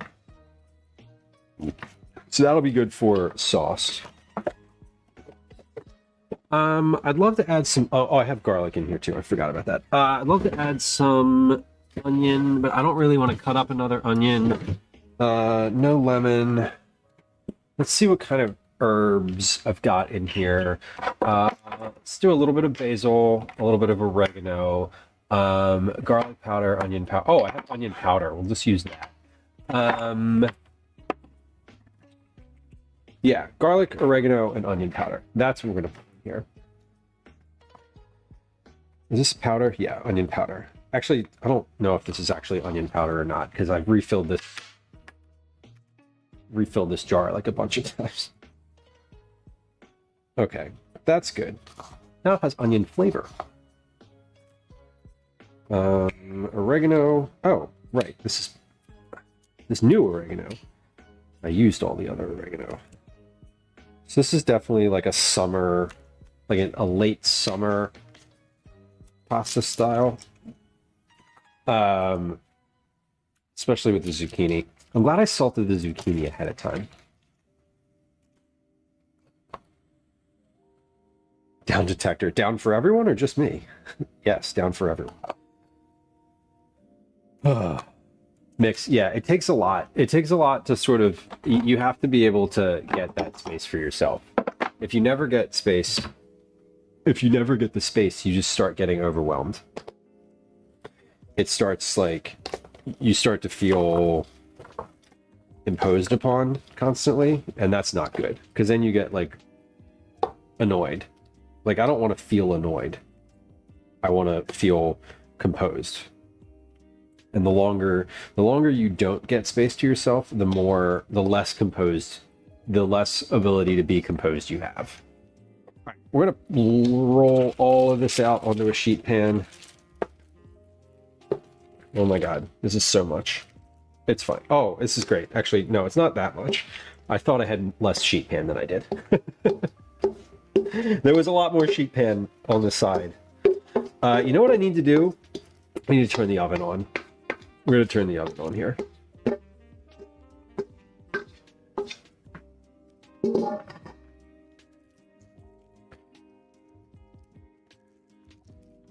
Okay.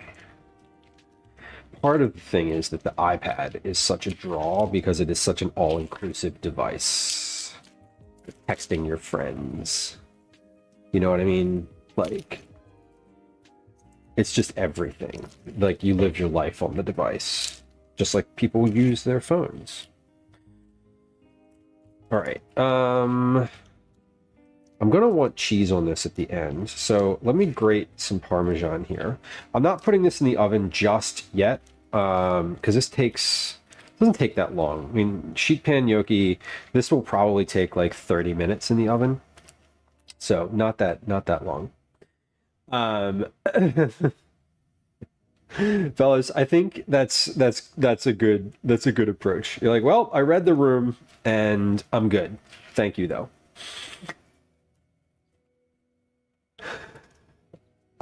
Totally valid.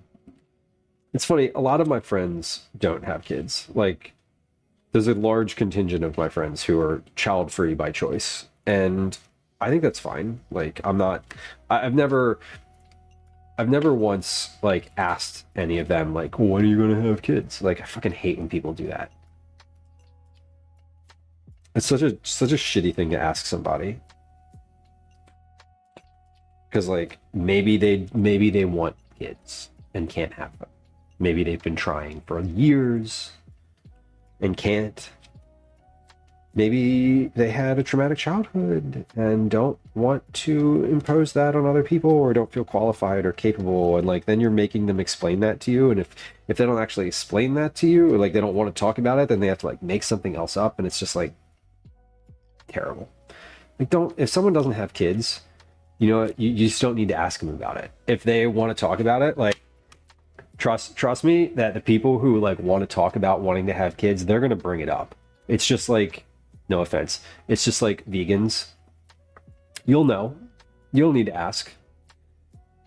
Like, nobody's ever been like, hey, are you vegan? And someone's like, yeah, kind of. Like, it's not how that works. Like, you'll know. Jane agreed. Yeah, like, just don't bring it up. Just tactful. Lissy, welcome in. Hello. It's not cool to bring it up. You don't need to talk about it. They will talk about it. I promise you.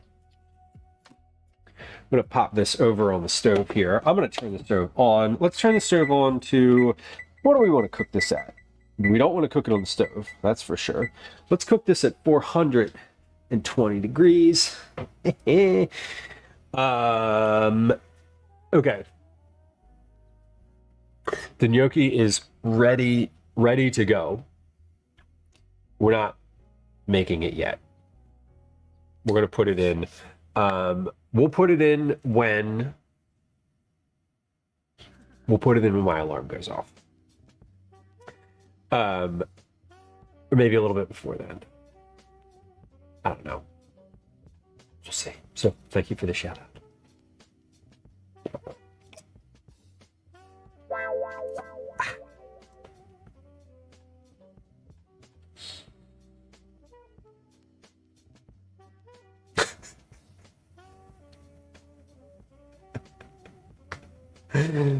Mix, being a person in someone else's life with kids is also super important. My friends who don't have kids, who interact with my kid willingly and happily, are wonderful. You want to be like a cool adult who's in a child's life? That's amazing. Like, as a parent, the folks that are in Calvin's life who don't, like, my child-free friends who he knows are great. They don't need to babysit him. They don't need to watch him. They don't need to take responsibility for him. But like, when they come over and they interact with him and he is, you know, he like gets another reference point, as you said, I think that's great. Like, it's really super valuable. Subconscious, welcome in. The grilled cheese was last night. It was last night. I served it with tomato soup and it was very good. I had 2 of the 3 sandwiches that I made. Calvin had the other one. They're gone. We ate all of them. How did I heat them back up? You didn't ask, but I'll tell you. I heated them back up in the cast iron pan. I preheated the pan on like really low. Like, my stove goes from low to 7. I heated them up at a 2. So low, 2, 3, 4. So like super low. In the pan with a little bit of with a cover. So I just like covered them up to retain the heat. I cut them in half too. Like I cut them in the triangles. Like I cut them diagonally before putting them in the pan. That way they heat quicker and more evenly. And that takes like 5-6 minutes in the pan. Super easy.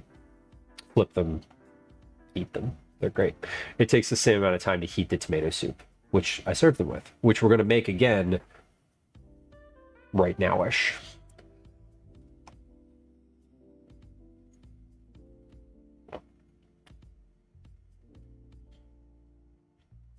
Yeah, mix that role in someone's life, the like, let me hold your kid while you go take a shower for the first time in like a week. Like, I know that like you clearly recognize that, but I think that there's people who have no idea like just how valuable that is.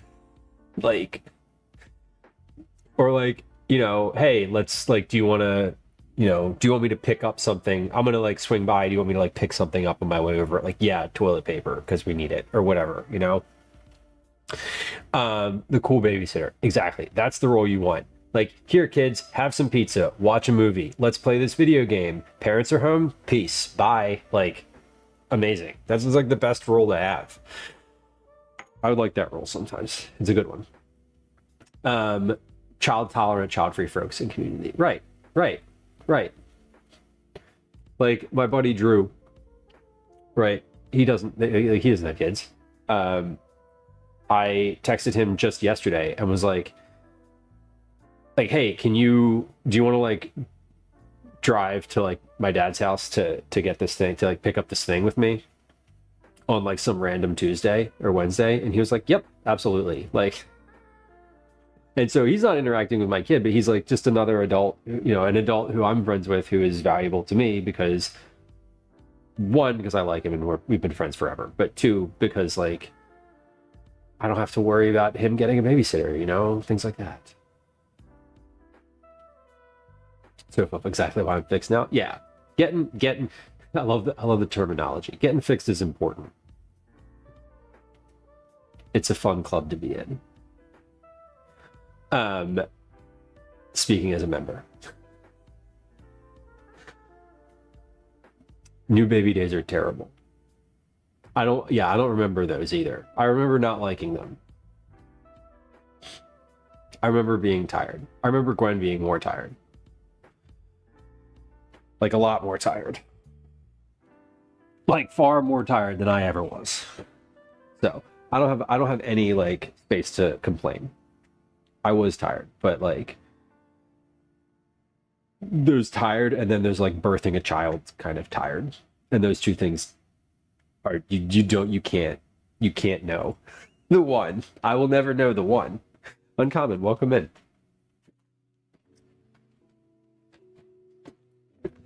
Then there's the recovery aspect of that, which is also I can't have this on the stove. This is not a good thing to have on the stove.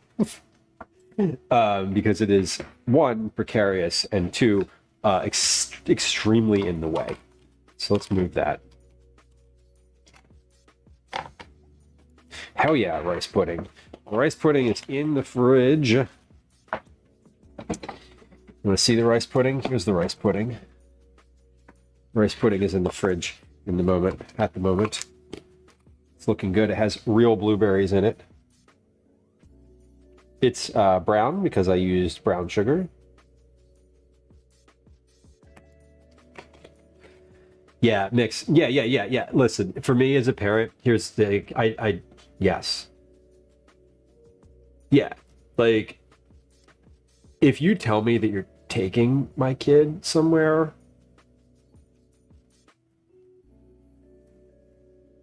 I don't care what you feed him. Okay, that's not exactly true, but like I care that he is fed if that's like if the timing of the excursion that you're going on, I don't want you to bring him home after 6 hours having not put any food in him. Like, there's some real basic expectations. I don't care if that food is like hot dogs or like a you know, mac and cheese or fucking whatever, 7 bags of Takis. It doesn't really matter to me. I just don't want him coming home ravenous after, you know what I mean? That's it. But like, it sounds like, you know, your approach of just like, here, whatever you want, totally fine. Absolutely fine. Expect it even. It did set pretty nicely, Mike. I'm excited. I'm excited for a little later. I don't, it's not going to be cold or cool, completely cool, by the time I eat it this evening, but it will be, it's definitely set a lot farther than it was. So it'll be good. Yeah, the blueberries were interesting. The blueberries came because a commenter on the recipe said like, hey, this went really well with fresh blueberries. Like, I really liked it. And I love blueberries, and my son has recently has like expressed that he doesn't like raisins anymore, so made it with blueberries because those are still like in favor somehow.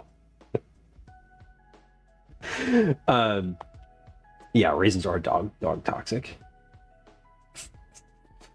May come home unhinged on candy, right? That's fine. Something like, there's a difference between like being on sugar and being hangry. I don't want him to be hangry. I don't care if he's wired. If you bring him home on sugar, what I do want to know is, when did he eat the sugar? Because I want to be able to time the crash with going to bed. Like, oh, he had the sugar an hour ago. Great. Get your pajamas on. Brush your teeth right now. Oh, he had the sugar in the car 10 minutes ago on the way here. Great. Go outside and run around for 15 minutes. We're going to move now to testing a recipe test. Loved eating the bugs. Loved eating the bugs. Loved eating the bugs. Hey, if by some chance we make it to our goal here of 100 subs, we're going to eat some bugs on stream. Do you like the segue? That was good, right? I actually remembered. I like forget. We're doing a September thing, so if you gift subs, if you sub yourself, we are right near this chocolate onion goal. You can see where the goal is for the month, right there. I don't, if I'm going to be honest with y'all, I don't expect to hit these up here, but you never know. If you're out there and you're one of those whales, sub-gifting whales, feel free to hit me up. Tomato and red lentil soup. All right. Olive oil, 1 medium onion diced, 1 medium onion diced, 1 U.S. dry quart of grape tomatoes, 1 U.S. dry quart of grape tomatoes, 4 large garlic cloves smashed,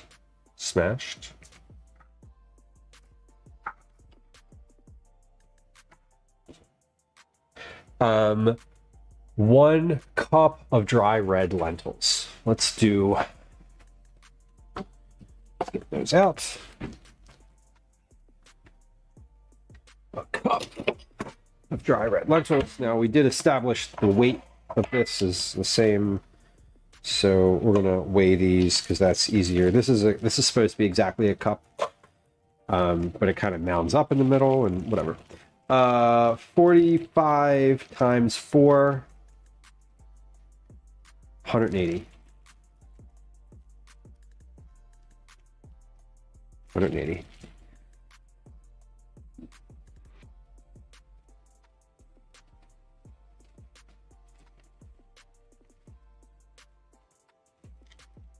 Do you like that? Do you like that in my head math? That was really quick, huh? You can be impressed. It's good.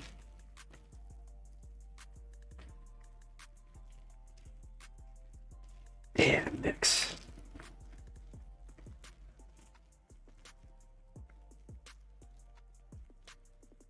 Damn, that's a hell of a day. And only lunchtime?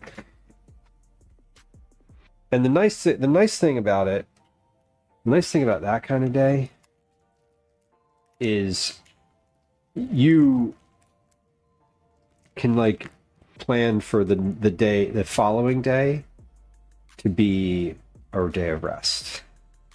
That is why friends who take your kids to do things are valuable, because you don't have to be like sympathetic as the parent. You don't have to be sympathetic to their full and exhausting day. You can just be like, great, thanks for doing that. I took a nap and watched a TV show for 6 hours. And I hope you enjoy not doing that again tomorrow. Oh my God. Fries and chicken nuggets to dip in the ice cream. Fries in a vanilla milkshake are the best. Darth, welcome in. I'm glad you enjoyed the cookies. Thank you for letting me know. I appreciate that. Also, congrats on wrapping up another season of Food Fight this year. The finale was fun. I'm glad I was able to like raid in and catch the end of it.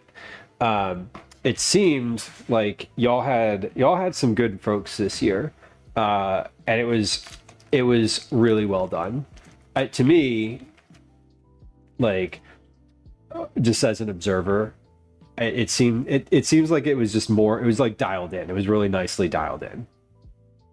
Like, things were flowing, contestants were good, and it seems like y'all just had a good, like, we've done this a couple times now. It seems I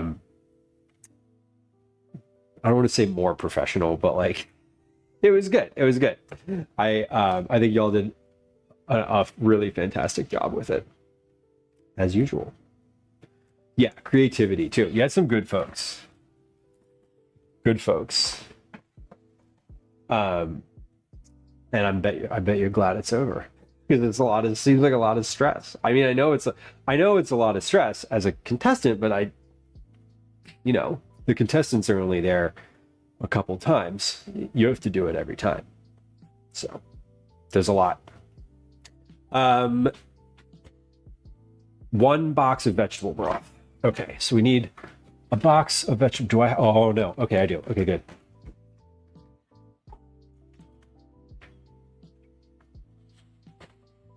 Doing a final show off. Oh my God. Uncommon. I feel like I would be I was definitely self-admittedly a bit of a diva about scheduling, because I'm just scheduling is hard for me, generally speaking.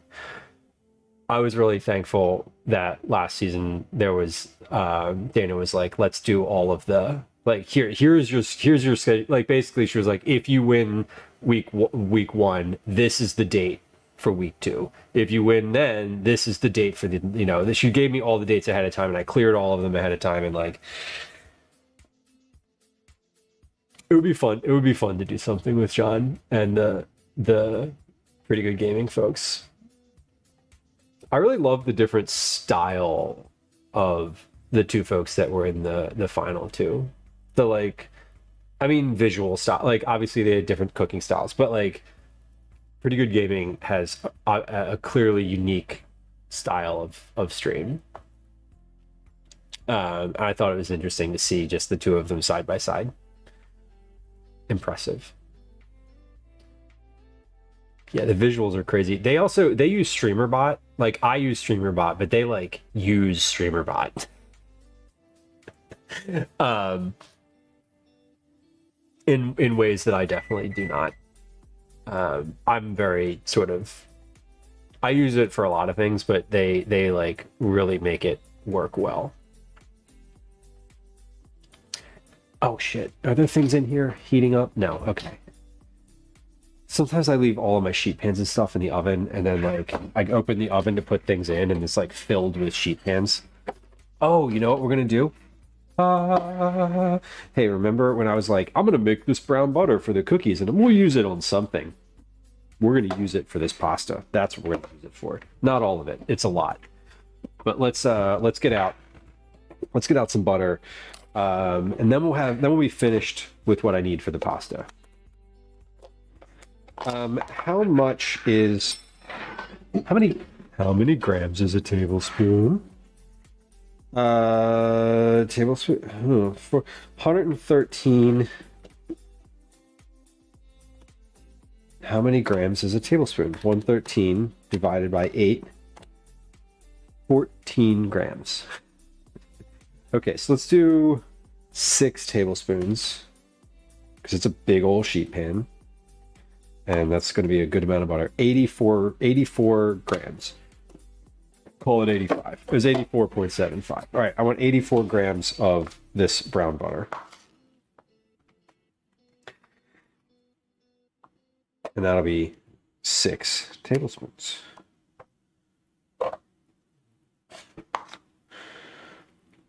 Get in the bowl. Get in the fucking bowl.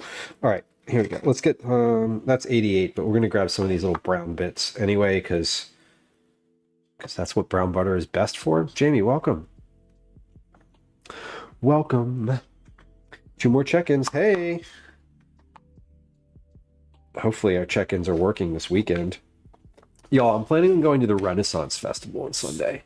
You know, like swords and knights and shit. We're going to try to do that. We're going to try to do that on Sunday. They already told me it was okay to stream there. I asked them. Which should be super fun. I don't have any costumes, though. That's the thing. Have I had a cold? I had one last week, but it was because I got my flu and COVID shot at the same time. Mix, we'll see. We'll see. I've never actually dressed up. I dressed up for the Renaissance Festival. I did when I was a kid, like younger. I was like a teenager. Yeah, I was in middle school. And recently I actually asked my dad if he had any of his old costumes, because he used to do like street magic, like busking street magic type of thing, like and he dressed up like a wizard, which was cool. And when we went to the Renaissance Festival when I was a kid, he had like all these costumes and stuff, and I was like, hey, do you have any of those anymore? And he was like, no. No, dude, that was like 20 years ago. And I was like, okay. So I don't really have anything specific that I could wear. I might consider it. I might consider like trying something. We'll see. I don't have a lot of costumes, Mix. I wear a lot of the same shit all the time. But we'll see if there's like a cape available. The shiny blue KKK lemon. Oh my god. Yeah, like Galvin has a cape. I could probably wear like a cape or something, but I don't know. Actually, a cape would be bad because I have like a backpack, a working surf. Yeah, we when I have dressed up in the past, we wore like tights and a tunic and like just a rope belt, and then like had like a little leather bag and whatever. It wasn't like a super complex costume. I don't know. We'll think about it. I'll think about it tomorrow. You have a whole closet dedicated to costumes. See, I need friends like proximal to me who dress up and I could like borrow stuff from. But I'm going to take Calvin on Saturday. So I'm going to do some like looking around and seeing like what other people are wearing that looks sort of costumey. And maybe we can get, maybe I can get some ideas for our Sunday excursion. So, I'm going to measure out my salt and pepper here as well, because this is one of those things where I'm calling for a specific amount. So I want to actually measure that amount. We're going to do that. And then we're going to take a little break for an ad, and then we're going to come back and make tomato soup. Someone with a tickle trunk.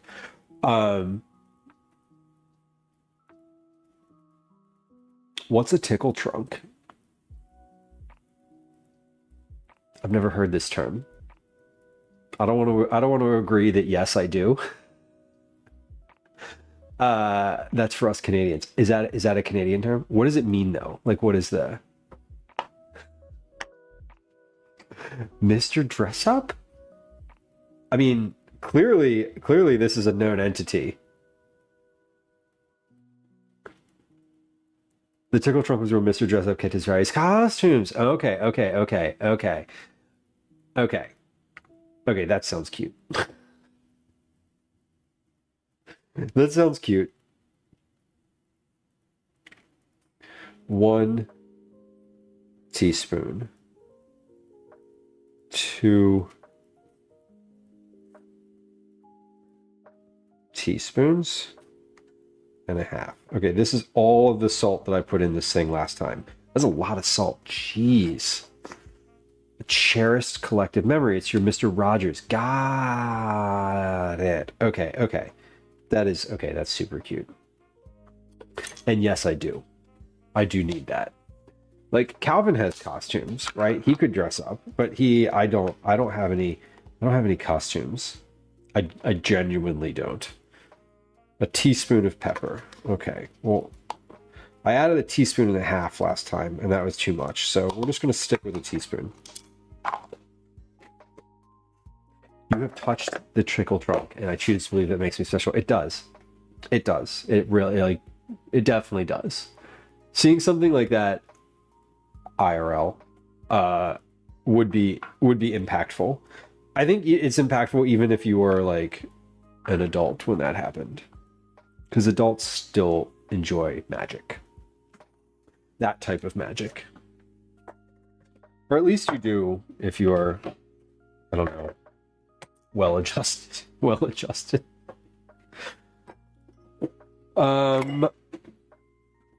In a Dutch oven set to medium, combine the onion, tomatoes, olive oil, and salt. Wait, olive oil needs to come first.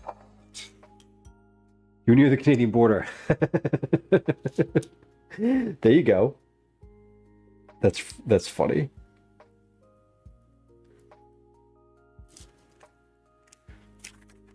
What if Mr. Rogers just had like the land of make-believe, and you just took the train to like the land of make-believe?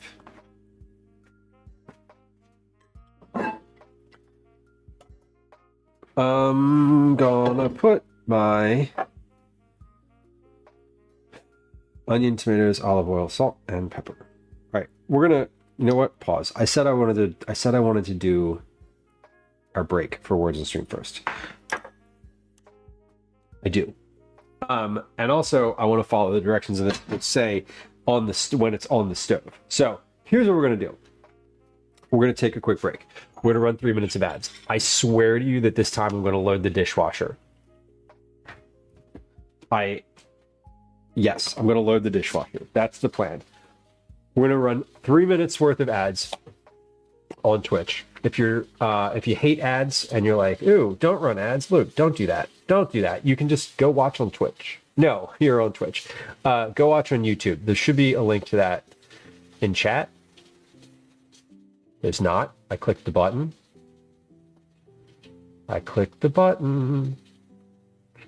Where did it not go? I don't know. Anyway, you can find the link to it in the profile. Hopefully the other buttons work. Does this button work? Yay! Does this button work? Yay! That wasn't a button. Okay, we'll be back in just a moment.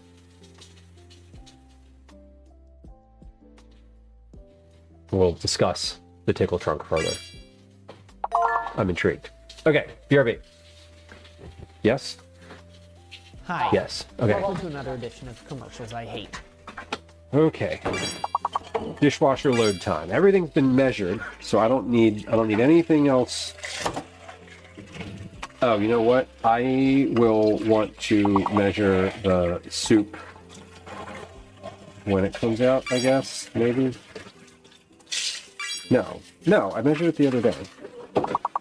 Well, we'll do that again, but can do that with quart containers. That's fine. That doesn't need to be exact. That can be up that can be a approximate.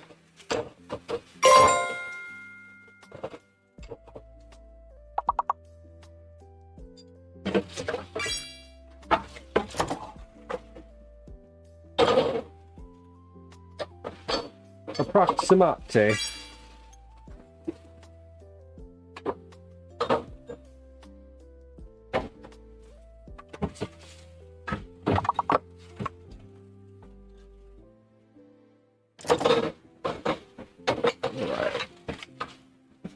I mostly use dishes that go in the dishwasher, so which is fantastic.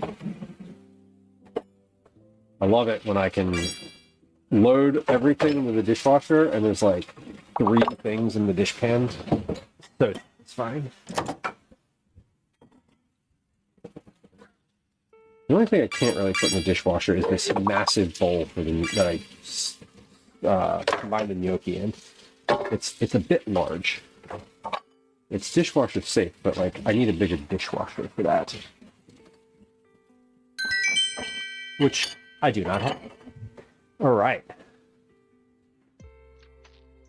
almost got that one.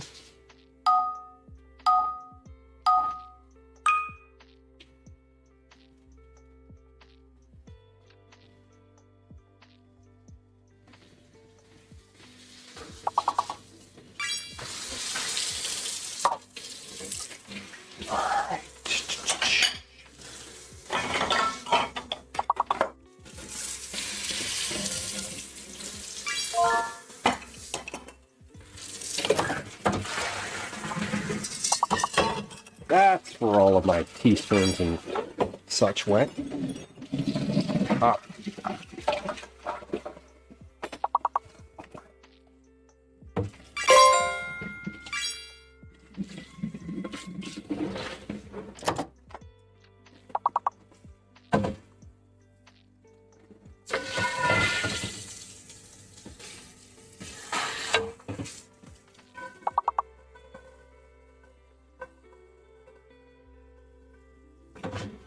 Hey, if you're on YouTube, Twitch, if you're on YouTube, you could hear me the whole time. If you're on Twitch, thank you for your patience during the ad break. I appreciate it. Welcome back. We are finishing the Game Awards on stream. I am I'm almost finished putting everything in the dishwasher here. We'll be back to make tomato soup and toss this gnocchi in the oven in just a minute here, or less than a minute. Yeah, less than a minute. We'll be back momentarily here, as soon as this game is over. But we've done well. I completely emptied all of the dishes that go in the dishwasher into the dishwasher, which is super helpful. And now my sink does not look as wild and awful as it did a few moments ago. So that's good. We love that. We love that. Love that. I didn't get everything into the recycling bin like I wanted to, but that's okay. Not everything needs to happen at once. We'll get there later. Alrighty.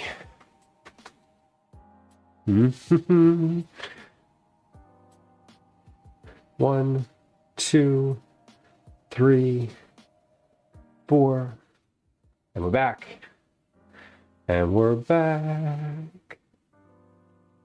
Mrs. H, welcome in. Welcome in.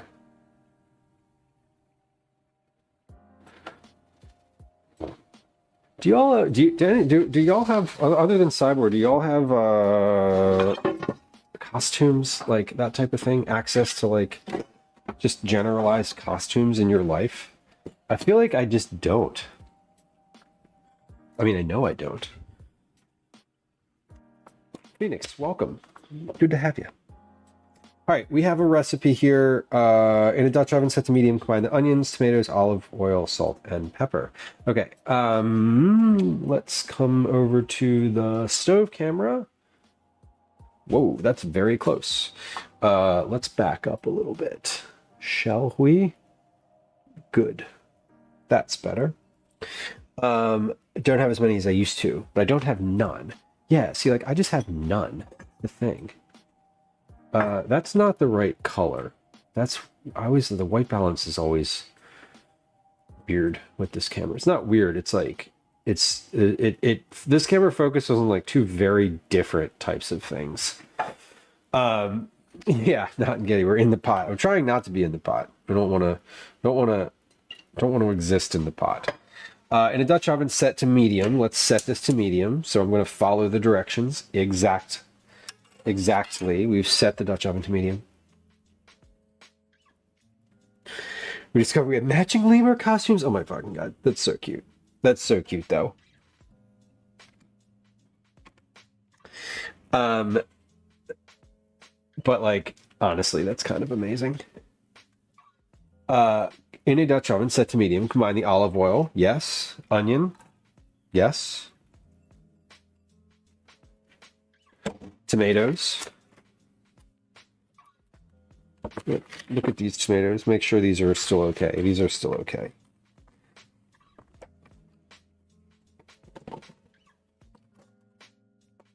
Salt and pepper. Now I decided, since I'm making this all in one pot, I'm adding all the seasonings at once, just at the beginning. We're going to stir this all together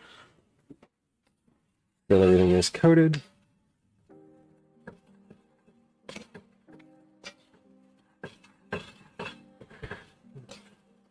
And it doesn't look like a lot in here. Like, it definitely does not look like there's very much of anything in this pot. Tatsu, welcome. Hey, we love a lurk, though. Appreciate a lurk. If you're lurking right now, I appreciate you.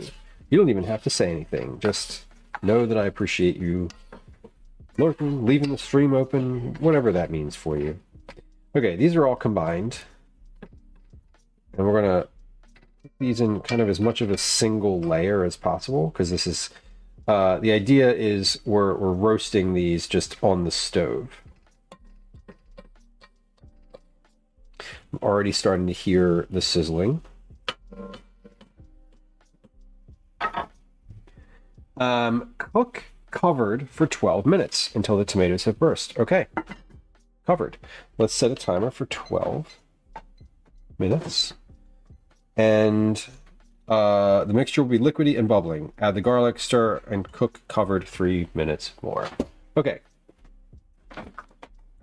So while that cooks over there, we're gonna let that go. We'll let that go for a few minutes. Lentil soup take two. Yes, exactly that. It is exactly that. And I actually don't need my compost bin anymore, so we'll take that and put that away. After school STEM club. Helping kids put on temporary tattoos. So if you're doing the good work. It's nice that they said thank you. The green beans were great, Tatsu. They were very well received. And then yesterday, I made them, and Calvin ate some of them after school on Tuesday. Or he ate some of them on Tuesday after I made them. But yesterday, when he came home from school, I was like, "Hey, have an apple or banana or like a piece of fruit or something." And he's like, "How about some green beans?" Because we had fresh green beans in the fridge, still. And I was like, "Would you like some of the pepper beans?" Because I had put them in the fridge, and I was trying to see how they heated up. Like, I wanted to see if how you could like heat them back up the next day, like sort of what the deal is. And I popped them back into the stainless steel pan and tossed them with like a little bit of olive oil, and they came back together really well. I did add some more pepper to them because like some of it came off in the pan, but they turned out really well. I'm really happy with the way the recipe came together. I think that if folks make them, the tricky aspect is the timing. Because if you let them steam too long in that in the pan with the cover on, they'll get too soft, and like you really don't want them to be soft at all. So I think I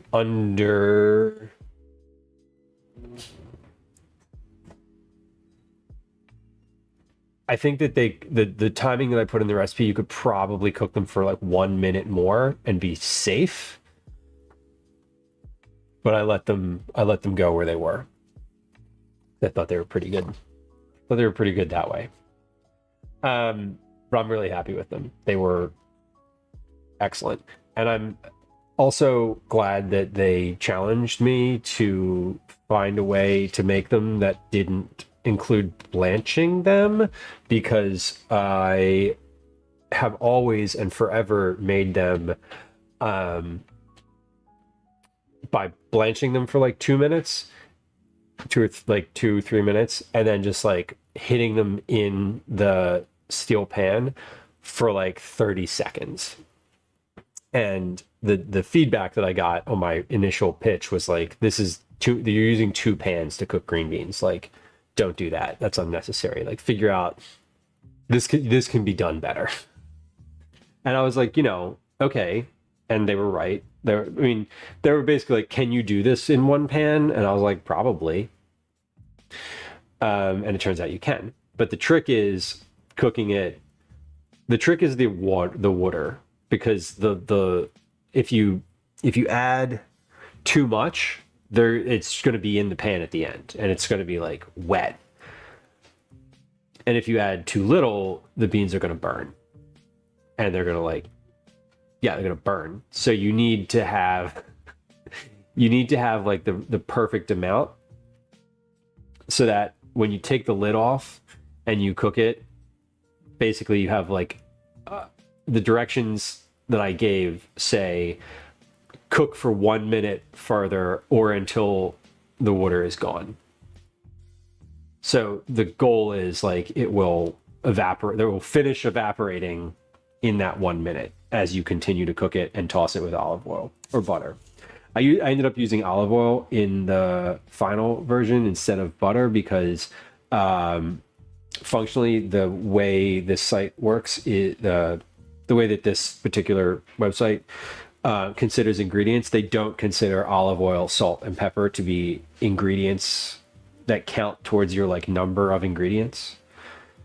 So I can still say that these beans are like a 2-ingredient dish. Those ingredients are cheese and green beans, because salt, pepper, and olive oil don't count. They just assume that you have those things, that like everyone has them. You don't have to go out and buy them, which I think is true.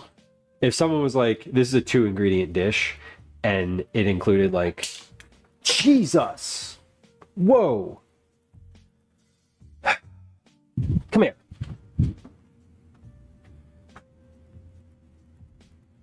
Someone just ran through the gnocchi. I'll give you a hint. It was Ash. He jumped onto the counter. Yeah, you. Yeah, you. Give me that paw. Mm-hmm. Yeah, you got olive oil on your paws. Yeah. Didn't like that, did you? That felt weird. God damn. Did you see him fly? Like, I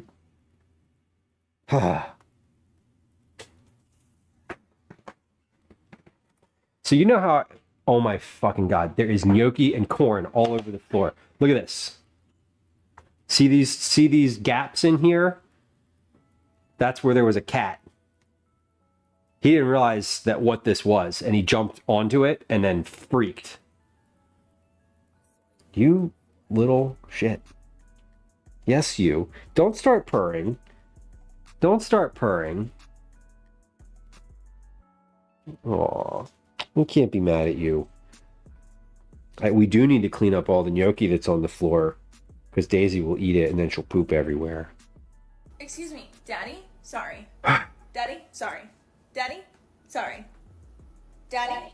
Yeah, Sorry. don't be mad. Daddy, I'm sorry. cute, Dad. Daddy, sorry. I'm sorry. Daddy, bye. I'm cute. Yeah, yeah. Lick the olive oil off your paw. There you go. Yeah, Cyber. He jumped. He basically like jumped from the ground up onto the counter and didn't see this.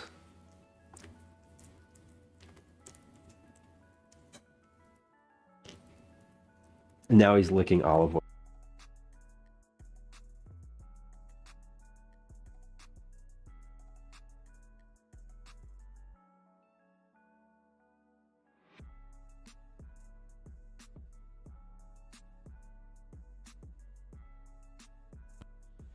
The microphone just died. We must be we're after 5 hours. So this mic only lasts between 5 and 6 hours. I don't know why, but it does. I mean, I know why. It's because it's old. Yes. Are you sorry? No, he'd do it again. Look at him. He'd do it again. You fool. There is gnocchi. There's mainly corn all over the ground. Hold on. Daisy's... Jesus, what a crime scene. Okay. I don't have a broom in here. I need like a towel. Okay, you get down and think about what you've done.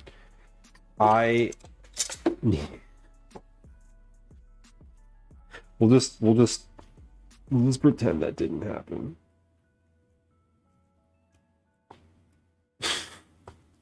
God damn. Dana, welcome. Nice to see you. Dana, I said this to Darth earlier. Congrats on another wonderful, creative, fun, and well-hosted season of Food Fight. Oh, it does still need to be cooked. Yeah, this is not hot. I haven't even put this in the oven yet. We just put this on the counter. I assembled it so that I didn't have to assemble it later. That I could just like pop it in the oven at the exact right time that is ready for it to be done. All right, hold on. I need to scrape this. I need to clean the floor up real quick because because a cat jumped through the sheet pan of prepared food that was ready to go in the oven and and if I don't clean it, Daisy's going to come into the room and she's going to start voraciously eating all of this. And Daisy is on a no food day today because she is having the best way to put it is intestinal distress, and she is not allowed to consume any more food or anything other than water for 24 hours at least until she clears out whatever is in there. And then once that happens, she's going to be on a bland diet, which is chicken and white rice for at least a few days until she is improved. Okay, we've picked up all the solids, and that's fine. Let me wipe my hands wash my hands here now. 1 minute left on these tomatoes in the pot. So in just a moment here, we're going to need to address these.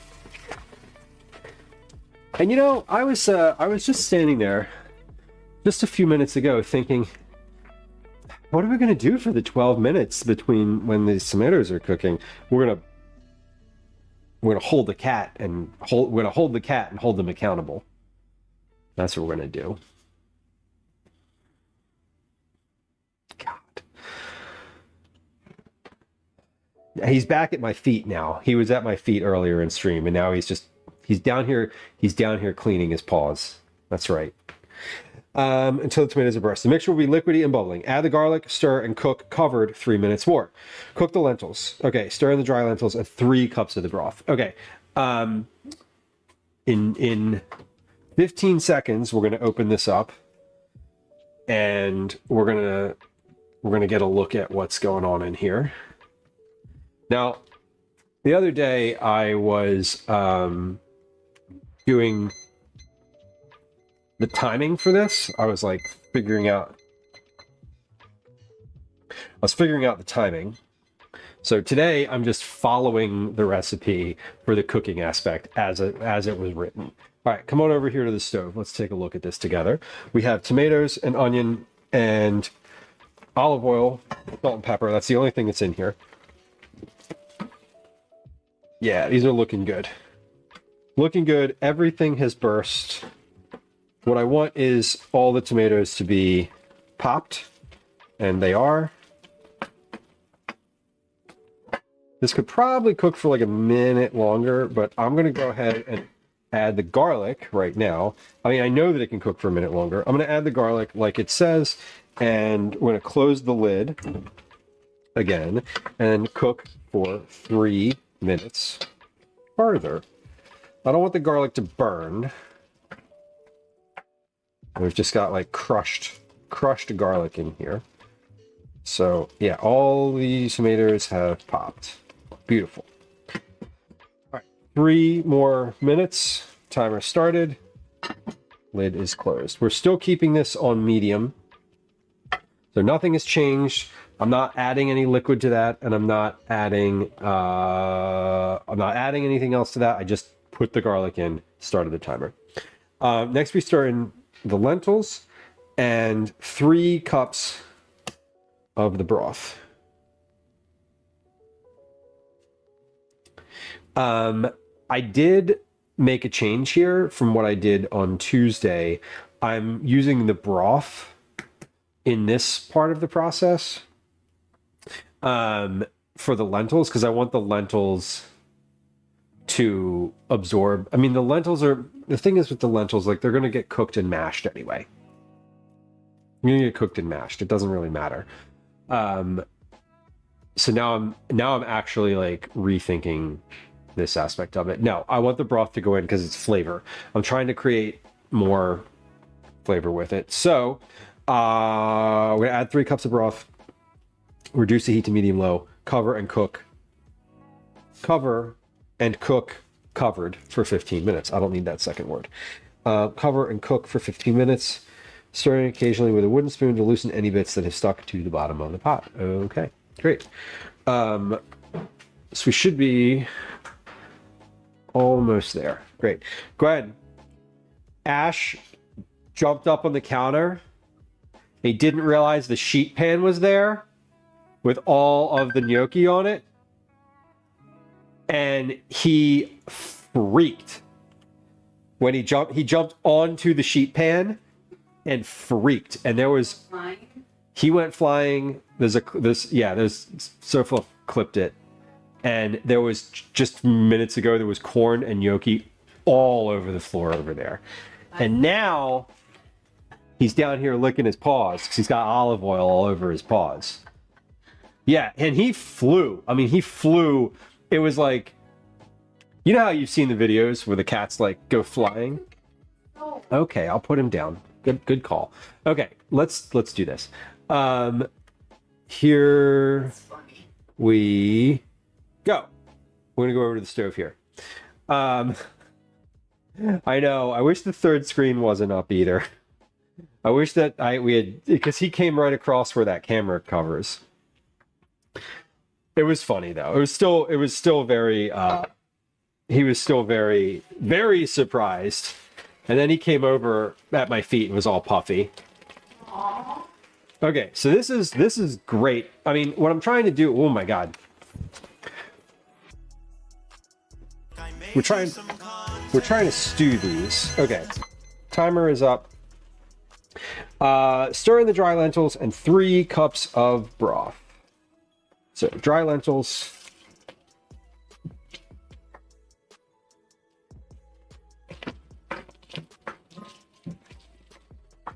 Dry lentils. And then I'm just going to go ahead and add the broth with this cup measure that I just had. So dry lentils, we have 1 cup of broth, 2 cups of broth, 3 cups of broth.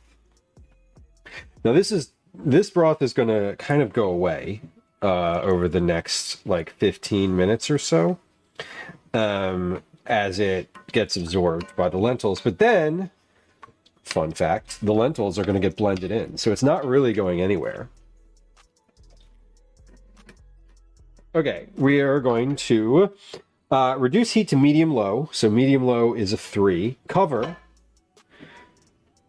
and cook for 15 minutes, stirring occasionally with a wooden spoon to loosen any bits that have stuck on the bottom of the pot. Okay, so let's set a 15-minute timer. Start. And let's set a timer for 7. Let's set a timer for 7 minutes. We'll give it a stir at 7. We'll give it a stir at 7, and then we'll be on. Yesterday I cooked this for 15 minutes on high. Not high. Sorry, I cooked this for 15 minutes. And it wasn't yesterday. Oh my god. Yesterday. Try again. Third time's the charm. Tuesday I cooked this for 15 minutes on medium. So like it's on 3 right now. I cooked it at a 4. But on Tuesday I opened the pot and like let the heat out 3 different times. So what I'm trying to do today is do it at medium low and not open the pot. Like I know they're going to cook now. I know that roughly 15 minutes is about the time. And what I'm making a bet on is if I don't open the pot, if I open the pot only once, the heat's gonna build up and it's gonna like cook in 15 minutes at a slightly lower heat, and that it's gonna stick. The less lentils will stick to the bottom of the pot. So I'm making a bet here that that's what's going to happen. We'll see. Okay, cream corn has come down in temperature. I'm going to pop this in the fridge now. And how's this feeling? I'm gonna give my rice pudding a stir here so that it gets I want it to cool off even more so it's incorporated. But yeah, this is set. This is now set. I made this towards the beginning of stream. And if you were here for that, cool. But this has set pretty nicely now. As far as puddings go, rice puddings go. It's pretty thick, which I love. Like I don't really love a super watery rice pudding. I like this the way this is here. So I'm pretty happy with that. And I'm just stirring it so it gets cooled down. I want to, like, this is going to be snack tonight. So I'm stirring it so that it circulates and cools and completely cools off. And obviously we're going to try it right now and make sure it's still good. I don't know, it might have gone bad since I made it. But yeah, blueberry rice pudding. Looking pretty good.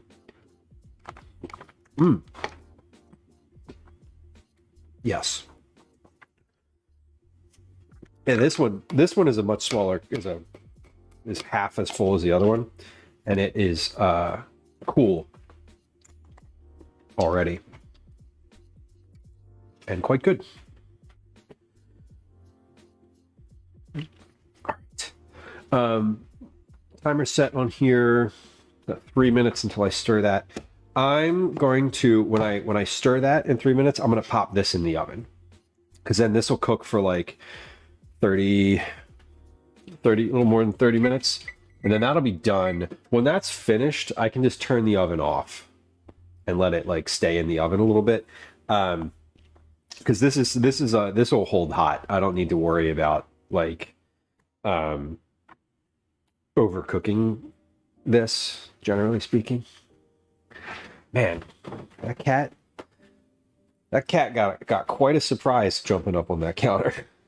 Oh, I didn't wipe the stool. Damn it. Okay, hold on. I gotta wipe the stool off, because if I don't wipe the stool, she'll get to the stool too.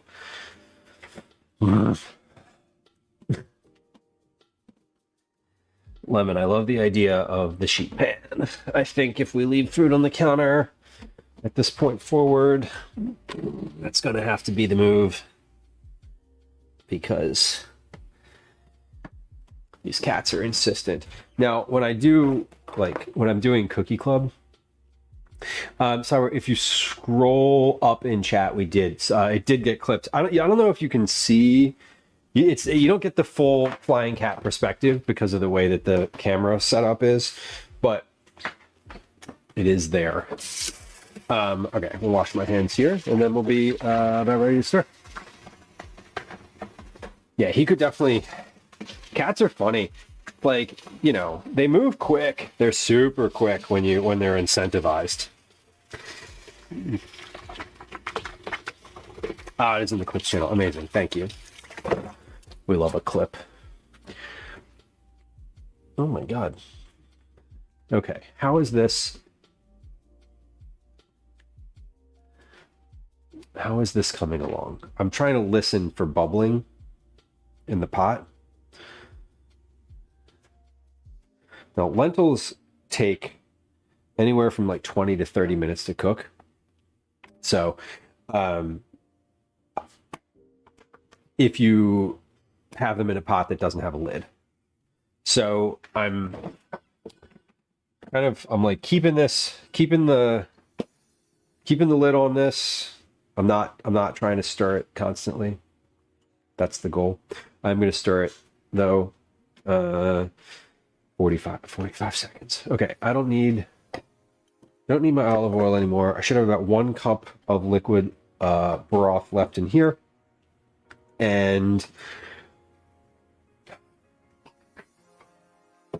we have to decide. We have to make some decisions here, because let me check my email one more time to see if I got a directional response on my question regarding the thing. I sent it this morning, so I'm not expecting a response. I don't have any expectation that this person's going to respond that quickly. Okay, I did not. Okay, we're gonna come back over here. Let's come over to the stove for a moment, and we're going to get a look at what's going on in here. Hopefully, what I'm hoping to see when I open this is a low simmer. I'd love to have like a low simmer. Okay, that'll do. That will definitely do. I had simmering in one spot, which happens to be where the burner is, so that's good. Broccoli, welcome in. Cat's being scared by zucchinis. Yes, perfect. Okay, I'm gonna put the lid back on, but we're gonna take a couple lentils out of here and give this a try. Let's see. Lentils are interesting. You can like see them. Let me finish that sentence before you judge me. You can see them being cooked through. It's like looking at a piece of meat from the side when it's on the grill, like a fish or something, and you can kind of see the heat progression coming up. You can do the same thing with lentils from the side. Okay, another 7 or 8 minutes, and these will definitely be done. So I'm feeling good about my 15-minute at medium low.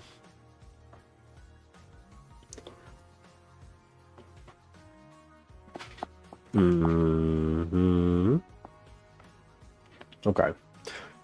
Might need to just keep this at medium for this recipe.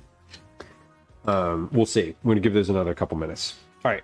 I'm going to pop this in the oven. This is my sheet pan gnocchi. Cat cat approved, or disapproved, I should say, sheet pan gnocchi.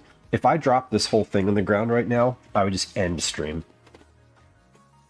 It would just be too much to bear. Alrighty. A couple more minutes on that soup. I am going to process this. Must have been the zucchini. Oh, maybe. Don't the videos show the cats jumping with like whole zucchini, like regular, like long form zucchini? I feel like they are,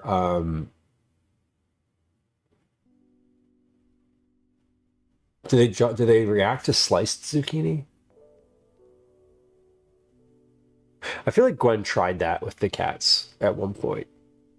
I don't remember if it was this set of cats, our current 3, or if it was a foster cat, or if it was like one of our cats that we had previously. We had 2 cats forever who passed like 2 years ago. I don't know if it was the sliced zucchini that was the issue or the fact that it was like cold and greasy. Oh, pythons. Yeah, they probably have some sort of like internal thing going on. There's like some genetic predisposition to be scared of that.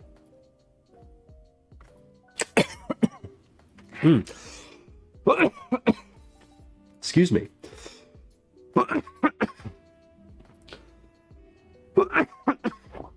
That was pepper.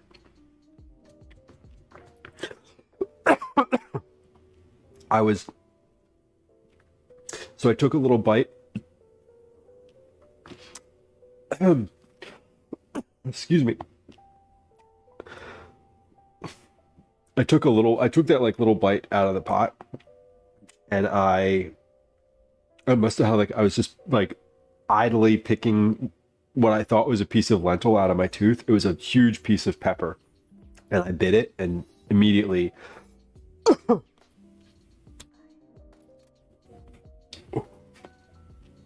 he didn't expect the pan to be there. No, we definitely didn't.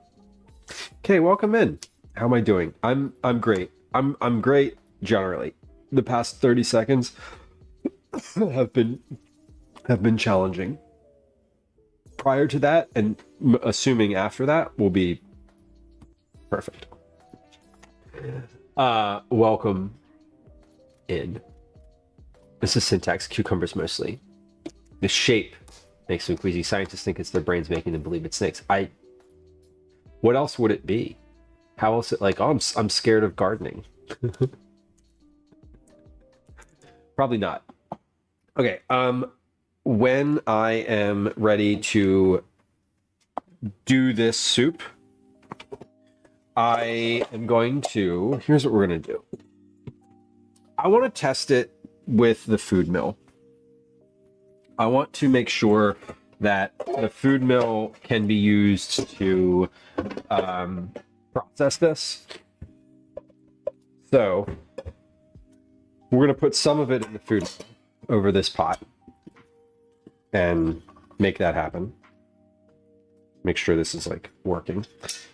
But I know that the blender will work. So I'm gonna put some of it through the food mill just to like see what that's like. Because it might be not great. Like it might not be smooth enough for my preference for like what I want here. Again, I don't need this to be super pureed like bisque. I love that in tomato soup, but I don't think I need that here. Initially, this was supposed to be like a roasted tomato soup. I'm not using the oven for it. I'm using the Dutch oven. So it's a little different, but I still want the same sort of vibe, for lack of a better term. So I don't think it matters that it's like perfectly pureed. We have 45 seconds left on that clock, and then I am going to check it and see how it is. We might need to give it like another minute or 2 minutes. I feel like every time I come in here blending soup, you might be right about that. I definitely make a good amount of soup, and I love a blended soup. I love put it in the blender, puree the shit out of it. The last one I made, I'm assuming what was the last one you probably saw? Something with potatoes, I'm guessing. Do I like squash soup? I love squash soup. Yes, I do. I do enjoy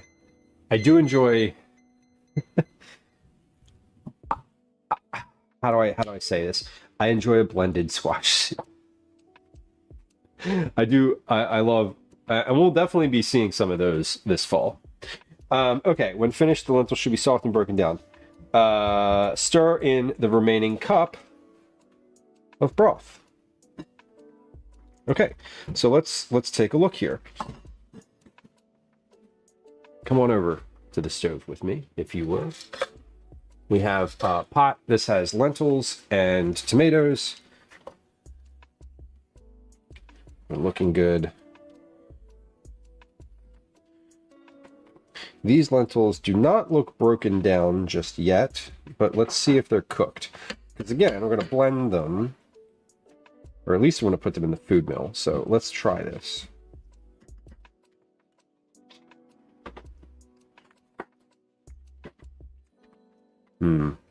No, that needs another like 3 minutes.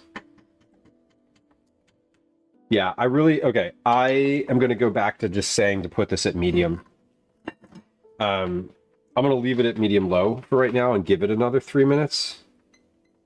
But I believe that we need to keep this medium, because I want this to work a little quicker than it is. I want this to be like 15 minutes. 15 minutes for the initial tomatoes and garlic, and then 15 minutes for the lentils. 30 total minutes on the heat. That's the goal. So no reducing the heat. Okay. We're not reducing the heat.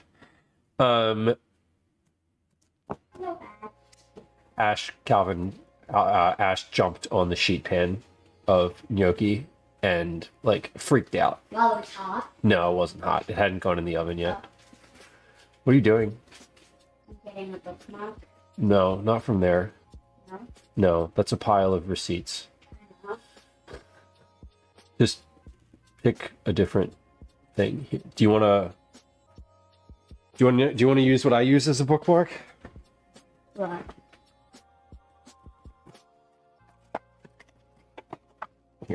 Here's a good bookmark for you.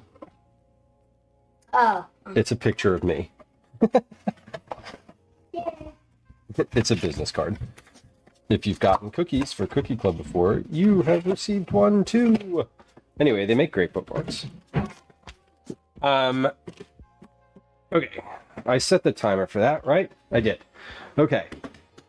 Again, we're going to try to use the food mill to process this, because I would love to just be able to do all of this at once instead of using a blender. If the food mill doesn't work quite right, we're gonna switch and do the blender as I had initially called for. But let's see. I'm waiting. I'm waiting for lentils to cook. I didn't put a timer for those things in the oven, did I? No. How much time was left when I put those in? 7 minutes. 7 minutes. 7 minutes was left. I just added 3. So when my timer goes off, they will have been in there for 10 minutes. Let's put a 20-minute timer. And we're just going to hit go on that. Okay. So when one of those timers goes off, I'll know which one. It's going to be for the gnocchi having been in the oven for 30 minutes. Oh my God. Okay. I love a shopping list bookmark. I love finding shopping lists out in the wild. It's one of my favorite things to like come across on the ground. Like any type of list. Doesn't even have to be shopping, just any type of list. All right, come on over here. Let's check this again. Again with the gnocchi. Not the gnocchi. The the lentils. This is what happens. I'm working on two different things at once. I said I wanted to just focus on the soup all at the same time, but I am not doing that clearly, and that's okay. Family heirloom recipes and Goodwill cookbooks. Hell yeah, Mike. That is a great thing to find. I recently was given to borrow from my mom a bunch of two different cookbooks that are from 1929 that were they have like all sorts of clippings in them from like family members. Like newspaper clippings as well as the actual recipes from the cookbook themselves. So I've been going through them. I've been going through them and looking at what the recipes and such. I'm going to make a bunch of them on stream at some point. Here is these lentils. They look, yeah, those are broken down enough. If I hit those in the blender, they would be, they'll definitely be finished. Okay, so this is good. I've got a good soup here. When finished, the lentils should be soft and broken down. Stir in the remaining cup of broth. All right, so we're going to stir in a cup of broth. Now, the point of adding that at this point is to just add some more liquid to this that has been absorbed or taken, whatever. This has been absorbed or evaporated. And at the end, I'm going to say if you want, like, basically, if this is too thick for you, you can add up to like 2 more cups of water. All the recipes are fun. Okay, I think these are, it's interesting because, you know, you say like Depression era time. This cookbook was published like in 1929. So it like was published as the Depression started. So it's like from that time, but it's not specifically like, you know, it's not specifically like, you know, lard sandwiches or something like that. Twinderella wants to know, has anyone had the frozen Stouffer's vegetable lasagna recently? I remember getting them way back before I had kids for me and Adam for dinner. I'm curious if they're still good or if they changed like the regular lasagna did. I have not had those, so I can't help you with that question. But I do love a frozen lasagna. I hope they're still good. All right, let's take this off the stove. I'm gonna bring this over to the counter, and now we're gonna process this in like 2 different ways. Lard is the main. You got a cookbook from the 40s, and lard is the main fat source all around, even in the cookies. Yes. It's interesting. What I love about I've been like paging through this cookbook for a while now. I'm not like I've gotten pretty far through both of them. What I'm appreciating about it is just how much knowledge you need to have to just read and make a recipe, right? Because there's not a recipe. It'll just be like, make a pie crust. Step 1, make a pie crust. Okay.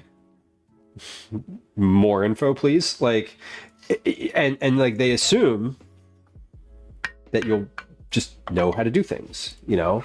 And it'll say like, you know, there's no like turn your oven to a specific temperature. It'll be like set the fire to low.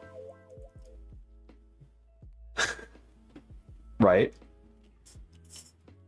Don't think I've ever had a frozen lasagna in 4 cases. Had Stouffer's mac and cheese though, and it still slaps. See? Okay. So Stouffer's brand still quality is what I'm hearing. All right. So I'm gonna put some of this through a food mill, and we're gonna see how well this goes. Because it may not really work at all. No, you know what? This is not the move. And I'll tell you why. Because it's not pushing the lentils through. Okay, this is not at all the right move. Like, immediately know that this is not correct. It's getting the tomatoes, but the lentils are too mushy. The lentils are not going. And this is the same level of effort as this is gonna end up being the same level of effort as the blender. Yeah, I was hoping this would work too, but here's what we got out of that. Okay, so out of that is this is relatively watery, and I'm still seeing like some seeds and such in here. So I don't think this is going to work. Like, because here's the thing. Like, here's what's left in here. And the lentils are not, they're like not going through.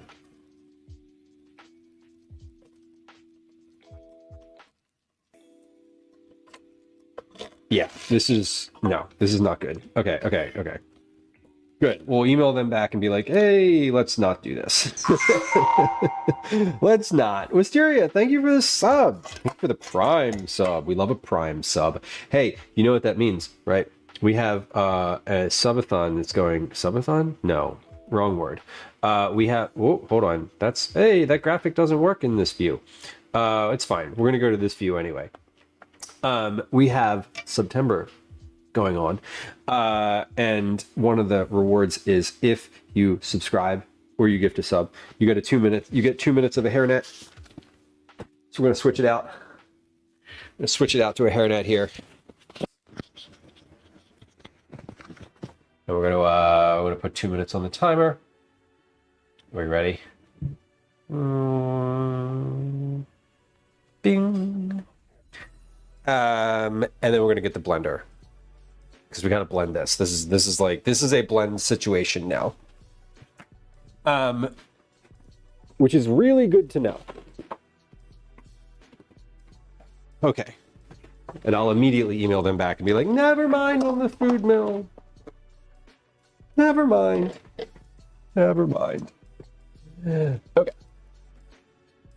I'm glad that they didn't email. Now I'm glad that they didn't email me being like, food mill sounds great, because then I'd have to email back and be like, well, actually, it didn't work. I'm glad I tested it though. This is why we test the thing. This is why we test it. That's all. So let's just go ahead and we're just gonna completely abort this process here. I'm just dumping all this right back into the pot. Even the solids, because we're going to blend those up too. We'll blend it, we'll sieve it, and then it'll be good to go. Totally fine. Annie's boxed white mac and cheddar is the John, for sure. That's definitely the one that we go to, or that's our like household's go-to, is the Annie's. Like, gotta be the Annie's. Yeah, and this has some like solids got through here, and I think if this were larger, this would work. The food mill is great for all sorts of stuff, but like, I don't think that turning lentils into liquid is the right thing for it. There is not the right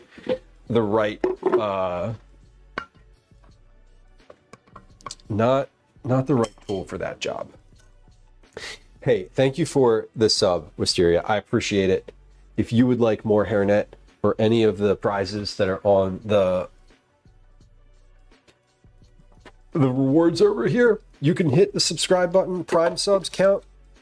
If you're already a subscriber and you're feeling generously today, you can always gift subs and it will get us towards the goal. And if you do gift subs, there are individual goals or individual rewards for the number of subs that someone might gift. So feel free to do that. You're never ever under any obligation to sub here. We don't really do a lot of like push towards subscriptions. As much as I appreciate them, and I do appreciate them, I enjoy the company and the lurks and the conversation as well. So thank you. President's Choice stuff at Walmart. Hell yeah. President's Choice, I feel like I've seen like canned food, President's Choice canned food a bunch. I feel like that's common. I don't know if I've seen the frozen stuff, but I don't always look too as thoroughly at the frozen prepared meals. So I probably am not the right person to comment on the President's Choice prepared foods. Okay, we need to get this scraped out because I'm gonna end up pouring this back into the pot and don't want there to be like a bunch of solids in here when I do that.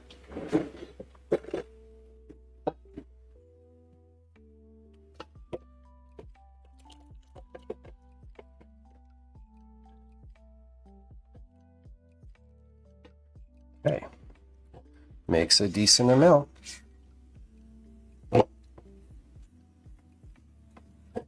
And I don't want anybody to worry because we're using the Ninja blender. It vents really well. I put hot liquid in it on Tuesday and it was fine. I've put hot liquid in it several times over the courses of multiple streams and it's been fine. So I know that there's always worry with hot liquids in the blender, but this one handles them very well. So let's do it. The Loblaws version of store brand. Do y'all, I remember in Canada, I was talking to some folks about M&M foods. They'll like, they do like prepared stuff. They have like mini stores and you can go buy like a bunch of different types of frozen stuff in these like small, teeny tiny, like kiosk type stores. They seem to be pretty awesome. M&M is god tier. Really? Okay. Let's not have another blow up moment. No, see, this blender has a vent on it. A vent. So when you turn it on, which we're going to do momentarily, and we're going to turn the microphone off. When you turn it on, you'll see steam come out of here instead of building up and causing it to explode. All right, so we're going to turn this on. We're going to give this 2 minutes. 2 minutes. So I'm gonna mute my mic because it is loud, and if I speak, it will just sound like a robot. So we're not gonna do that. Bank of freezers and a counter. I used to have M&M's in town. They shut down like 10 years ago. They're an old brand as far as I know. They a little pricey. I mean, I always feel like prepared food is a little pricey sometimes. The more you have to touch something, the more you have to touch the food to bring it to the store, the more expensive it is. So like buying head-on fish is more or less expensive by the pound than buying like fish fillets, you know? And so yeah, obviously, like, of course, prepared foods and that kind of thing are definitely up there in price or more expensive. All right. Here we go. We're blending. Ready? I'm gonna mute. 3, 2, 1.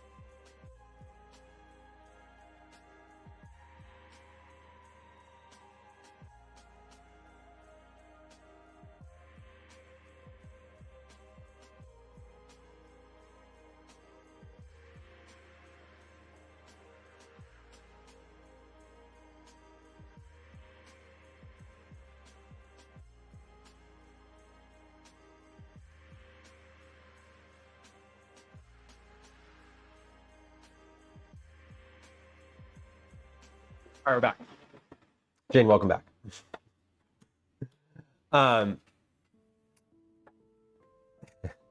Never thought of it like that. Yeah, it's definitely the way that, I mean, yeah, with processing things like, you know, when you buy a half a cow and they can process it and just like give it to you, it's different than like them processing it in the grocery store and selling it to you piece by piece, that kind of thing.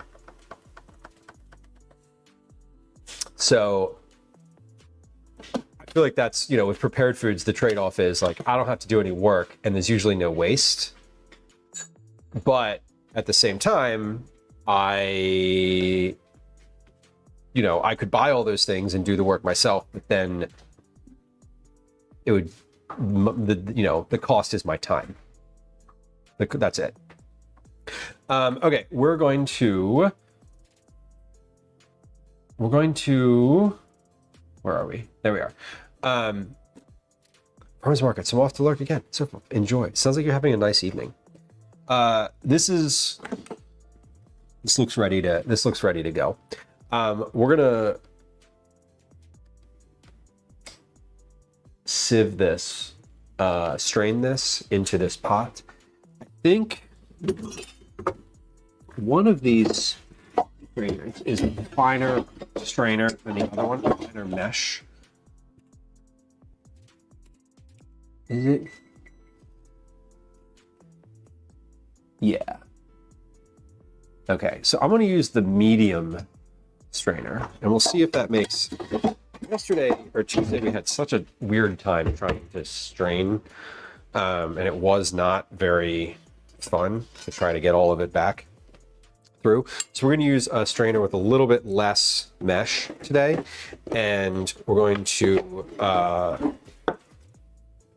or a little bit less, smaller holes, larger. The one we used on Tuesday had small holes. This one's got larger holes. Skinless chicken fillets are so freaking pricey. Tati says better to buy them bone in and do the extra steps yourself. Right. And then you can make chicken stock. And so that's the point. If you bought the skinless ones and then the stock, it would cost you more, but you would just have them. Then you don't have to do the work. So that makes sense. Okay, we're going to do this. While I start straining this, we're going to run a little ad break here. We'll play some words on stream because this is going to take a little bit of time, and I'm literally just going to be straining stock or straining soup. So why don't we do that now? If it is good for you to get up and take a little break, get a drink, get a snack, have a good cry, whatever you need to do, please do that. We'll be back here momentarily. Let's do a game of words on stream. Here we go. Tatsu, exactly. Get the whole pineapple. Then you can make juice out of the core. It's so good. All right, here comes a 3-minute ad. We'll be back in just a few moments. Hi, welcome to another edition of Commercials I Hate. I'm gonna take the blades out of the blender. I always forget that you can take the blades out of this thing before pouring it. And that makes it easier. Okay. Yeah, this strainer is has better holes in it.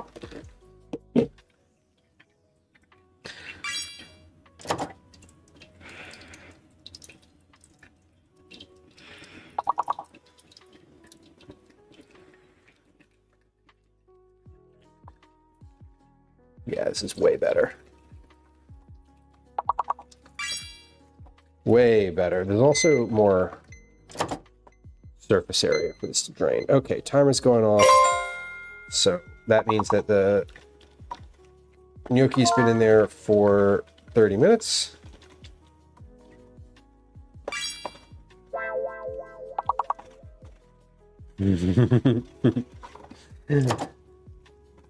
Cass Flynn, welcome in.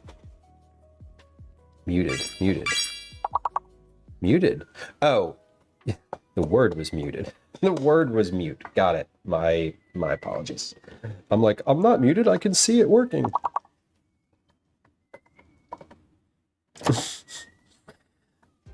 Sorry, I'm just obtuse sometimes.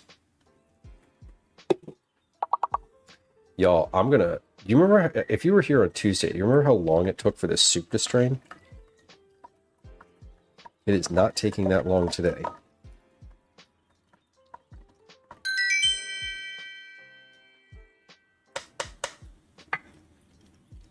All right, we can do one more here.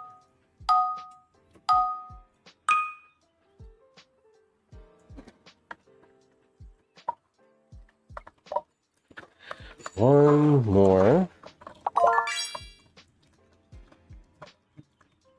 And I don't think I actually need to add any more water to this.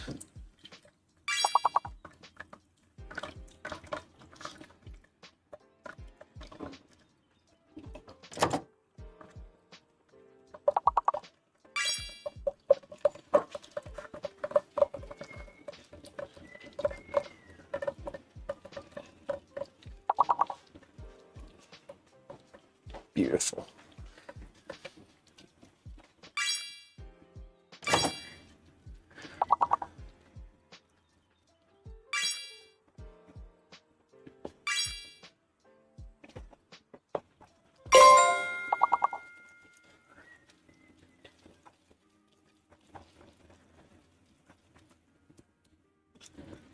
Perfect. All right.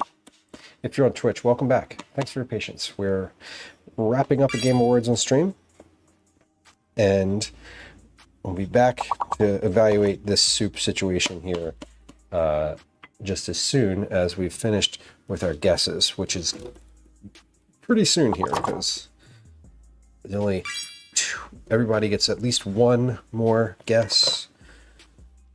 Just one. Just one. Remember when I was like, I cleared the sink out. Now it looks nice. Now it doesn't look nice again. Now it looks awful again. How it goes though. All right, I'm gonna fill this blender so that it soaks, because otherwise we'll get sticky soup all over everything. All right. Nice work on the words today, y'all.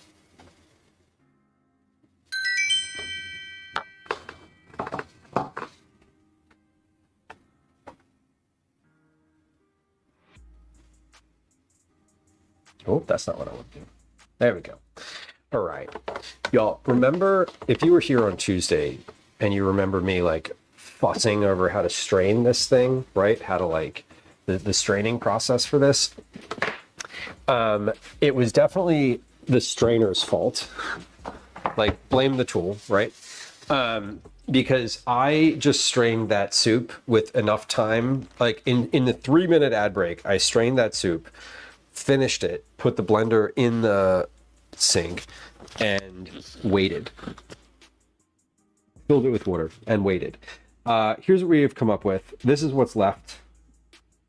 This is all that is left from that soup. This is the balance of stuff. So not a lot. This is skins and seeds. And then what I'm left with is this kind of bisque. Oh, nope, let's knock that off. Yeah, the pulp. This sort of bisque textured soup, which is really quite nice. I like the viscosity of this right now. It's pretty thick, but it's not like a stew kind of thick. It's not a bisque. It is a soup. And then this pulp is just a nice little thing. We're going to add this to my bag of freezer savings.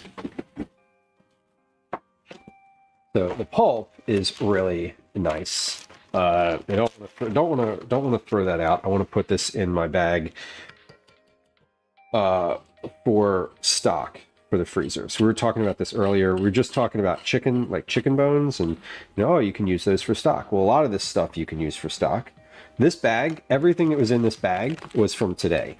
So all of these corn husks, there's onion, there's zucchini in here, there's mushroom stems, and now there's a little bit of pulp from the soup.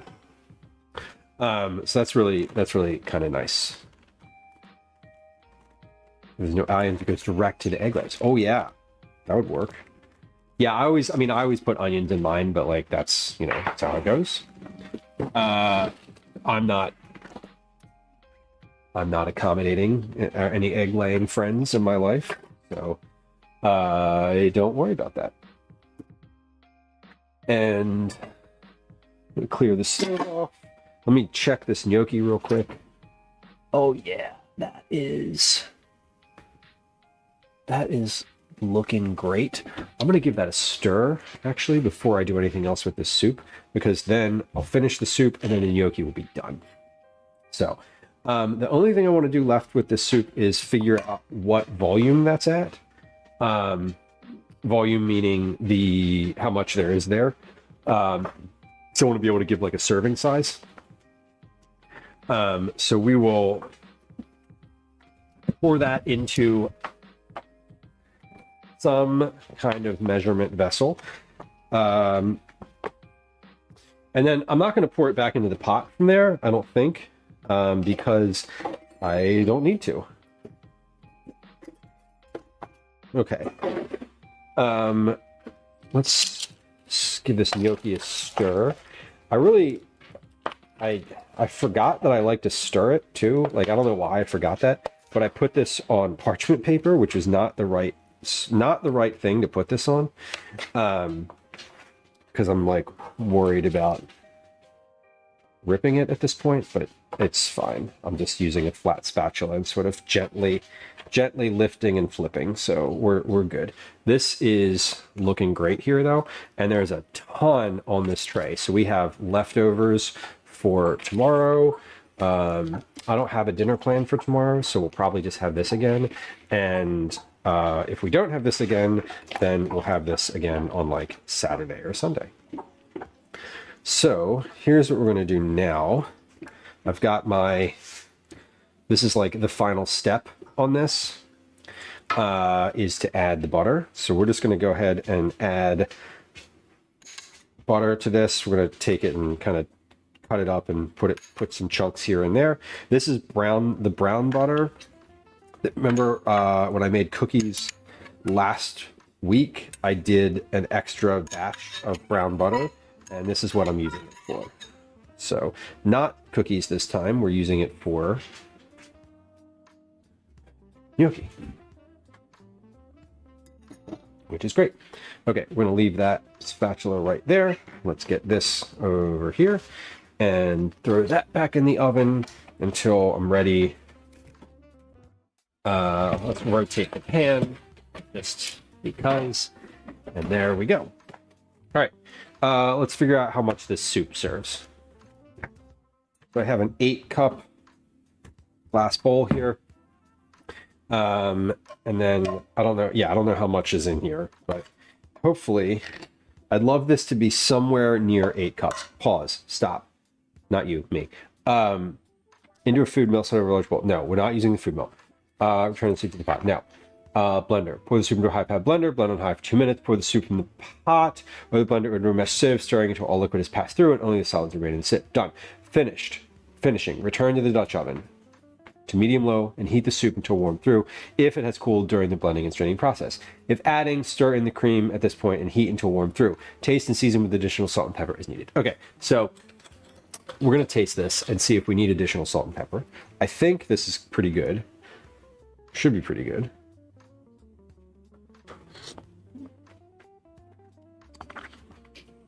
Is pretty good. I would say that that does not need additional salt and pepper. I would say that that is very well blended, and there's just enough pepper in there for it to be noticeable, but not so much that it's like hot, spicy. Here's the other thing that I want to do. I want to weigh this because, like, obviously I can measure it on the bowl, but like, how much volume is there? Okay, perfect. I'm going to use the ladle.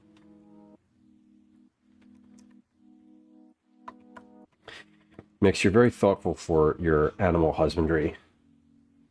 I feel like it's very nice to be able to, like, I don't know if I'm sure they don't feel considered, but I'm sure they appreciate when you give them something nice. Boiled peanuts, fellas, nice. A $2 treat. That is fantastic. Raw nuts are like super expensive. It's one of those odd things that is like, yeah, less processed and it's still expensive. Okay, here we go. Almost, we're not going to make 8 cups, but we might make almost that. Oh, 6 cups. Okay. So, let's say a serving. Yeah, that's at 6 cups, 1.5 quarts. That's what I got on Tuesday. So this is the same. That's good. That's a good thing. We got the same volume as I got on Tuesday. So that's helpful. That means I did the right thing. Okay, so we have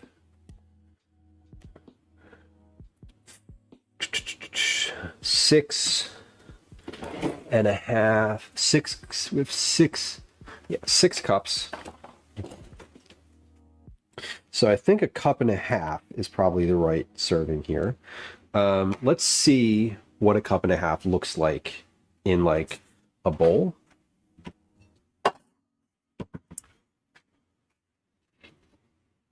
So I'm just going to take 1.5 cups out of here and pour it into a bowl. One, oh yeah, that's plenty. 6, that's 5, 4.5, 4.5, 4.5, perfect. Yeah, 4.5 cup servings, perfect. Wonderful. That is a good amount of soup. All right. Let's write that down, because I didn't write that down yesterday and I had to go back. I didn't write that down on Tuesday and I had to go back and like watch the VOD to figure out what I was doing. Which I don't love doing. I like to watch the VODs for other reasons, but not to figure out what I said about a certain specific number, because I'm like, where in the VOD is that? Okay. So we're going to go with this. We're going to go with this method, and this makes, where's my other page for this? Oh, here it is. This makes 4 1.5 cup servings. Okay, so this is confirmed what that makes. Okay, this is good. I feel happy about this. Let's package this up, and then we'll check the gnocchi, and that should be ready to go, and then we'll be ready for dinner. Right on time, 6:45. What am I doing? Oh, right. Oh God, what am I doing? We're packaging soup. That's what we're doing. And the gnocchi looks great. The butter has melted. We're just going to need to stir that in. I need to grate some Parmesan. That's what I need to do. And then that will be formally ready to go. All right, soup. 1.5 quarts is what this should make. So this should fill up both of these things. Whoop. I was going to say, let's just pour confidently, but there was a lot that like almost overflowed. All right, cool. Wow, we made a bunch of food today. Some of it leftovers, some of it intentional leftovers, some of it for snack today, some of it for fun, and some of it to test, and some of it for dinner. Mick says, I paid to feed the chickens and keep them alive. Right. One bad day. We've talked about this before, and I appreciate that philosophy.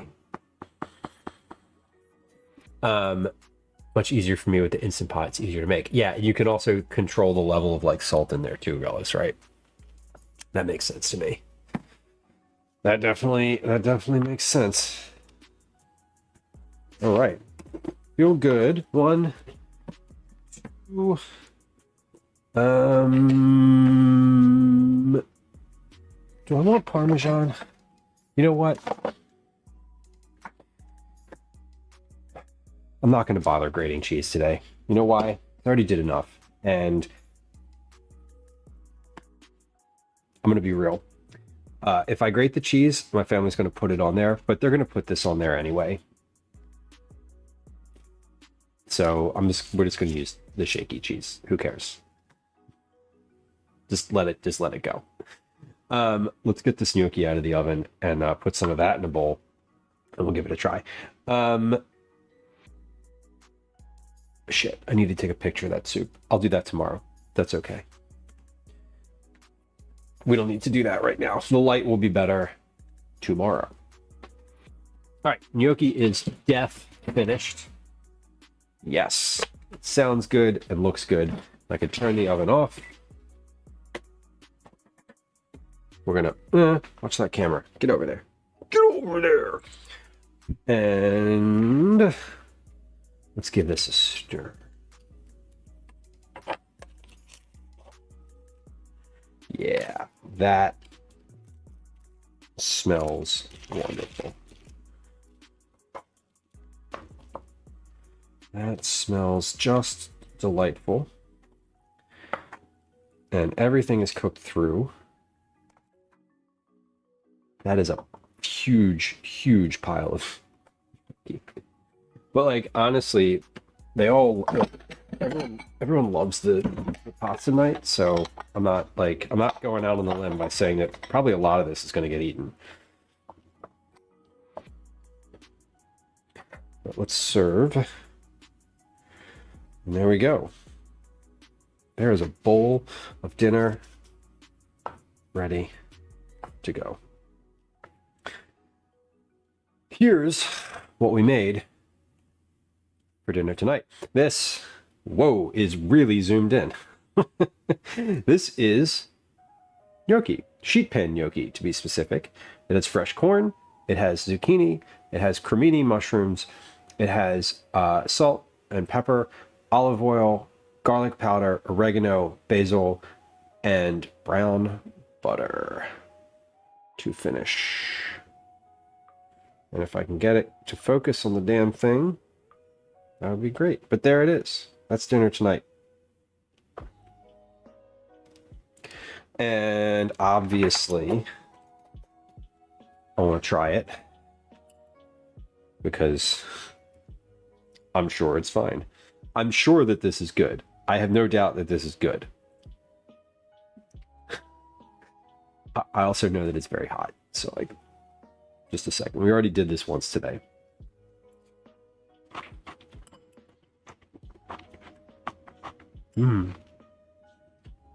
There was not a gnocchi in that bite. That was just vegetables.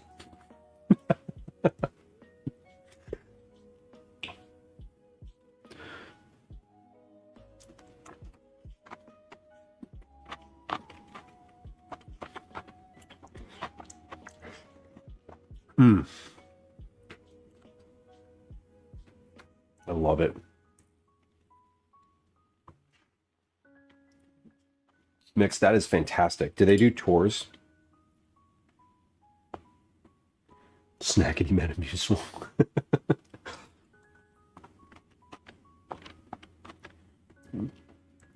I'd love to see that. This is good. This is really simple. Like, not at all complex. Just butter. Yeah, I'm gonna eat a lot of that. It's gonna be embarrassing. Okay, we're gonna leave that on this tray though. And in a few moments when the oven cools down, I'm gonna cools down a little bit. I'm gonna pop that back in the oven because I'm not like putting this on plates for anybody just yet. I haven't called them and told them it's dinner time, so I can't expect that they'll be ready to eat.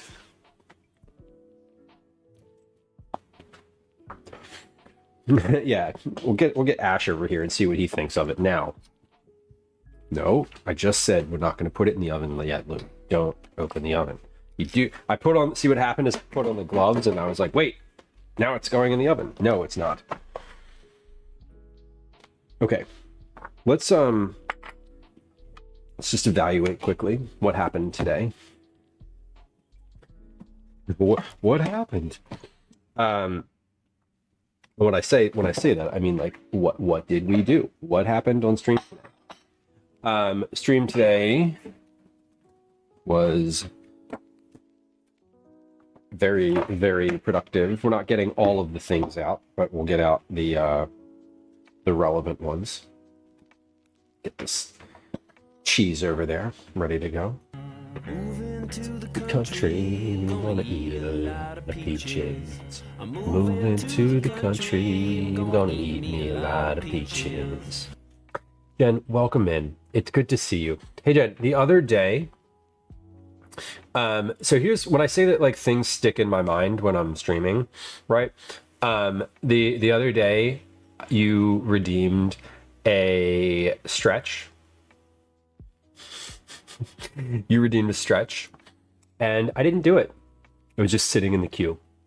And I let it sit in the queue because I forgot, and like then I didn't do it, and I was like, wait, are you in chat still? And like at that point you had moved along with your day, which is obviously like that's what happens on Twitch. However, I want to be upfront and honest that I then hit OK and took your points, and I did not stretch. I didn't do the thing. So I think what we're gonna do now is we're gonna stretch because it's the end of stream. It's the end of stream, and it would be very good to stretch. And it was redeemed the other day, and I didn't do it. So I'm gonna do that now. Oh, and we're gonna do an actual like, oh my god, y'all! I just cracked my back in both directions. Oh, it felt so good. I always stretch my back because it's like the thing that hurts the most. Back and like the sides that like rooting down through my left leg and then like pulling over.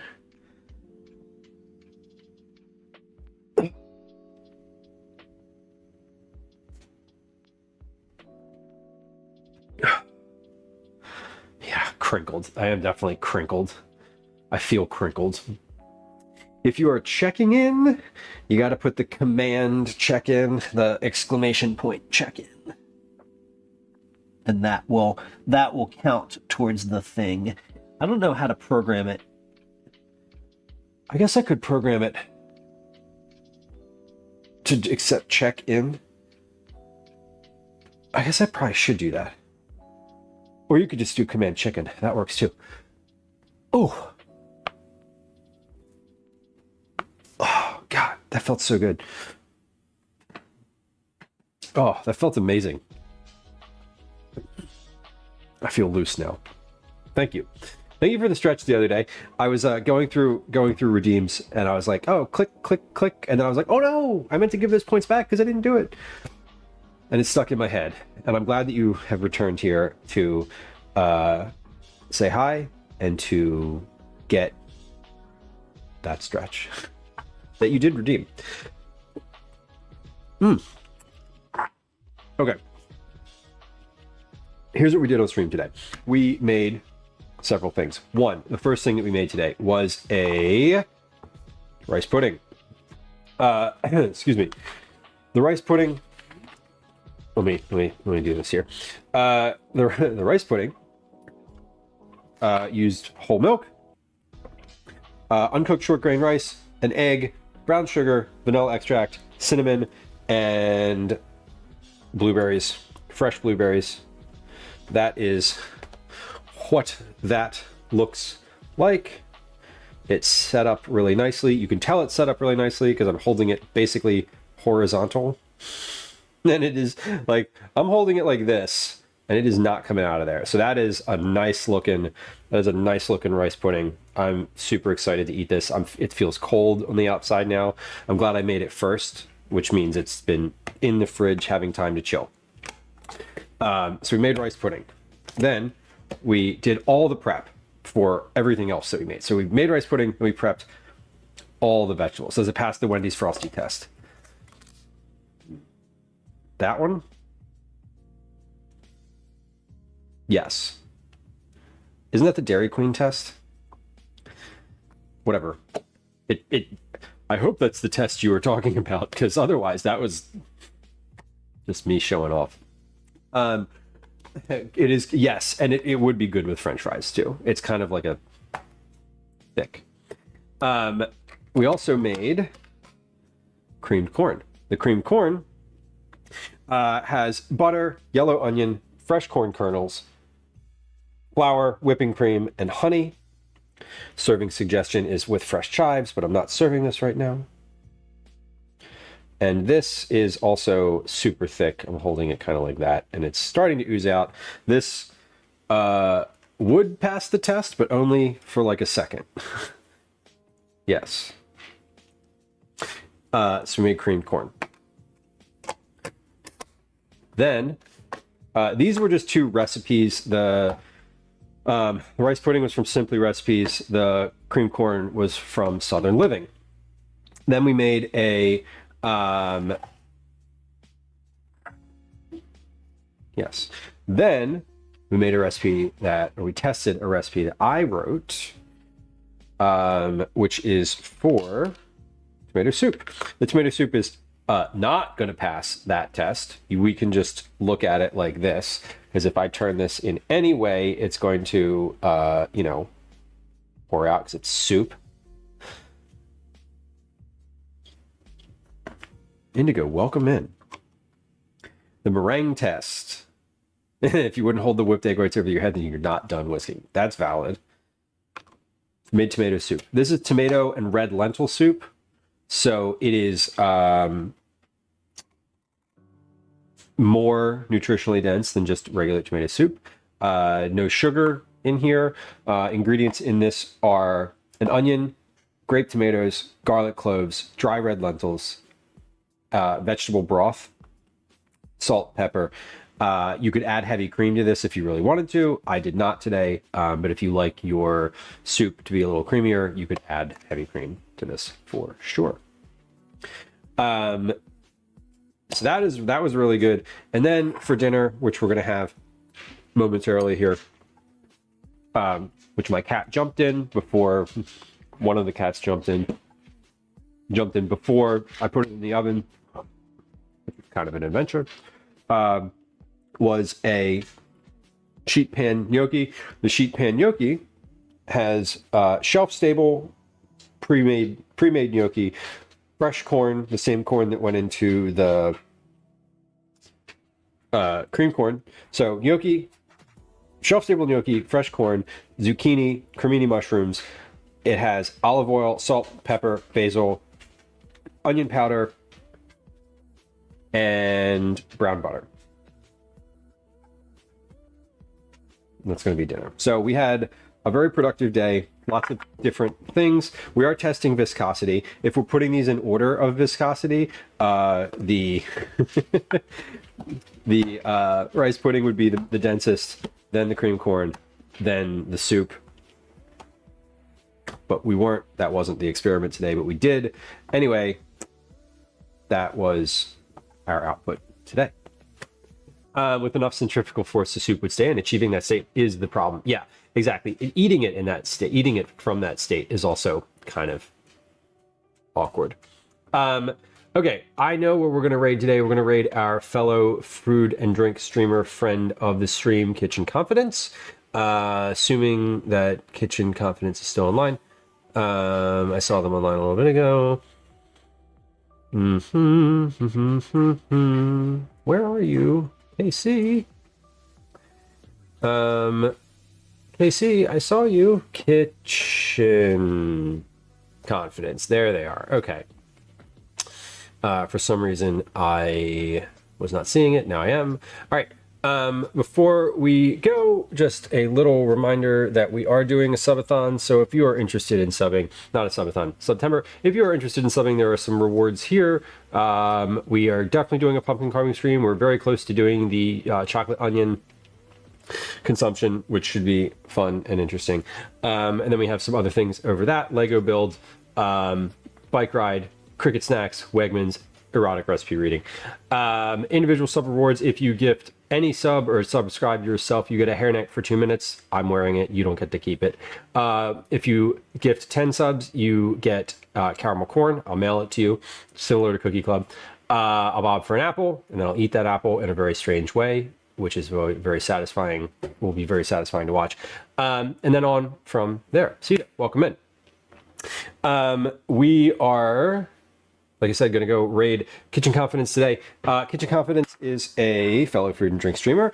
I am not sure exactly what they're making on stream today, but they are doing food.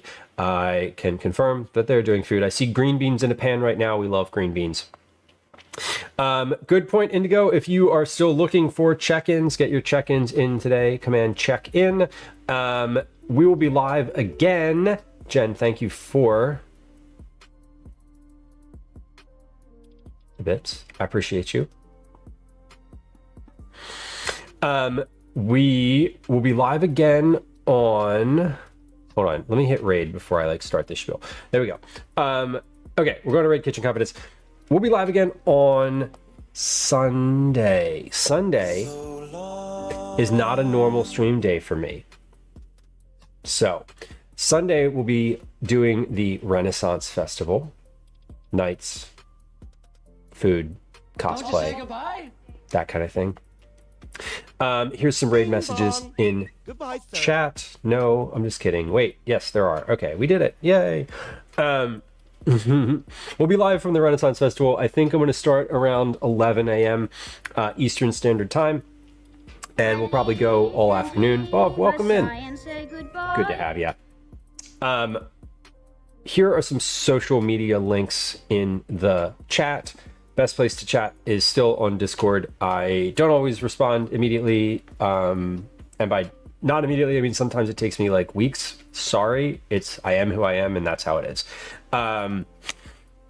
Instagram, I posted a post today. You could go like it. That would be great. Please go subscribe on YouTube. We love YouTube subscriptions. There's a link to all of those in chat right now. If you are following and lurking, I appreciate you. If you are lurking and not following, go ahead and hit the follow button. It's free and quiet. Otherwise, thank you for your time today. I appreciate your company, and we'll see you on Sunday if I don't see you first in chat. Bye.